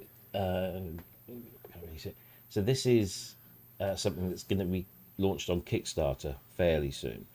What it is, I think I've mentioned this before. It's a guy that used to make Nixie clocks. Yeah. No longer can really affordably make Nixie clocks because you can't get the proper components. Tubes. Yeah. And the Chinese are bringing out these fake tubes with little OLED screens in. No. So no, he can't compete. He does hand designed, custom, hand built things. He just can't. So he, in his spare time, liked to dabble in music, and came across a copy of Electronics and Music Maker magazine from 1981, in which, over a period of 2 or 3 months, published circuit designs and BOMs for these little easy to make drum modules or drum instruments. So you build the circuit, and then they would say, if you buy this plastic case from Maplin's or Radio Shack or whatever, you can build it in there. Radio Shack. Yeah, or Tandy. I even got Warren Can from Ultravox. And he's playing this thing. There's a little because these magazines used to come with a cassette, and it's just like, yeah. Anyway, so he found these designs, and he thought, I could maybe improve on these a little bit. Obviously with a little bit of more modern technology. So he took these designs, which were just of course they didn't call them open source back then, but they essentially are open source, and he modified them and improved them a little bit, and built these little circuit boards, and they were firing and everything was working. So he built 3 designs. There was a drum design, a cymbal design, and a clap design. And then he built a front panel which has 4 of the drum units, 3 of the cymbal units, and 1 of the claps. Added MIDI, stereo audio outputs, and it all corresponds. You can select your MIDI channel through little dip switches, and it basically it's like a Simmons SD-SV in terms of its sound. Let me see if I can rig it up, because it's brilliant. Okay. And it's got each of the drum, I call them modules. They're not modules because it's one big unit. It's not a little modular thing. But each of the drums has got its own little trigger input. So you can, if you want to, build it into a bigger system if you want. They've all got individual mono outs from each of the drums. So you can then, stick them into a desk and affect each drum differently. But let me just, I think it's still got most of the cables plugged in there. But it's a unit. It's not. It's a unit, module. But I have said to him that if he wants to make a little bit of extra money, make them into little Eurorack modules. Yeah. Because it's the sort of shit that crowd lap up. Absolutely. When I say that crowd, I'm being slightly facetious, but it is. It's true. They love that sort of thing. So where's me? Oh, bloody hell. I know. I made my own Eurorack for modules during COVID, and to this day they're still. It's funding the channel. Yeah. So hopefully I spoke to him this afternoon actually, and so I'm just trying to get the power cable. So he's got a guy fabricating the case for him, because the case that here is just MDF that's been painted a little. So this might pop. Right. Yeah.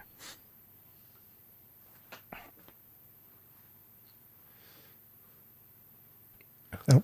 Yeah. It popped so much. It popped so much it knocked me out. Right. You hearing that? Yeah. I need to turn my echo cancellation off. Not my echo cancellation, my background noise. So hopefully. Yep. Yeah. So you've got. Essentially you've got the 4 drum modules. I'll just bring this. They can't really see from that camera angle there. But yeah, you got 4 drum modules, so you can make them. They're all identical, so you can do the same. And just configure it how you want. Yeah. So I've got my kick there.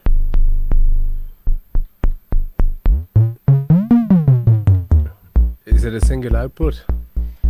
What, in terms of audio? Yeah. So each drum module has its own mono audio output, but they're all summed and then stuck through a stereo output on the side of the machine, because you can pan. Okay. Actually, I've got my audio the wrong way around. Right. Yeah. So that's your kick. And you've got a noise. And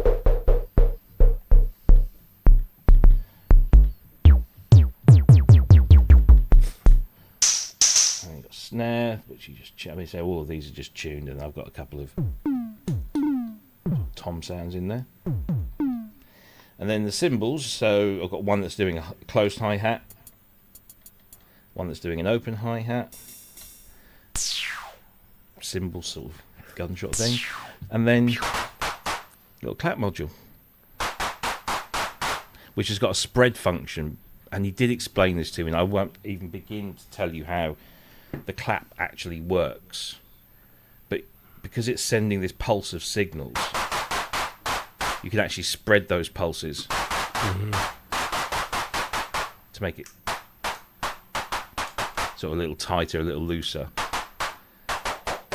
And you can do the whole sort of human league. Being involved, Jobby. Yeah. And there's even this thing called ambience, which is like a fake reverb, all just done through the circuitry. Brett's asking for a bit more volume in the chat. Is he now? Is I he? think it's okay now. It's okay here. Yeah, I mean, the thing is, you've only got individual volume controls. There isn't like an overall volume control. So if I've got the kick, let me just see if I can stick it through the mixer. Oh, just on the hi-hats, he said. On the hi-hats, yeah. There's a mixer anyway, and or individual outputs.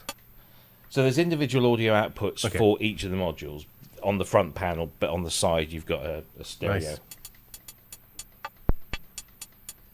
And you've got switchable filters. You've got a high pass, band pass, and low pass filter on all of the cymbals. So you can. So that's a low pass. And you've got frequency and resonance, and then you can mix between the noise. You've got pitch. You've got decay.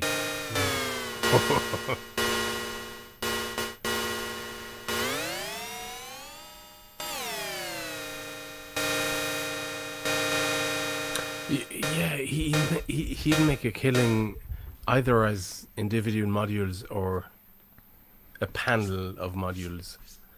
You know what I mean? Like just a whole panel of HP on Eurorack format. He apparently he read one of my articles on Gear News and apparently thought I was somebody he could ask advice from, and I just said I love it because I love this. You're this Mr. sort of Eurorack, aren't you? Yeah, but no, actually, because he pitched it as this unit, this single unit with these 8 drum units modules in them. Fair I mean, enough. this is what it looks like from the back. Without we haven't got the case. I mean, it's immaculately made. Because this guy is is pretty skilled at. What's the power supply in it? It is just a. Actually, you'll like this. Not a lot. Not a lot, but no, you'll like this particularly because I said, "Oh, what's the power supply?" He said, "Oh, don't worry, I've chucked one in the box," and he's pinched it from something that might be a little familiar. Oh, hang on, there you go. Oh God, I'm an old man here now. In fairness, he's in Norfolk. It's quite a long way from you. Aircom, yeah. Is it Aircom? Yeah. There you go. There it is. Yeah. So I have no idea where that came from, but it's just a barrel. Is it 12 volt? But I said to him a few weeks ago. I said what I want to do is I want to get a BeatStep Pro, and then hook that up to this, and then have the BeatStep Pro run this, because at the moment I'm just triggering it from whatever I've got on the Mac. And he said, "Oh, I never thought of that." He said, "Let me. I'll pick one up." So he bought one and then was testing all the outputs, and noticed that the BeatStep Pro was kicking out something like what was it, 6 volts or 12 volts? I can't remember. And this thing is only rated for like 1 or 2 for the inputs. But he said I have built-in stuff in there to protect circuits and stuff. So he had to try, and he said it works absolutely fine. But he's going to modify the design of each of those just in case, because he said actually now you've mentioned it, people are going to buy. If people buy this and then just decide to stick anything through it, they could stick something that could potentially damage it. So. He's going to build in some sort of protection in there, but as I understand, BeatStep is Eurorack compatible, so it's like 5 volt peak to peak. I have no idea what any of that stuff. What you just said. It's plus 5 volts, minus 5 volts. In that order. That's the range. Something like that. And and if he said some numbers, and that was it. If he's working on a different range, he needs to. So details and review on PSN soon then. Well, it's going to be a little while yet. So I spoke to him today, and he wants me to knock up some audio demos. I'm going to do some video stuff, but obviously we're going to save all that for what is potentially going to be a Kickstarter campaign. initially, but I said seriously, if you can build these into a Eurorack module, you only need 3. You have one for the drum, one for the cymbal, one for the clap. I reckon you'll sell a ton of those. Well, I think singular units, you need either to rework the circuit to accommodate for 5 volt peak to peak, but if you built an entire, like a small panel with all or like, is that 4 modules or 4 sounds? Well, there's 3 instruments per se. Yeah. There's the drum, the 3. cymbal, and the clap. Yeah. Then you can actually have a voltage dampener or whatever thing built in. Yeah. But it's just great. I mean, more it's sense. like it's a proper old school analog. Yeah.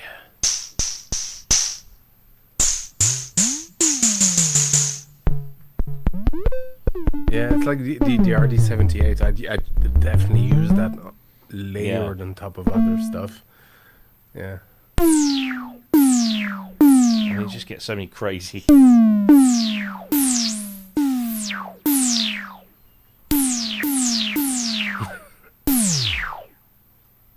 Hours of fun. It's great. I love it. I mean, it's such a clever little thing. Yeah, I never got into designing drum sounds for my Eurorack setup. I'll tell you the other thing is, you know that AR110, that little drum box that's been funded on Kickstarter. We featured it on the show a few weeks ago. It's a Canadian guy. No, I missed it. He's Canadian with a traditional Canadian name of Oleg. I think he took a walk across from Russia, and crossed over that bit at Winter that connects the two up. But yeah, he's done this little analog drum module which has is it 5 drums, 6-note polyphonic, MIDI input. That's it. It's just simple and basic. He's now completely funded, well overfunded, and he's been talking to the guy that makes this. And so hopefully they'll bang their heads together and get a Kickstarter sorted soon. What's the matter with me? What's the matter with You're this Kent stuff? Spong, that's what's the matter. Yeah, I can tell I'm Kent Spong because I've actually just bought £24 worth of toffee crisps. Okay.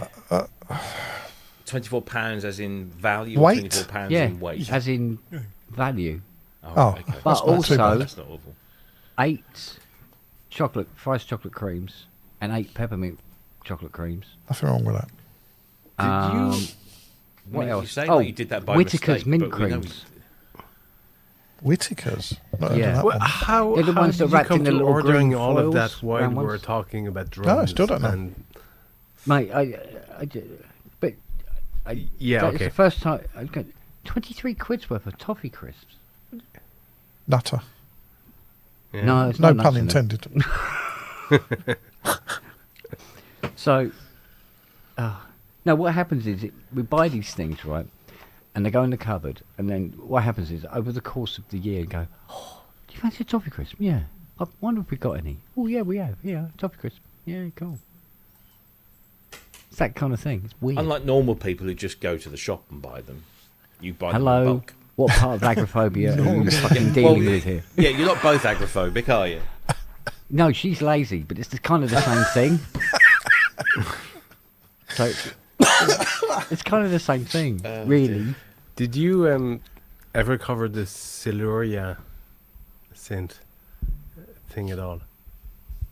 I don't recall, but It What? it takes a signal from a radio, FM radio signal, and then does a whole sampling shenanigans. Oh, well, What's we're getting that called, into sorry? Steve's territory here. Siluria. Yeah, yeah. My ears have pricked Yeah, up but inside boom, the earphones. What Yeah. did he say?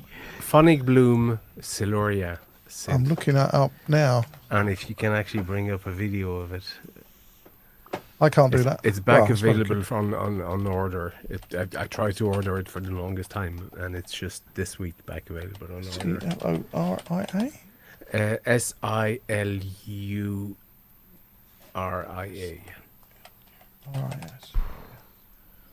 Funny. Oh, yeah, got it.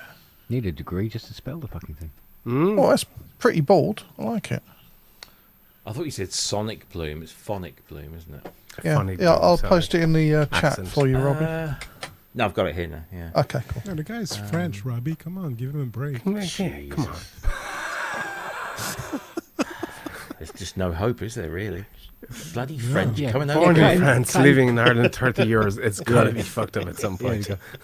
Cut him some slack. Honestly, he but has to live seriously, in Ireland as well. On top of on a that. serious note, Yeah, the in bloody Ireland, French yeah. are killing it as far as I'm concerned when it comes to new synthesizer design. You know, I mean, the obvious ones stand out, but then there's all the little ones. Every time I come across one, it's like, oh, you're French too, for fuck's sake. Bonjour. Yeah. Yeah. Bon bloody. They're not all useless. Bonnet like de me. douche, Rodney. I don't do.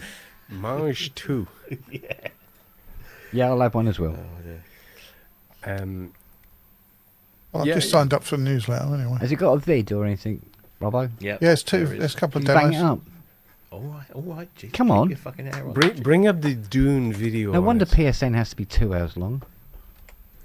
Bring up the what? Sorry.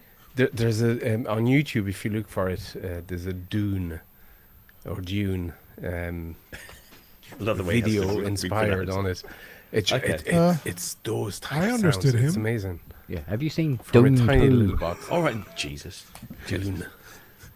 Dune. Dune. Or Dune. June. Even Dune. worse. I wanted to go to Nottingham. Oh, God, what's it called? Siluria. Yeah, your mother was a S- hamster. Yeah. Yeah, got it. So Siluria playable drone first patch. Listen to Radio Arrakis. Is that the one? There. That's it. Yeah. Okay. Okay. I thought you covered that. We may have done, but You might have. I might have, made space in What, my with head a for blanket and something ignored else. it? Cress, I'm not a mod in here, so I can't post a link for it. Yep. Hang on. Robbie guys, can do that. Yeah. Wasn't done the video. Jesus. Fuck. Yeah, come on. I know I'm a mod everywhere else, but I'm working on this lot. He's even got the scooter and everything. Share screen. There we go.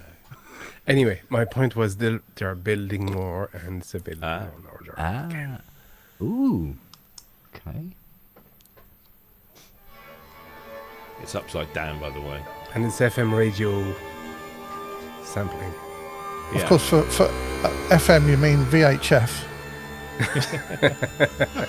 88 to 108 megahertz is VHF. Well, it's actually more than that, but it's erroneously called FM. That's the mode of transmission. What a clever idea. Isn't that cool? I love it. I bet. Oh, Andy's gone. He's missing it. Uh-oh.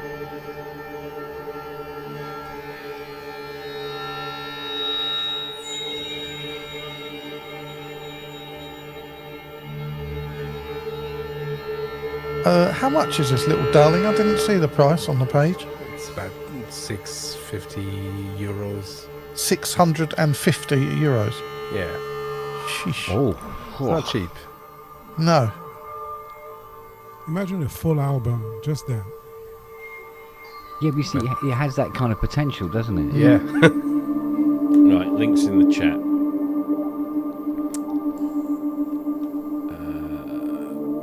649 euro, ships in 1 to 3 months. You get the unit plus a MIDI cable, 649. 32 gig. 668 plus shipping. Cool to sticker in Ireland, the printed name. Do you know what? I'd grab it if it was 300. 350. Yeah. But then 6 something makes you It- think. it does so much, though.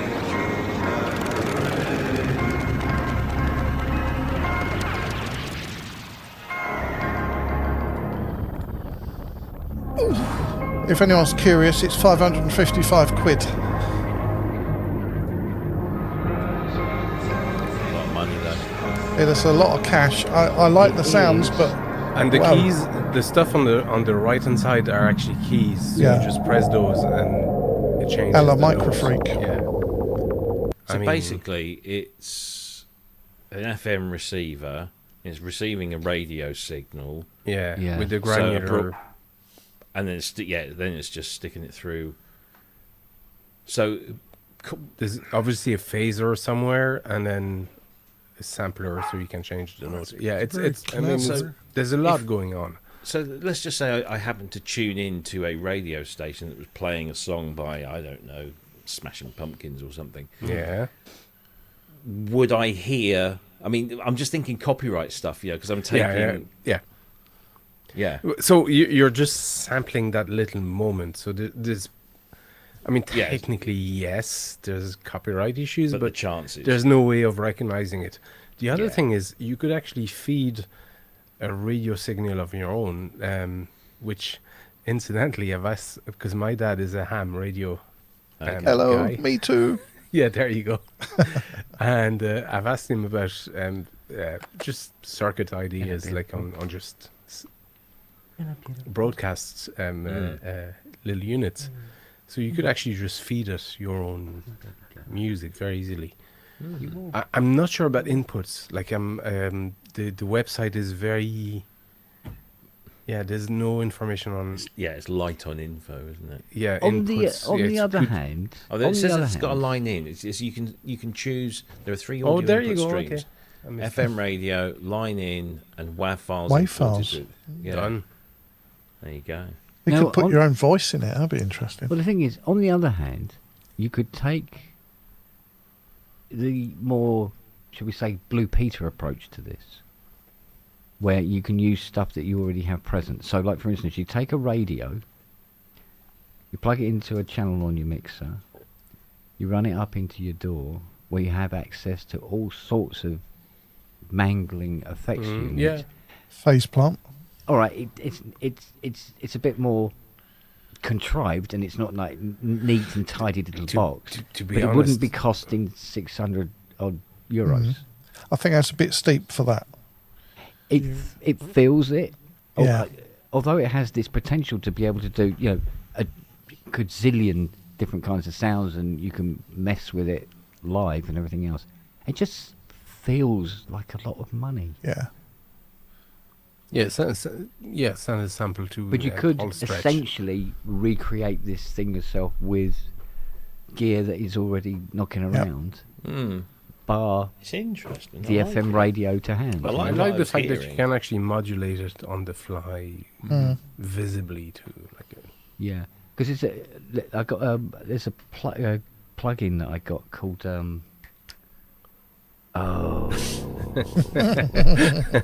It is FM, yeah. I can't remember again. I can't remember. Where you can put in something like a signal, and then you got this like morphing plate that you can move around. So you use like your touchpad or something on your Mac or something, and it does that kind of stuff to the signal. Whatever. The thing I like about it is because it's FM, so it's very much in the moment. Yes. So it's entirely like you can't predict what. Yeah, but you see, if you're using an FM radio to do it, you could be getting the same unpredictability as you're adjusting the radio, and you can be adjusting the thingy, and you've got pretty much the same kind of thing. They've taken a bunch of concepts, but they've wrapped them up into a box. Thrill. And they've given you those touch elements in there as well. So my idea was actually I've got a radio receiver module from AliExpress, and my initial idea was actually to build a little radio receiver module, like Eurorack module, and then send that to something like Clouds. Eurorack Clouds, which is a granular sampler, and then just modify stuff like that and pass it through a phaser. About the Teenage Engineering Op 1 as a radio input.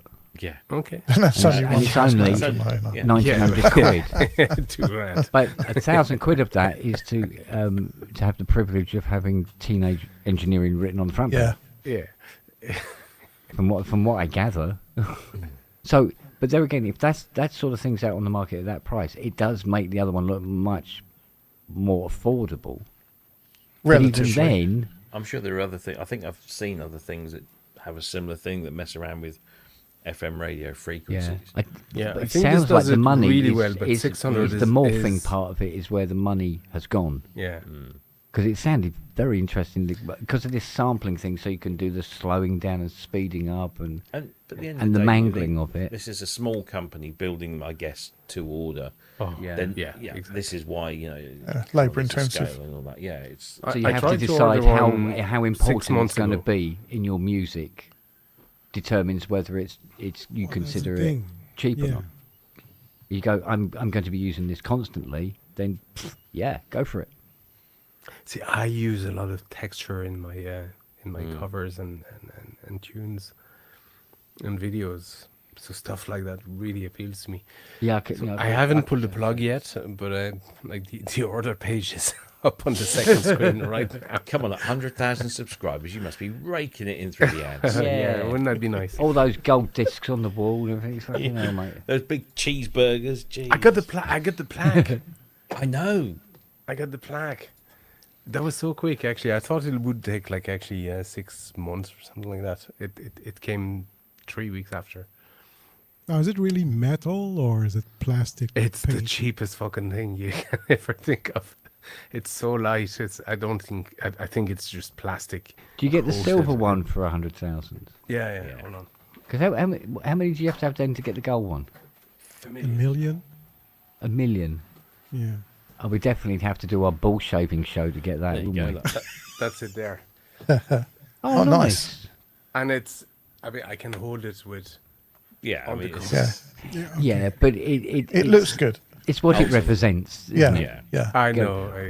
We can't show you our ones because I'll I've show you lots of mislaid things, but I mine. can't show one of them. Yeah. Yeah. the It's gold what one it is represents, and it represents fuck The all, only- really. Like, honestly. I'll show you my Only gold plaque one, I can but show it's you is too the heavy. stuff on my teeth.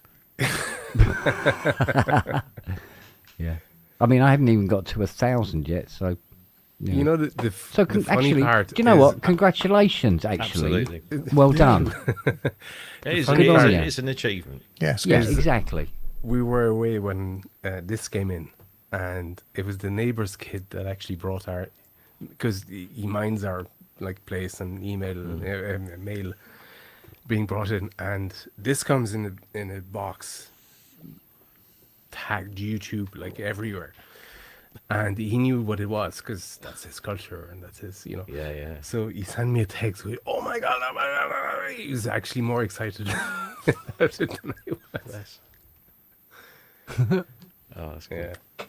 Oh, I think reckons that our ball shaving show would actually reduce numbers rather than I increase. don't know. They've not seen the. Depends on whose balls. forests. We Well, we that's could what I get was thinking. celebrity ball. Ball shaving. Oh, you Yeah, could celebrity ball guess shaving. the owner. That'd be Yeah, fun. guess the ball. Whose ball? And then we could have a competition every Friday where somebody has to hide somewhere and it would be spot the ball. Just one nut showing somewhere. Yeah. Fucking hell. Oh God. Celebrity ball shaving. Yeah, I think it might catch on. Yeah. Good Lord. Honestly. Anyway, Streamline this lack of support. These are perfect alternate to, especially when the rugby season finishes. You're right there, down there, young lady. Oi, madam. Oh, my madam's got. Oh no, she isn't. She's here. She's a kit. There you go. Oh my God. Thank you very much, Robbie. Yeah, that's your. That was proper early memes. Yeah, that's a I practice don't know ball. what you're talking about. So here's a testicle in an egg cup. that's a That head was the sticker. meme. I'm watching It's terrible. woman. Lily. What was the name of that website that you could go to and download? It just had memes, but I mean, we're talking 20 years ago. Jeez. BT3A. No, it wasn't that. That was because that was was- I loved B3TA.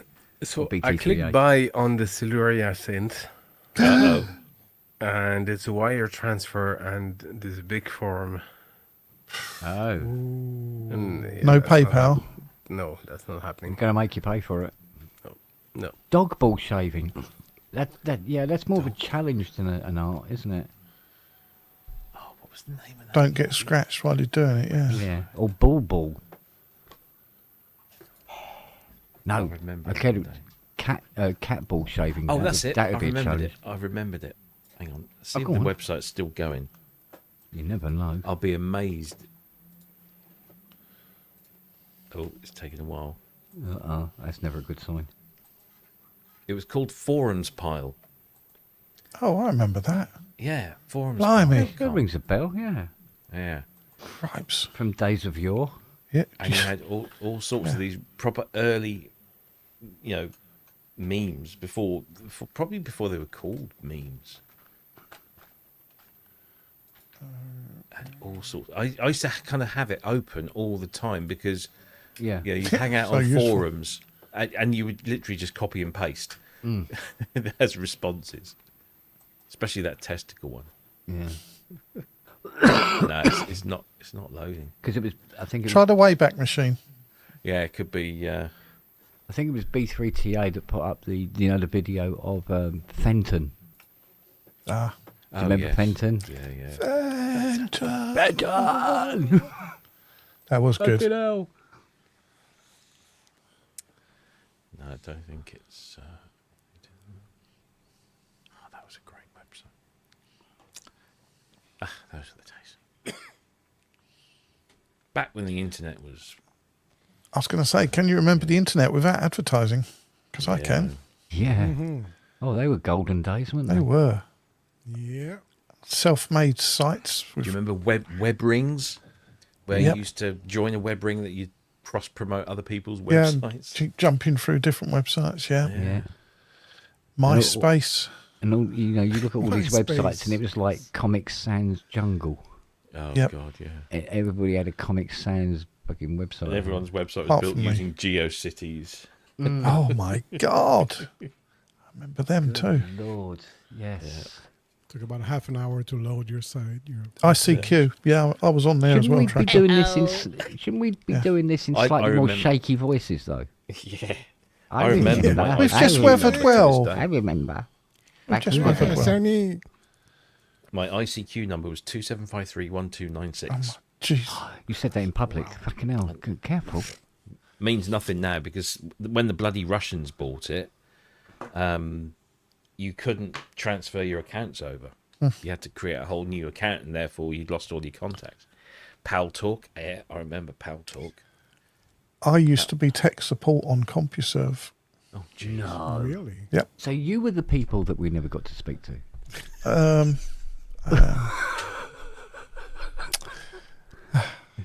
See? Can't get an answer out of him. I had plenty of calls, I tell you what. I I bet had you fucking plenty did. of calls. And it I was all bet. dial-up. There's none of this broadband nonsense. Oh, mate. All real man's internet.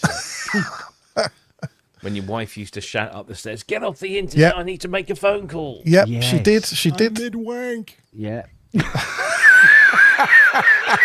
The picture hasn't stopped downloading. Can you wait a couple of minutes, darling? Oh, God.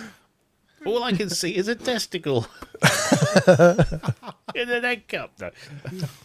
Once she's got this condom on the cucumber, I'll be with you.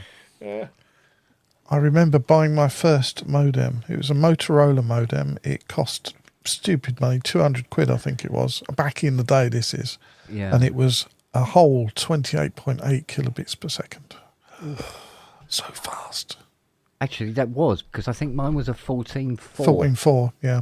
And it was a long thing, metal aluminium case, very beautifully done with a little red thingy, and with the lights on the front to let you know that it was doing anything at all. Yep. Yeah, I think it was a 14.4. I was a little bit. I didn't get into it until 56. Oh God, yeah, it was flying by then. I think it was like the late 90s, 98, 99 or something. 14.4, but- 28.8, 34, wasn't There was it? And a then 36. 56. There was a 36, yeah, 36, Yeah, and and then 54. And then the 54 turned Yeah. up. And then broadband. Yeah. Yeah. Oh, there was some 128s knocking around Was there? first. Oh, yeah. never saw those. Because jumping onto broadband was like many penny, and you had to wait for it to get into your area as well. That took a while. I mean, not here, but there was other parts of the country where it took for fecking ever to turn up. And now we've got fibre, which is bloody marvellous. Yeah, I got a gig, for fuck's sake. Yeah, me too. Inconceivable. Yeah. It used to take me 45 minutes to download the Dr. Solomon's antivirus definition. It would be like that. There was a Whereas site that I used to go to regularly, and there'd be a game there, and it would be, say, I don't know, for argument's sake, let's say 50 meg. And it would take 3 days to download all of the RAR files for it. Yep. Do you remember download managers? Yeah. For that very purpose. Yeah. WinRAR. Yeah. Oh, God, that's still going, by the way. Yeah. Was it WinRAR? No, WinRAR's the archive. It's compression. That's the archiver, isn't Yeah. it? Yeah. But they were WinRAR files, but you had this room where it would download a WinRAR. When it's finished, check it, and then go on to the next. Yeah, they were WinRAR in the serialised, list. weren't they? Yeah. Yeah. So it'd be blah, blah, blah, blah, 001, 002, That's 003. it. So And you open the first one, and it would then just pull all the others. Or you could just drag and select all, and it would unpack in WinZip or whatever. No, Yeah, 'cause not I used to- WinZip. WinRAR. It was Before I got the internet, I was relying. I had a bloke that worked for me at Argos, and he was, he's proper nerdy. He was into it all, and he had. So I would go to him and say, apparently Steinberg have just released an update for Cubase. Here's a pile of floppy disks. And he would go home and he would do it all, and then he'd bring the disc back in, bless him. And he got to a point that no, I can't keep asking him to do that, and eventually, because you had to sign up to either a service, didn't you, or when the infamous Philip Taysom came along with FreeServe. Yeah. That Yes, I just jumped kind on of that. opened up. Yeah. Everyone did, didn't they? You went into Dixon's, can I have a FreeServe CD? And they go, have a handful. Yeah, have as many as you want. Give them to your friends and family. Open up a magazine and they all fell out. It's like, That's it, yeah. Jesus Christ. I remember feeling like we finally gone into the future. I did ex-girl Sue, her name was. I've been out with a lot of Sues, come to think of it. And she brought her computer home from her because she ran her own business. She ran of all things. She ran a petrol station. Okay. And she brought home her computer, and it was an Apple Pet. Oh, God. Yeah, and it was like I'd seen my mate had a Spectrum. No, not a Spectrum, a Z81. And then she come in with this Pet, and it was like, fucking hell. Wow. Grown-up computer. Yeah, proper with the big 5 1/4. Yeah. The system drive and the program drive or something like that. That's a And the keeper. big keyboard. Yes. These things are so expensive now. Yep. And I used to have loads of them. I used to collect computers. Yeah. And I had a massive collection. I rivaled Bletchley, I tell you. Bletchley Park over here has got a massive collection. And I had a massive collection in my shed at the bottom of the Yeah, I called garden. it a I had a Pet, wasn't it? It was massive called great an Apple shed. II. Oh, the Apple II, yeah. Oh, with Apple the II, no, flap. Apple Not stuff not or Apple Pet, any it was a Apple computer. Commodore Pet, Yeah, Commodore Pet. Remember the Pet? Yeah. which was a Z80 machine, by the way. Do you I had remember one of those. The Dragon 32? Yep. Oh, Jesus. And yeah, the but 64. we used to take the piss out of anyone that turned up at school Yeah. who'd got a Dragon 32 or Oric. Oric 1. Because basically the Oric 1 was just a cheap kind of, well, I say cheap, it was a knockoff of the Spectrum, visually. Did And the it cool didn't have kids the had a games. BBC Micro? Cool Kids This had is BBC all- Micro, but That's the a good collection here. best one was Yes. obviously the Commodore 64. Everybody knows the Well, Commodore 64 kicked ass. It's a bit difficult. I could show my Spectrum collection up there, Commodore but I won't. 16. No, Vic 20. Vic 20. Oh, the Vic 20. Vic 20, that's Vic what I was 20. thinking. Yeah. Yeah. I remember when they brought out the Commodore 16, which was after the 64, and then they brought the Plus 4, which is this really cool looking thing. But it had its own, you couldn't, it wasn't cross compatible with anything. It was only when they brought out the Commodore 128 where I sold my 64 to some mug for pretty much what I paid for it, and then went to Debenhams and took my money from a Commodore 64, my savings, and bought a Commodore 128. And how often did I use the two? Because it had 3 modes. You had the Z80 mode, the CPM mode. You had the Commodore 128 basic mode, and you had the Commodore 64 mode. I only ever used the Commodore 64 mode. Playing games on it. Yeah, just to play all my Commodore 64 games. I might as well have just kept my Commodore 64. I think it claimed it could run the games a little better or a little faster, but what was that? We had a computer. I got a C64 recently, actually, from a friend who came over and had one in his attic and just brought it over. He saw like all the videos and. I've still got the one you sent me. Did I send you one? You sent me a 64. Oh, Jesus. Just the unit. I thought I sent you just a Mega Drive. No, you sent me that as well. Oh, you sent me a 64. It was missing some screws in the bottom. You're right. Yeah. No power supply or anything like that. So I need to get in just get a power supply. There was a computer we had. I think it was early 90s, and it was quite thin. It had a keyboard, but the cassette deck was built in. And it was Samstrad. Either an Amstrad or a Spectrum 1. Yeah. It was something like MX or MSX. Oh, MSX. MSX, Yeah. That's a Z80 machine as well. There was a standard. Yeah, well, there you go. The MSX guy here. Yeah. Yeah. Lovely It's machines. a lovely little machine, yeah. Well, Very the best well one was made. the Yamaha CX5M, wasn't it? That's Probes just saying he's got one in the Yeah, chat. I've got one. Although it's in storage, but yeah, I've got the CX5M with the YK10 piano keyboard, and I've got both FM modules. A friend of mine and I work on the MSX Oh, look at that. FPG or Repro Nice. stuff. Yeah.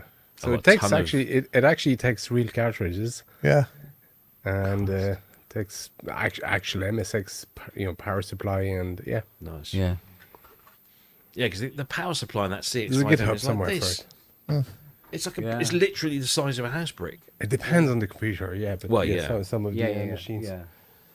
But I've got a whole pile of Yamaha cartridges for mine. And then Ollie, you did those things, didn't you? You were making like clone cartridges, like little circuit boards. Yeah, and some of the actually Polly hit me up recently because I think I told him to.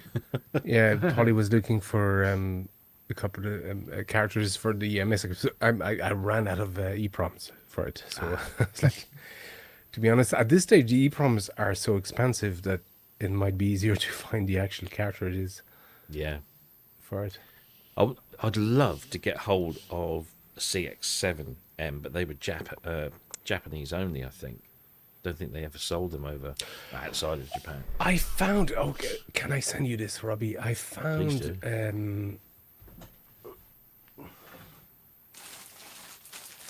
Oh, bag of crisps. I had it here.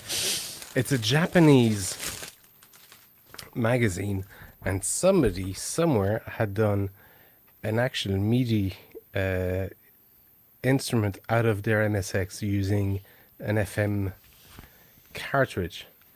All right. I have the but essentially they just plugged. Yeah, there you go. Bloody And then there is they used like a strap for it. There's can I get it at all where they're actually playing it? Maybe not. Wow. Maybe it's on a different page. But they did an actual playable instrument, live instrument. I have some Japanese at this stage, so I was able to read, and it was used live in a few gigs.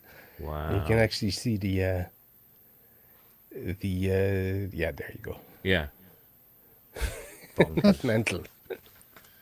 I got really fascinated by the Yamaha Integrated System, or YIS, which was this basically Yamaha's vision for the future, where the entire house would be, connected with computer technology. And that's the reason why the DX7 is brown. Because the whole Yamaha integrated system, which was designed for the home in the late 70s, early 80s, and of course, what was the main decor color of most people's homes here. It was brown. So all this stuff was brown. And if you find the brochures, if you go to YamahaBlackBoxes.com, he's got a whole section on there with all the brochures of showing these shots of Japanese models in their stylized houses with this stuff, and you've got a printer and you've got a computer, and then there's a big Home Central computer part, and then there's keyboards, and there's and it's all part of all of that Yamaha stuff came out of that, and the reason the DX7 and ultimately the 1 and the 5 as well was brown is because it was still following on that design theme from back then. It's fascinating stuff if you're a nerd. I told you before, I have some Yamaha whatever the C5 brochures to send you. Yes. And every time I'm about to send it to you, I'm like, God, I really like them. Mate, honestly. But what I'll do is I'll take screenshots of them. I have to do that. Yeah. It's been a couple of years. And I'll have to take screenshots because they're really cool. It's just promotional brochures for the CX5M. Is that the CX5M? CX5M, yeah.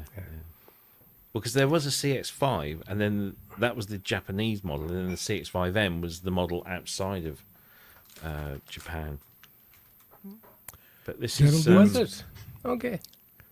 So there you go. This is... Whoops. So this is, this is where the idea, was sort of, you had this big furniture unit with a keyboard and a monitor. Oh, my God. I'm just trying this. There are some better pictures here. So yeah, if you look at this, God. I mean, That's so austere, isn't it? Look at the It's like Victorian computers. It is, but they had this vision that this was going to be the integrated system. There are some clearer pictures, I think. There you go. Look at that. So that's your Look at that main disk frame. drive. Oh, Monitor. I have... No, it's not going to reach, actually. Which is great. Jesus, look at that. Retrofuturism at its best. Yeah. And then, of course, you got the Yeah. CX5. Well, And everything was starting to come from that. I've got a really cool desktop Philips MSX Oh, yeah. here. Let's see, but my camera won't show it. Can I actually join in with my phone? Yeah, MSX was a standard. It was Z80 based. Microsoft, wasn't it?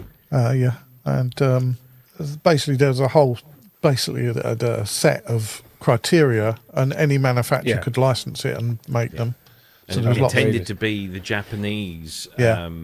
So Toshiba, Panasonic, Olivetti, typewriter manufacturers as Yeah. well. They all got in on the act. Apricot, I think. do you know what I keep looking at the moment? So the cool thing about the Porn? MSX is Konami. On eBay. Okay. Go on. It's the only one for sale in the world at the moment, from what I can find.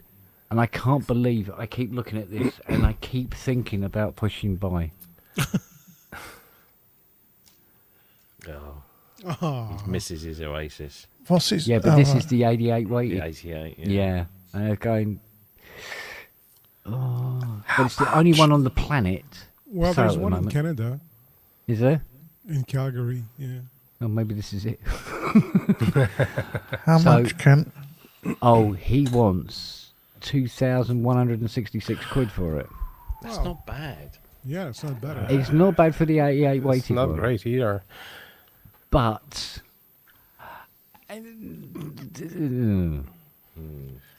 Where would you put it, Kent? Oh, we'd find room. Oh, I'd make room. But bearing in mind, it's only about another 8 weeks or so, and this is gone. Oh, True.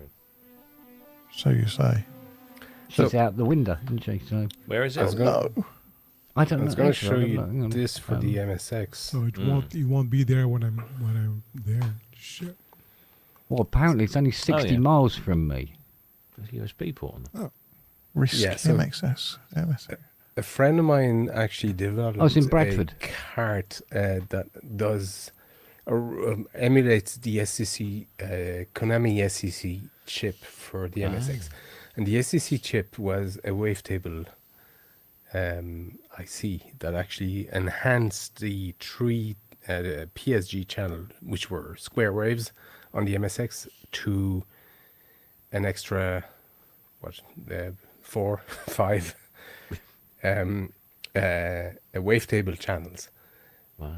On some Konami games. But essentially what you can do with this is actually load, I first load it with any Konami games that uses SCC, but also load it with a tracker that actually replicates the SCC chip and actually compose tunes with it.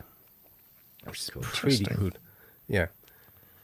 The other cool thing I got was this, which was the Philips music model, which is an FM module. Back then, yeah. So it's similar, very similar to the CX5M cartridge, which essentially the CX5M was essentially that. It was a because it only had one cartridge port on the top, but the second cartridge port, which was a requirement for the MSX standard, was the FM module. And this was Philips equivalent to the module that sits under the CX5M, and it's just a massive, massive cart that sits in the cart port, or the secondary or first cart port, and it has very much the same stuff that the CX5M had, which is the keyboard. So that goes in the top port. Yeah. Yeah, see, unless you have the CS5M had just one cartridge port, as far as I remember. I think it had one on the back as well, didn't it? Like a secondary one. Maybe you're right. Maybe you're If right. I remember right, Probes, I think it was an 8-bit board in the Oasis running a P4 2 gigs. Because then the SFG FM module on the CX5 slotted in the side. That's the actual synthesis module. Yeah, underneath, yeah. Yeah, it goes underneath, yeah. So you can put that in and then put a cartridge in on the top. But I seem to remember finding that you could buy a... I see that's got a MIDI. Well, that was this thing with the Yamaha one. So when they released the CX5M, it had this FM module, which is essentially... a 4-operator, so 8 algorithm.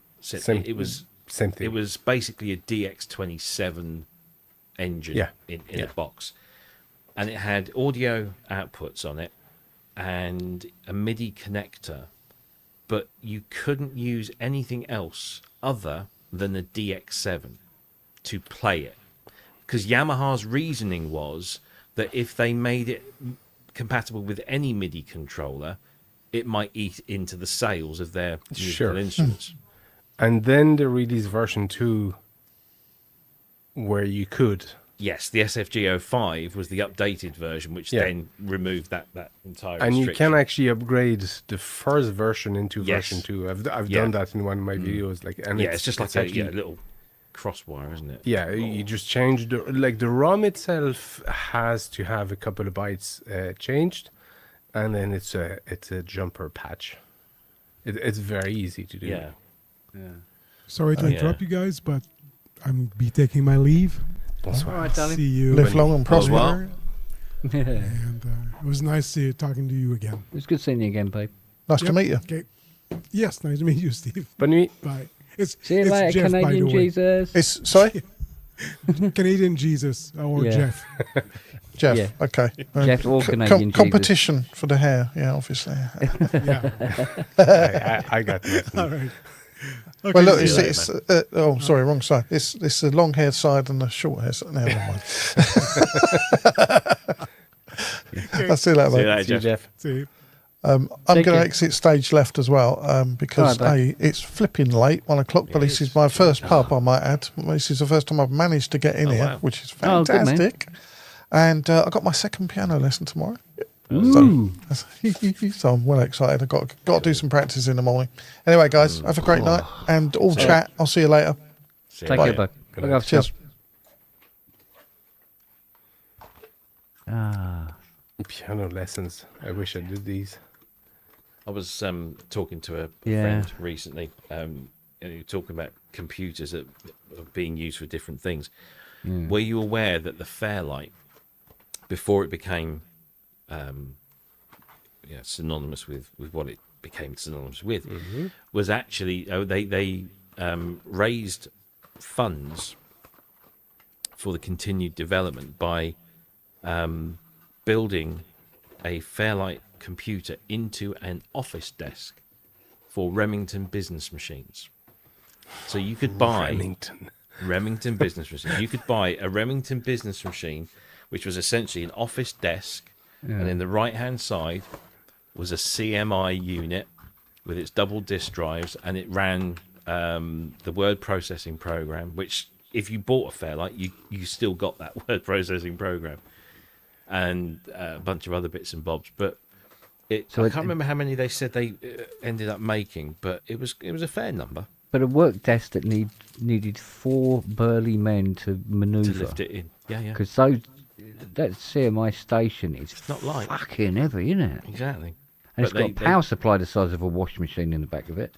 But this is back in the day when they were trying to keep the company going to achieve their end goal. Yeah. So they were looking for ways that they could utilise what they got already, and so they struck a deal with Remington business machines. Needs must double drives, mate. Yeah. And I was talking to my friend who. Sorry. Oh, go on. No, you go. No, it was true. No. I just had an Obi-Wan moment when you said Remington. I was like, there's a name I haven't heard in my time. Oh, yeah. I like them so much, I bought the company. Victor Khayyam's middle name was Kermit. Kermit was quite a popular name. Yeah. Well, nobody would have associated it with a green frog puppet until Muppets really took off. Anyway, I suppose. Yeah. How weird. Yeah. Victor Kermit. Oh, there's a guy that works at the company I work for, day job. Yeah. And he's based somewhere in the New England area, and he has a voice exactly like Kermit the Frog. No. Exactly. And he comes on like they do these like monthly or quarterly what they call all hands meetings where everybody jumps in and everyone talks about what's going on. And he heads up a particular division, so he always comes on. I just have to turn my camera off because I can't. I just can't. Oh dear. And there's another guy who's the nicest guy in the world. Money. He's Austrian. So have a guess who he sounds like. Arnold Schwarzenegger. Arnold Oh, Schwarzenegger. God. He sounds just like Arnold Schwarzenegger. He does. Really? He talks like that. Oh man. Can you imagine them, both of them in the same public chat? But Kermit and Arnie. Give me your clothes. Give me your boots. Yeah, and on motorcycle. Yeah. Wow.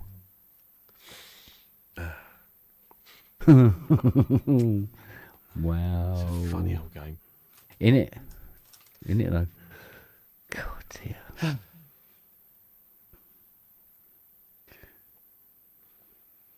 Oh dear. Have you been, or are you going on holidays to Italy this year? No, we're going to France again, but this time we are going to Paris. We're going to Paris, and unlike me, I'm not even taking the car. We're doing the whole fucking thing by train. So I'm getting on the train just down the road here, down to London, across London to St Pancras on the Eurostar. Experience. And, yeah, exactly. And I can, then not have to worry about, drink driving and all that kind of stuff. And we've got a little Airbnb on one of the islands in the middle of the Seine.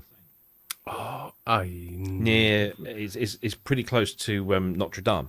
Yeah, I'm one of my friend used to live right beside it, and so I'd go weekends and visit him, and we'd party, and he'd come over to Dublin at the time, and we'd party. Like we were in our 20s, but I remember that area, and the two of us sitting on a bench, looking at Notre Dame on that island. It was beautiful. Yeah, the Beautiful, views, stunning. Yeah, I'm not a fan of Paris, but that area is Paris. We're only there for a week, Yeah. so which I think is good, because I think if we were there for any longer, we'd probably just get a little bit. So we'll obviously do the whole Notre Dame thing. We're definitely going to spend a day at Versailles, which looking at the guides, it looks like it's fairly straightforward to get to on public transport, with a little walk at the end. But we were both huge fans of the TV show Versailles. Sure. So all that bodice ripping kind of shit going on. Did you ever watch that a Netflix program, The Parisian Agency? No. And essentially, they just buy and sell properties around Paris and France, and it's on Netflix. It's actually very good. It is in French, but it's dubbed in. As long as there's subtitles, that's all I care. It's subtitled. Sorry, subtitled in English. And my wife loves it. She's the one who wants to watch it. But it's actually it's lovely, because it actually makes you see because I'm very cynical about Paris, being French and grew up in the countryside, and but Paris, it makes you see the really lovely side of Paris, and it can be a nice place. If you go to the right places, and that area that's it.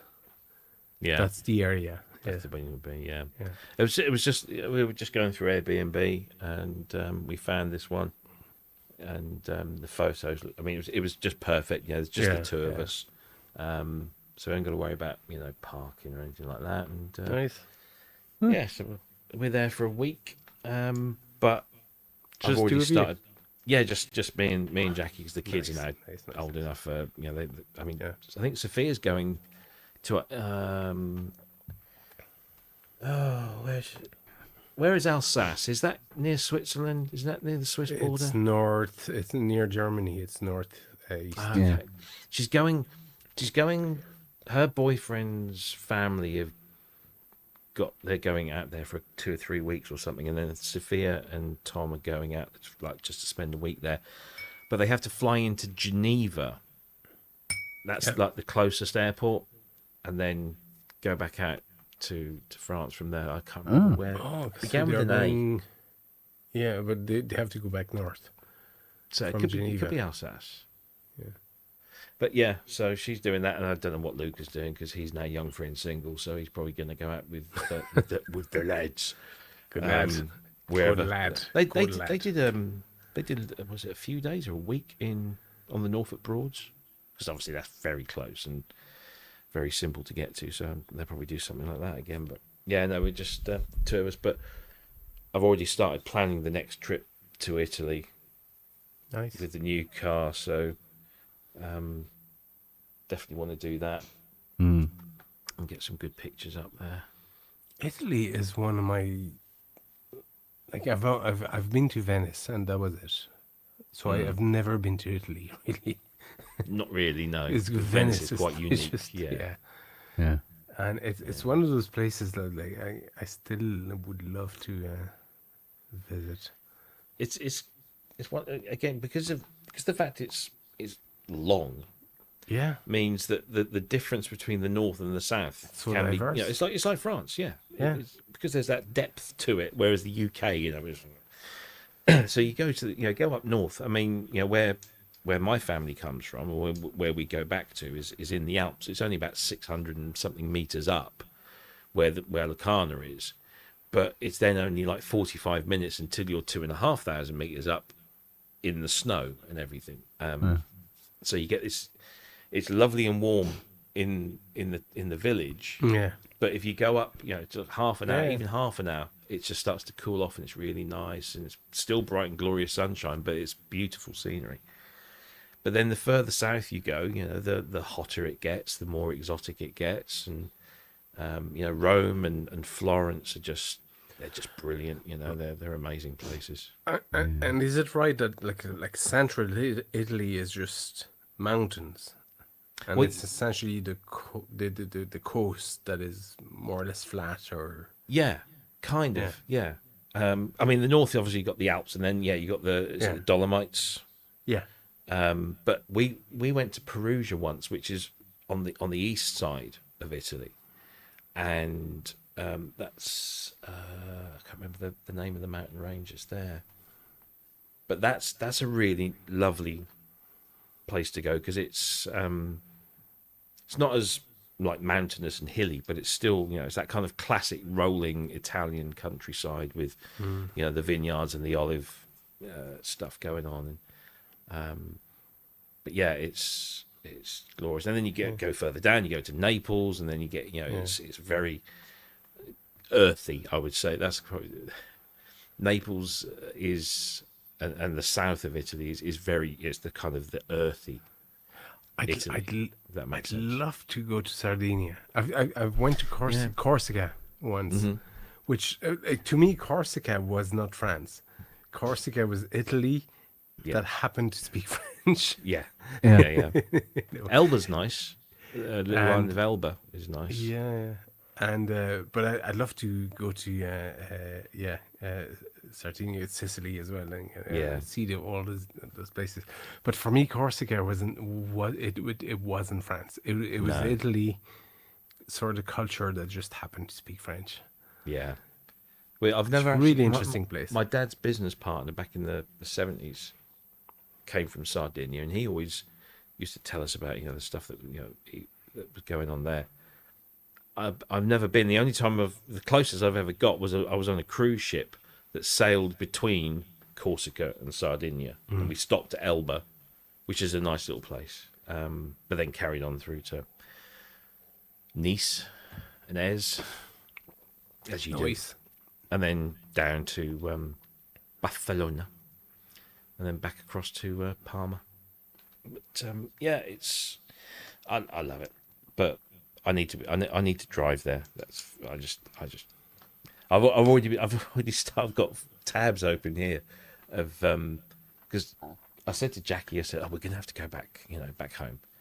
Oh, we have to because we've been there a lot, and she goes, couldn't we go somewhere else? So I'm already searching Europe's top driving, like where can I get it? So there's a place in Austria apparently that's got a brilliant road. Has she any links to Italy as well, or? Sorry, does she have any? Like you have links to Italy, but does she have? No, just me. That's it. Yeah. So, it's. It was funny because I was going through all my paperwork. I've just been getting rid of all this old paperwork stuff, and I came across a whole bunch of paperwork relating to me going back to Italy in 2020. I was going to celebrate my 50th out there. Of course, fucking pandemic and all the cancellations I had to make and stuff. That's crazy. It's a shame. I'm actually going to be in Paris on my 55th this year, so that'll be quite nice. It'll be a nice one to do. But I've even started looking at buying places in Locarno for retirement. They're stupidly cheap. They're stupidly cheap because they're even the modern stuff is not that modern, but they're all traditional sort of alpine houses that are built to withstand the cold, but also to keep out the heat in the summer. Do they have conservation rules? Yeah, there's more of that coming in. Like my friend out there who we go and so she's an architect, but she's also a very successful kind of Airbnb entrepreneur, and she converted one of the buildings right in the center of this village. So it's really narrow roads, cobbled roads, and she converted this 5-story building into a bed and breakfast essentially. So each floor has 1 or 2 rooms max, and then they'll all have their own balconies. But she's had to build that in certain environmental ways, and she was all for it. She's kind of one of these architects that wants to build, sustainable, stuff. And she's got it's solar panels, and there's lots of wood used, as there is mostly a lot of wood and timber out there. She's got about 4 or 5 properties out there now, all rented. Yeah, if you ever think about going that way, let me know. I'll put you in touch. Oh, I'm good. I have we kept my grandmother's place in Saint-Malo. Oh, nice. In France, yeah. Between my dad, my sister, and I, we were clever enough to actually get it. Mm-hmm. And my dad was like, okay, essentially that was his place, like by inheritance, and he actually ceded it to my sister and I. Nice. Like we all chipped in, money wise, but law wise, there was a lot of stuff involved. Yeah. So he just ceded it to my sister and I. So we own it now. Nice. Yeah, which is lovely. So we've been going back there for the past 5 years now. Yeah. Which is, yeah. Unfortunately, my nonna. Yeah, my nonna had a place, really nice place in Locarno, and when she fell ill, to pay for her care, they ended up having to sell everything. Yeah. And so even my dad, who was hoping to maybe go back there, he obviously never did, but he couldn't do it. So it's a real shame. I've got a cousin that lives out there who's is my dad's cousin, and they've got a lovely sort of 3-story place. Well, actually it's 4 because there's a basement as well. But and my other cousin, she must have at least 1 property. She's got her own fashion store. She's got a little penthouse apartment in a place called Riverollo, which is a little bit further down the valley. But then she's got the family stuff. So I need to speak to them and just. I keep looking on I've got another friend out there who's an estate agent, and I keep looking at her website, and these little properties keep popping up, and they're stupidly cheap. Yeah. Stupidly cheap, and there was one. It's the right stuff if you have a connection with the place, and it's like it is the right stuff to. Yeah. Sort of invest or buy, like if you have a connection with the place. And you want to go there for a few weeks, a year. I could easily live out there. It's just. Yeah. It's like, I mean, Fiona, we were talking about it. So, if it became possible to go and move somewhere, for a retirement type thing, and she goes, "Where would you go?" And I went, Lake Como. Where is that? It's northern. It's up in the north of Italy, isn't it? Yeah, Lake Como. It's south of where we are. Yeah. Yeah. But near Genoa. But it's actually quite exclusive, isn't it? Oh, really? Como's, yeah. Well, the properties around the lake. Yeah, around the lake. Ridiculously expensive. I have got so many customers from around the lake. And have you any interest towards Ireland, for example?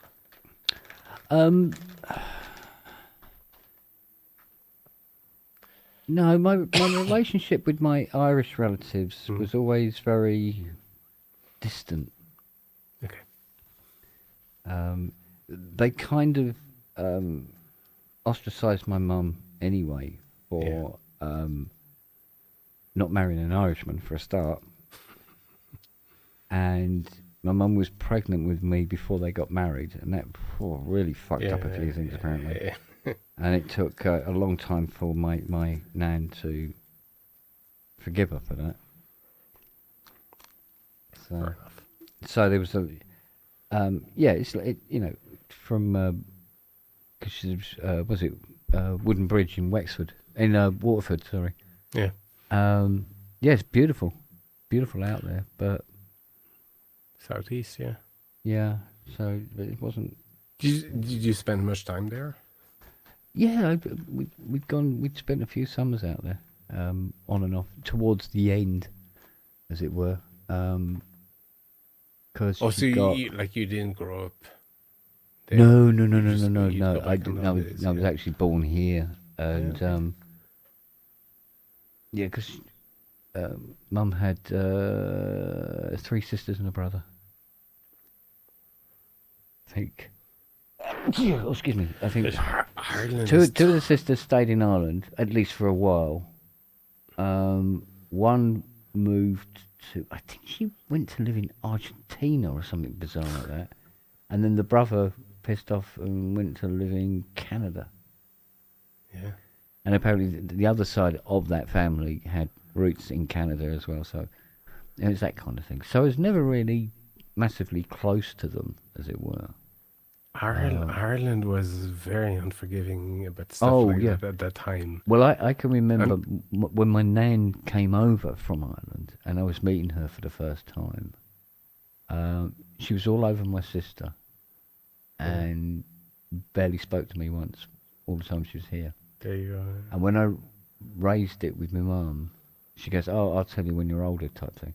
And of course, when I was older, and I was saying, "Look, did she not like me or something?" She goes, "It's because you were conceived out of wedlock." I went, "Well, that wasn't my fucking fault, was it? Yeah. You're the one that couldn't keep your fucking legs closed.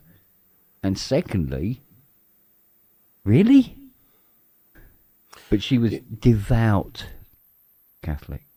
Yeah. I mean, she'd make a priest go, "Fucking hell, I'm into God, but fuck me, girl, you are fucking taking it to the extreme kind of devout Catholic." So, I met so many interesting cases, so to speak, through music, through Irish music, playing in Irish music circles. Similar situations, like people who'd the parents were Irish but moved out of Ireland and or came back the kids had a tough time, or they came back to Ireland. Kids had a tough time being accepted. They fell into the most traditional circles, like really embraced the most traditional stuff.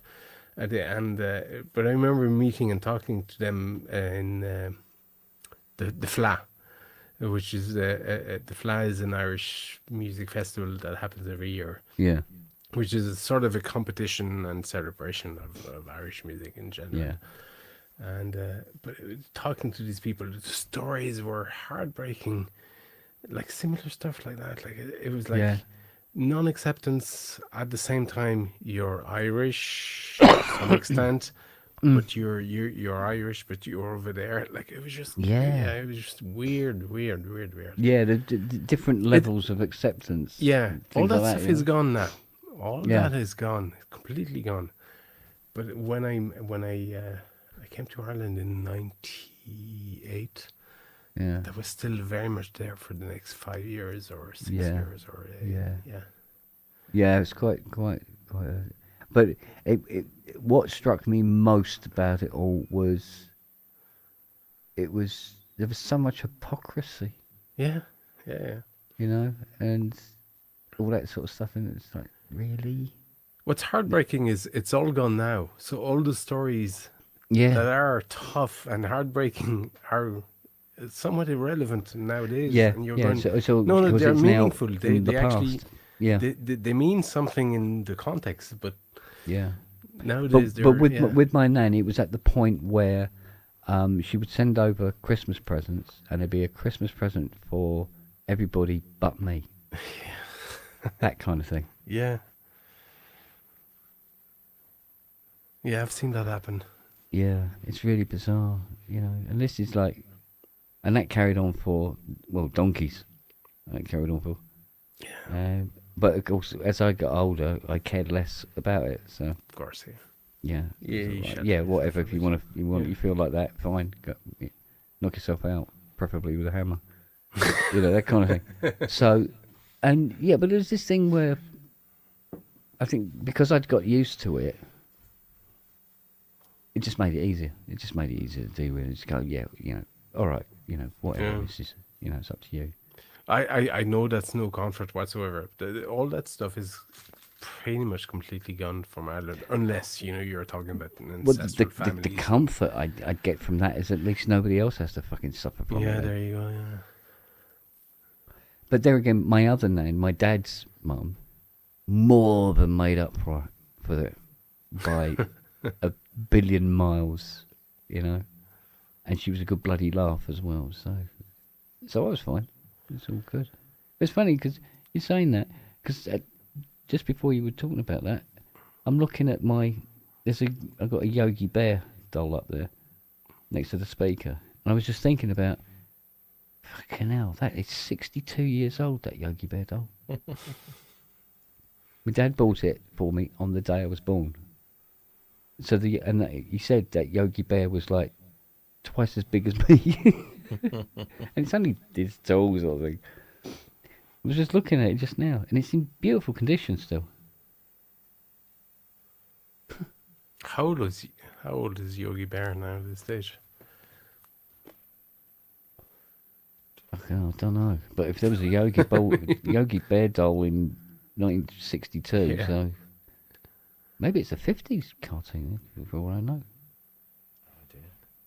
But fellas, I got school tomorrow. Mm-hmm. Oh, we are moving on, aren't we? Was it half one? Not bad. Not bad, is it?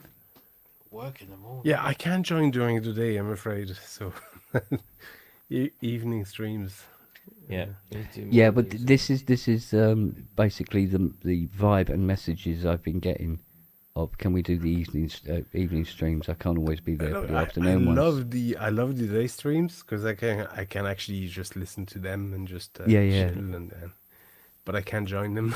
But like I said to Matt, that's why I haven't joined anything at all.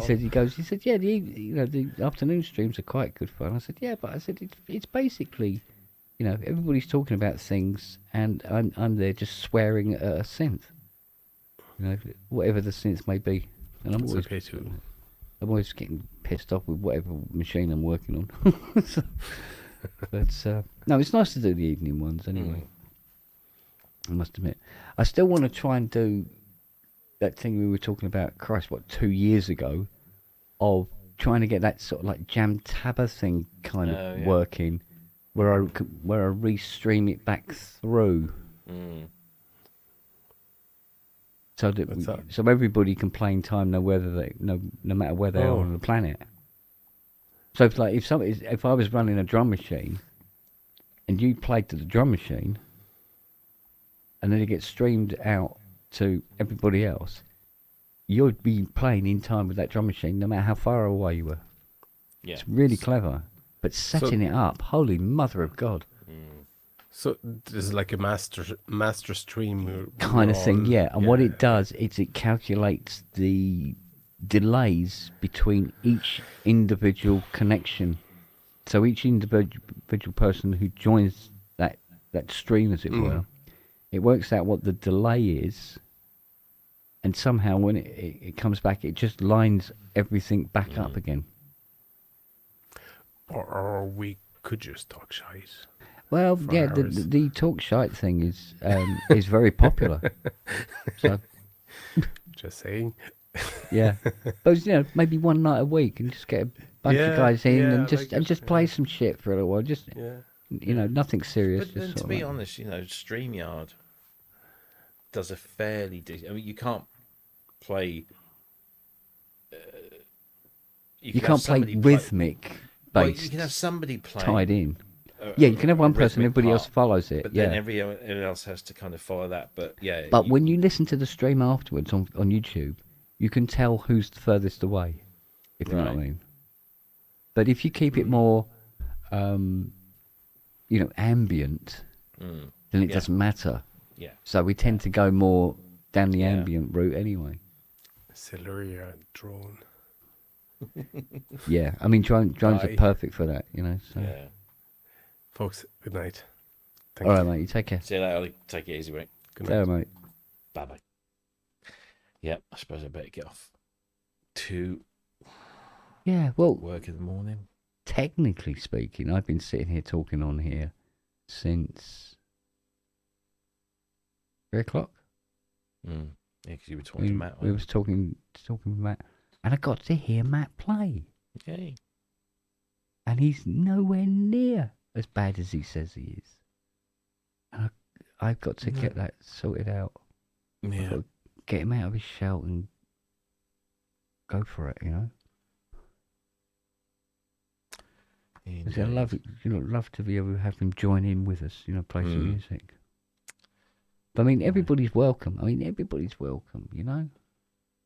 No matter what the musical preferences, it all works. Especially in drones, it works. Anybody can come in and play any bloody thing, and it works. Yeah. Do you know what? Getting him on Popcorn Night probes would be, at this point right now, absolutely fucking possible. Absolutely impossible.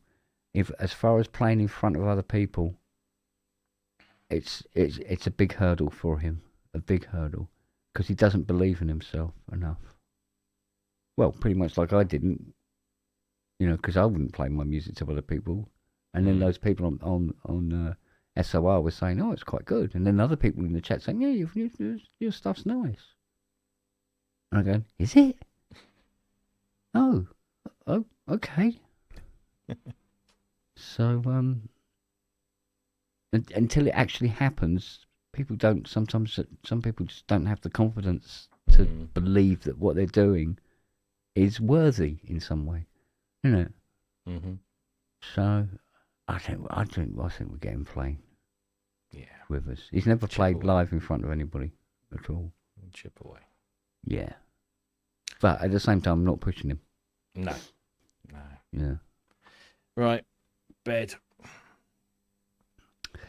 Yes. All right. All right, but only this time, Rob. Only this time. Okay. All right, buddy. I'll have the left-hand side, okay? Oh. All right, darling. Pillows. Right. Yes. I will see you soon. Well, no doubt. Yes, it is. That's the way it works, isn't it? It is. But like I said, I had a quick word with Richard Hilton. Mm-hmm. And he said, yeah, Glasgow went down well and all this. It did. He's doing Dumpling tomorrow night. It's fucking hell. How long has he been on tour now? It's got to be months. Yeah, it's a long one. It's a long one. He's older than me, poor bastard. He must be bloody worn out. God dear. Alrighty. I will see all right, you soon. Ladies and gentlemen. Take it easy. Catch you all later. We'll probably Take do care. another pub in the week, yeah? Mm-hmm. For the hell of it. All right then. Oh. See you later. Okay. Take care, everyone. Look after yourselves. Bye-bye. Bye. Have to end the stream. There we go.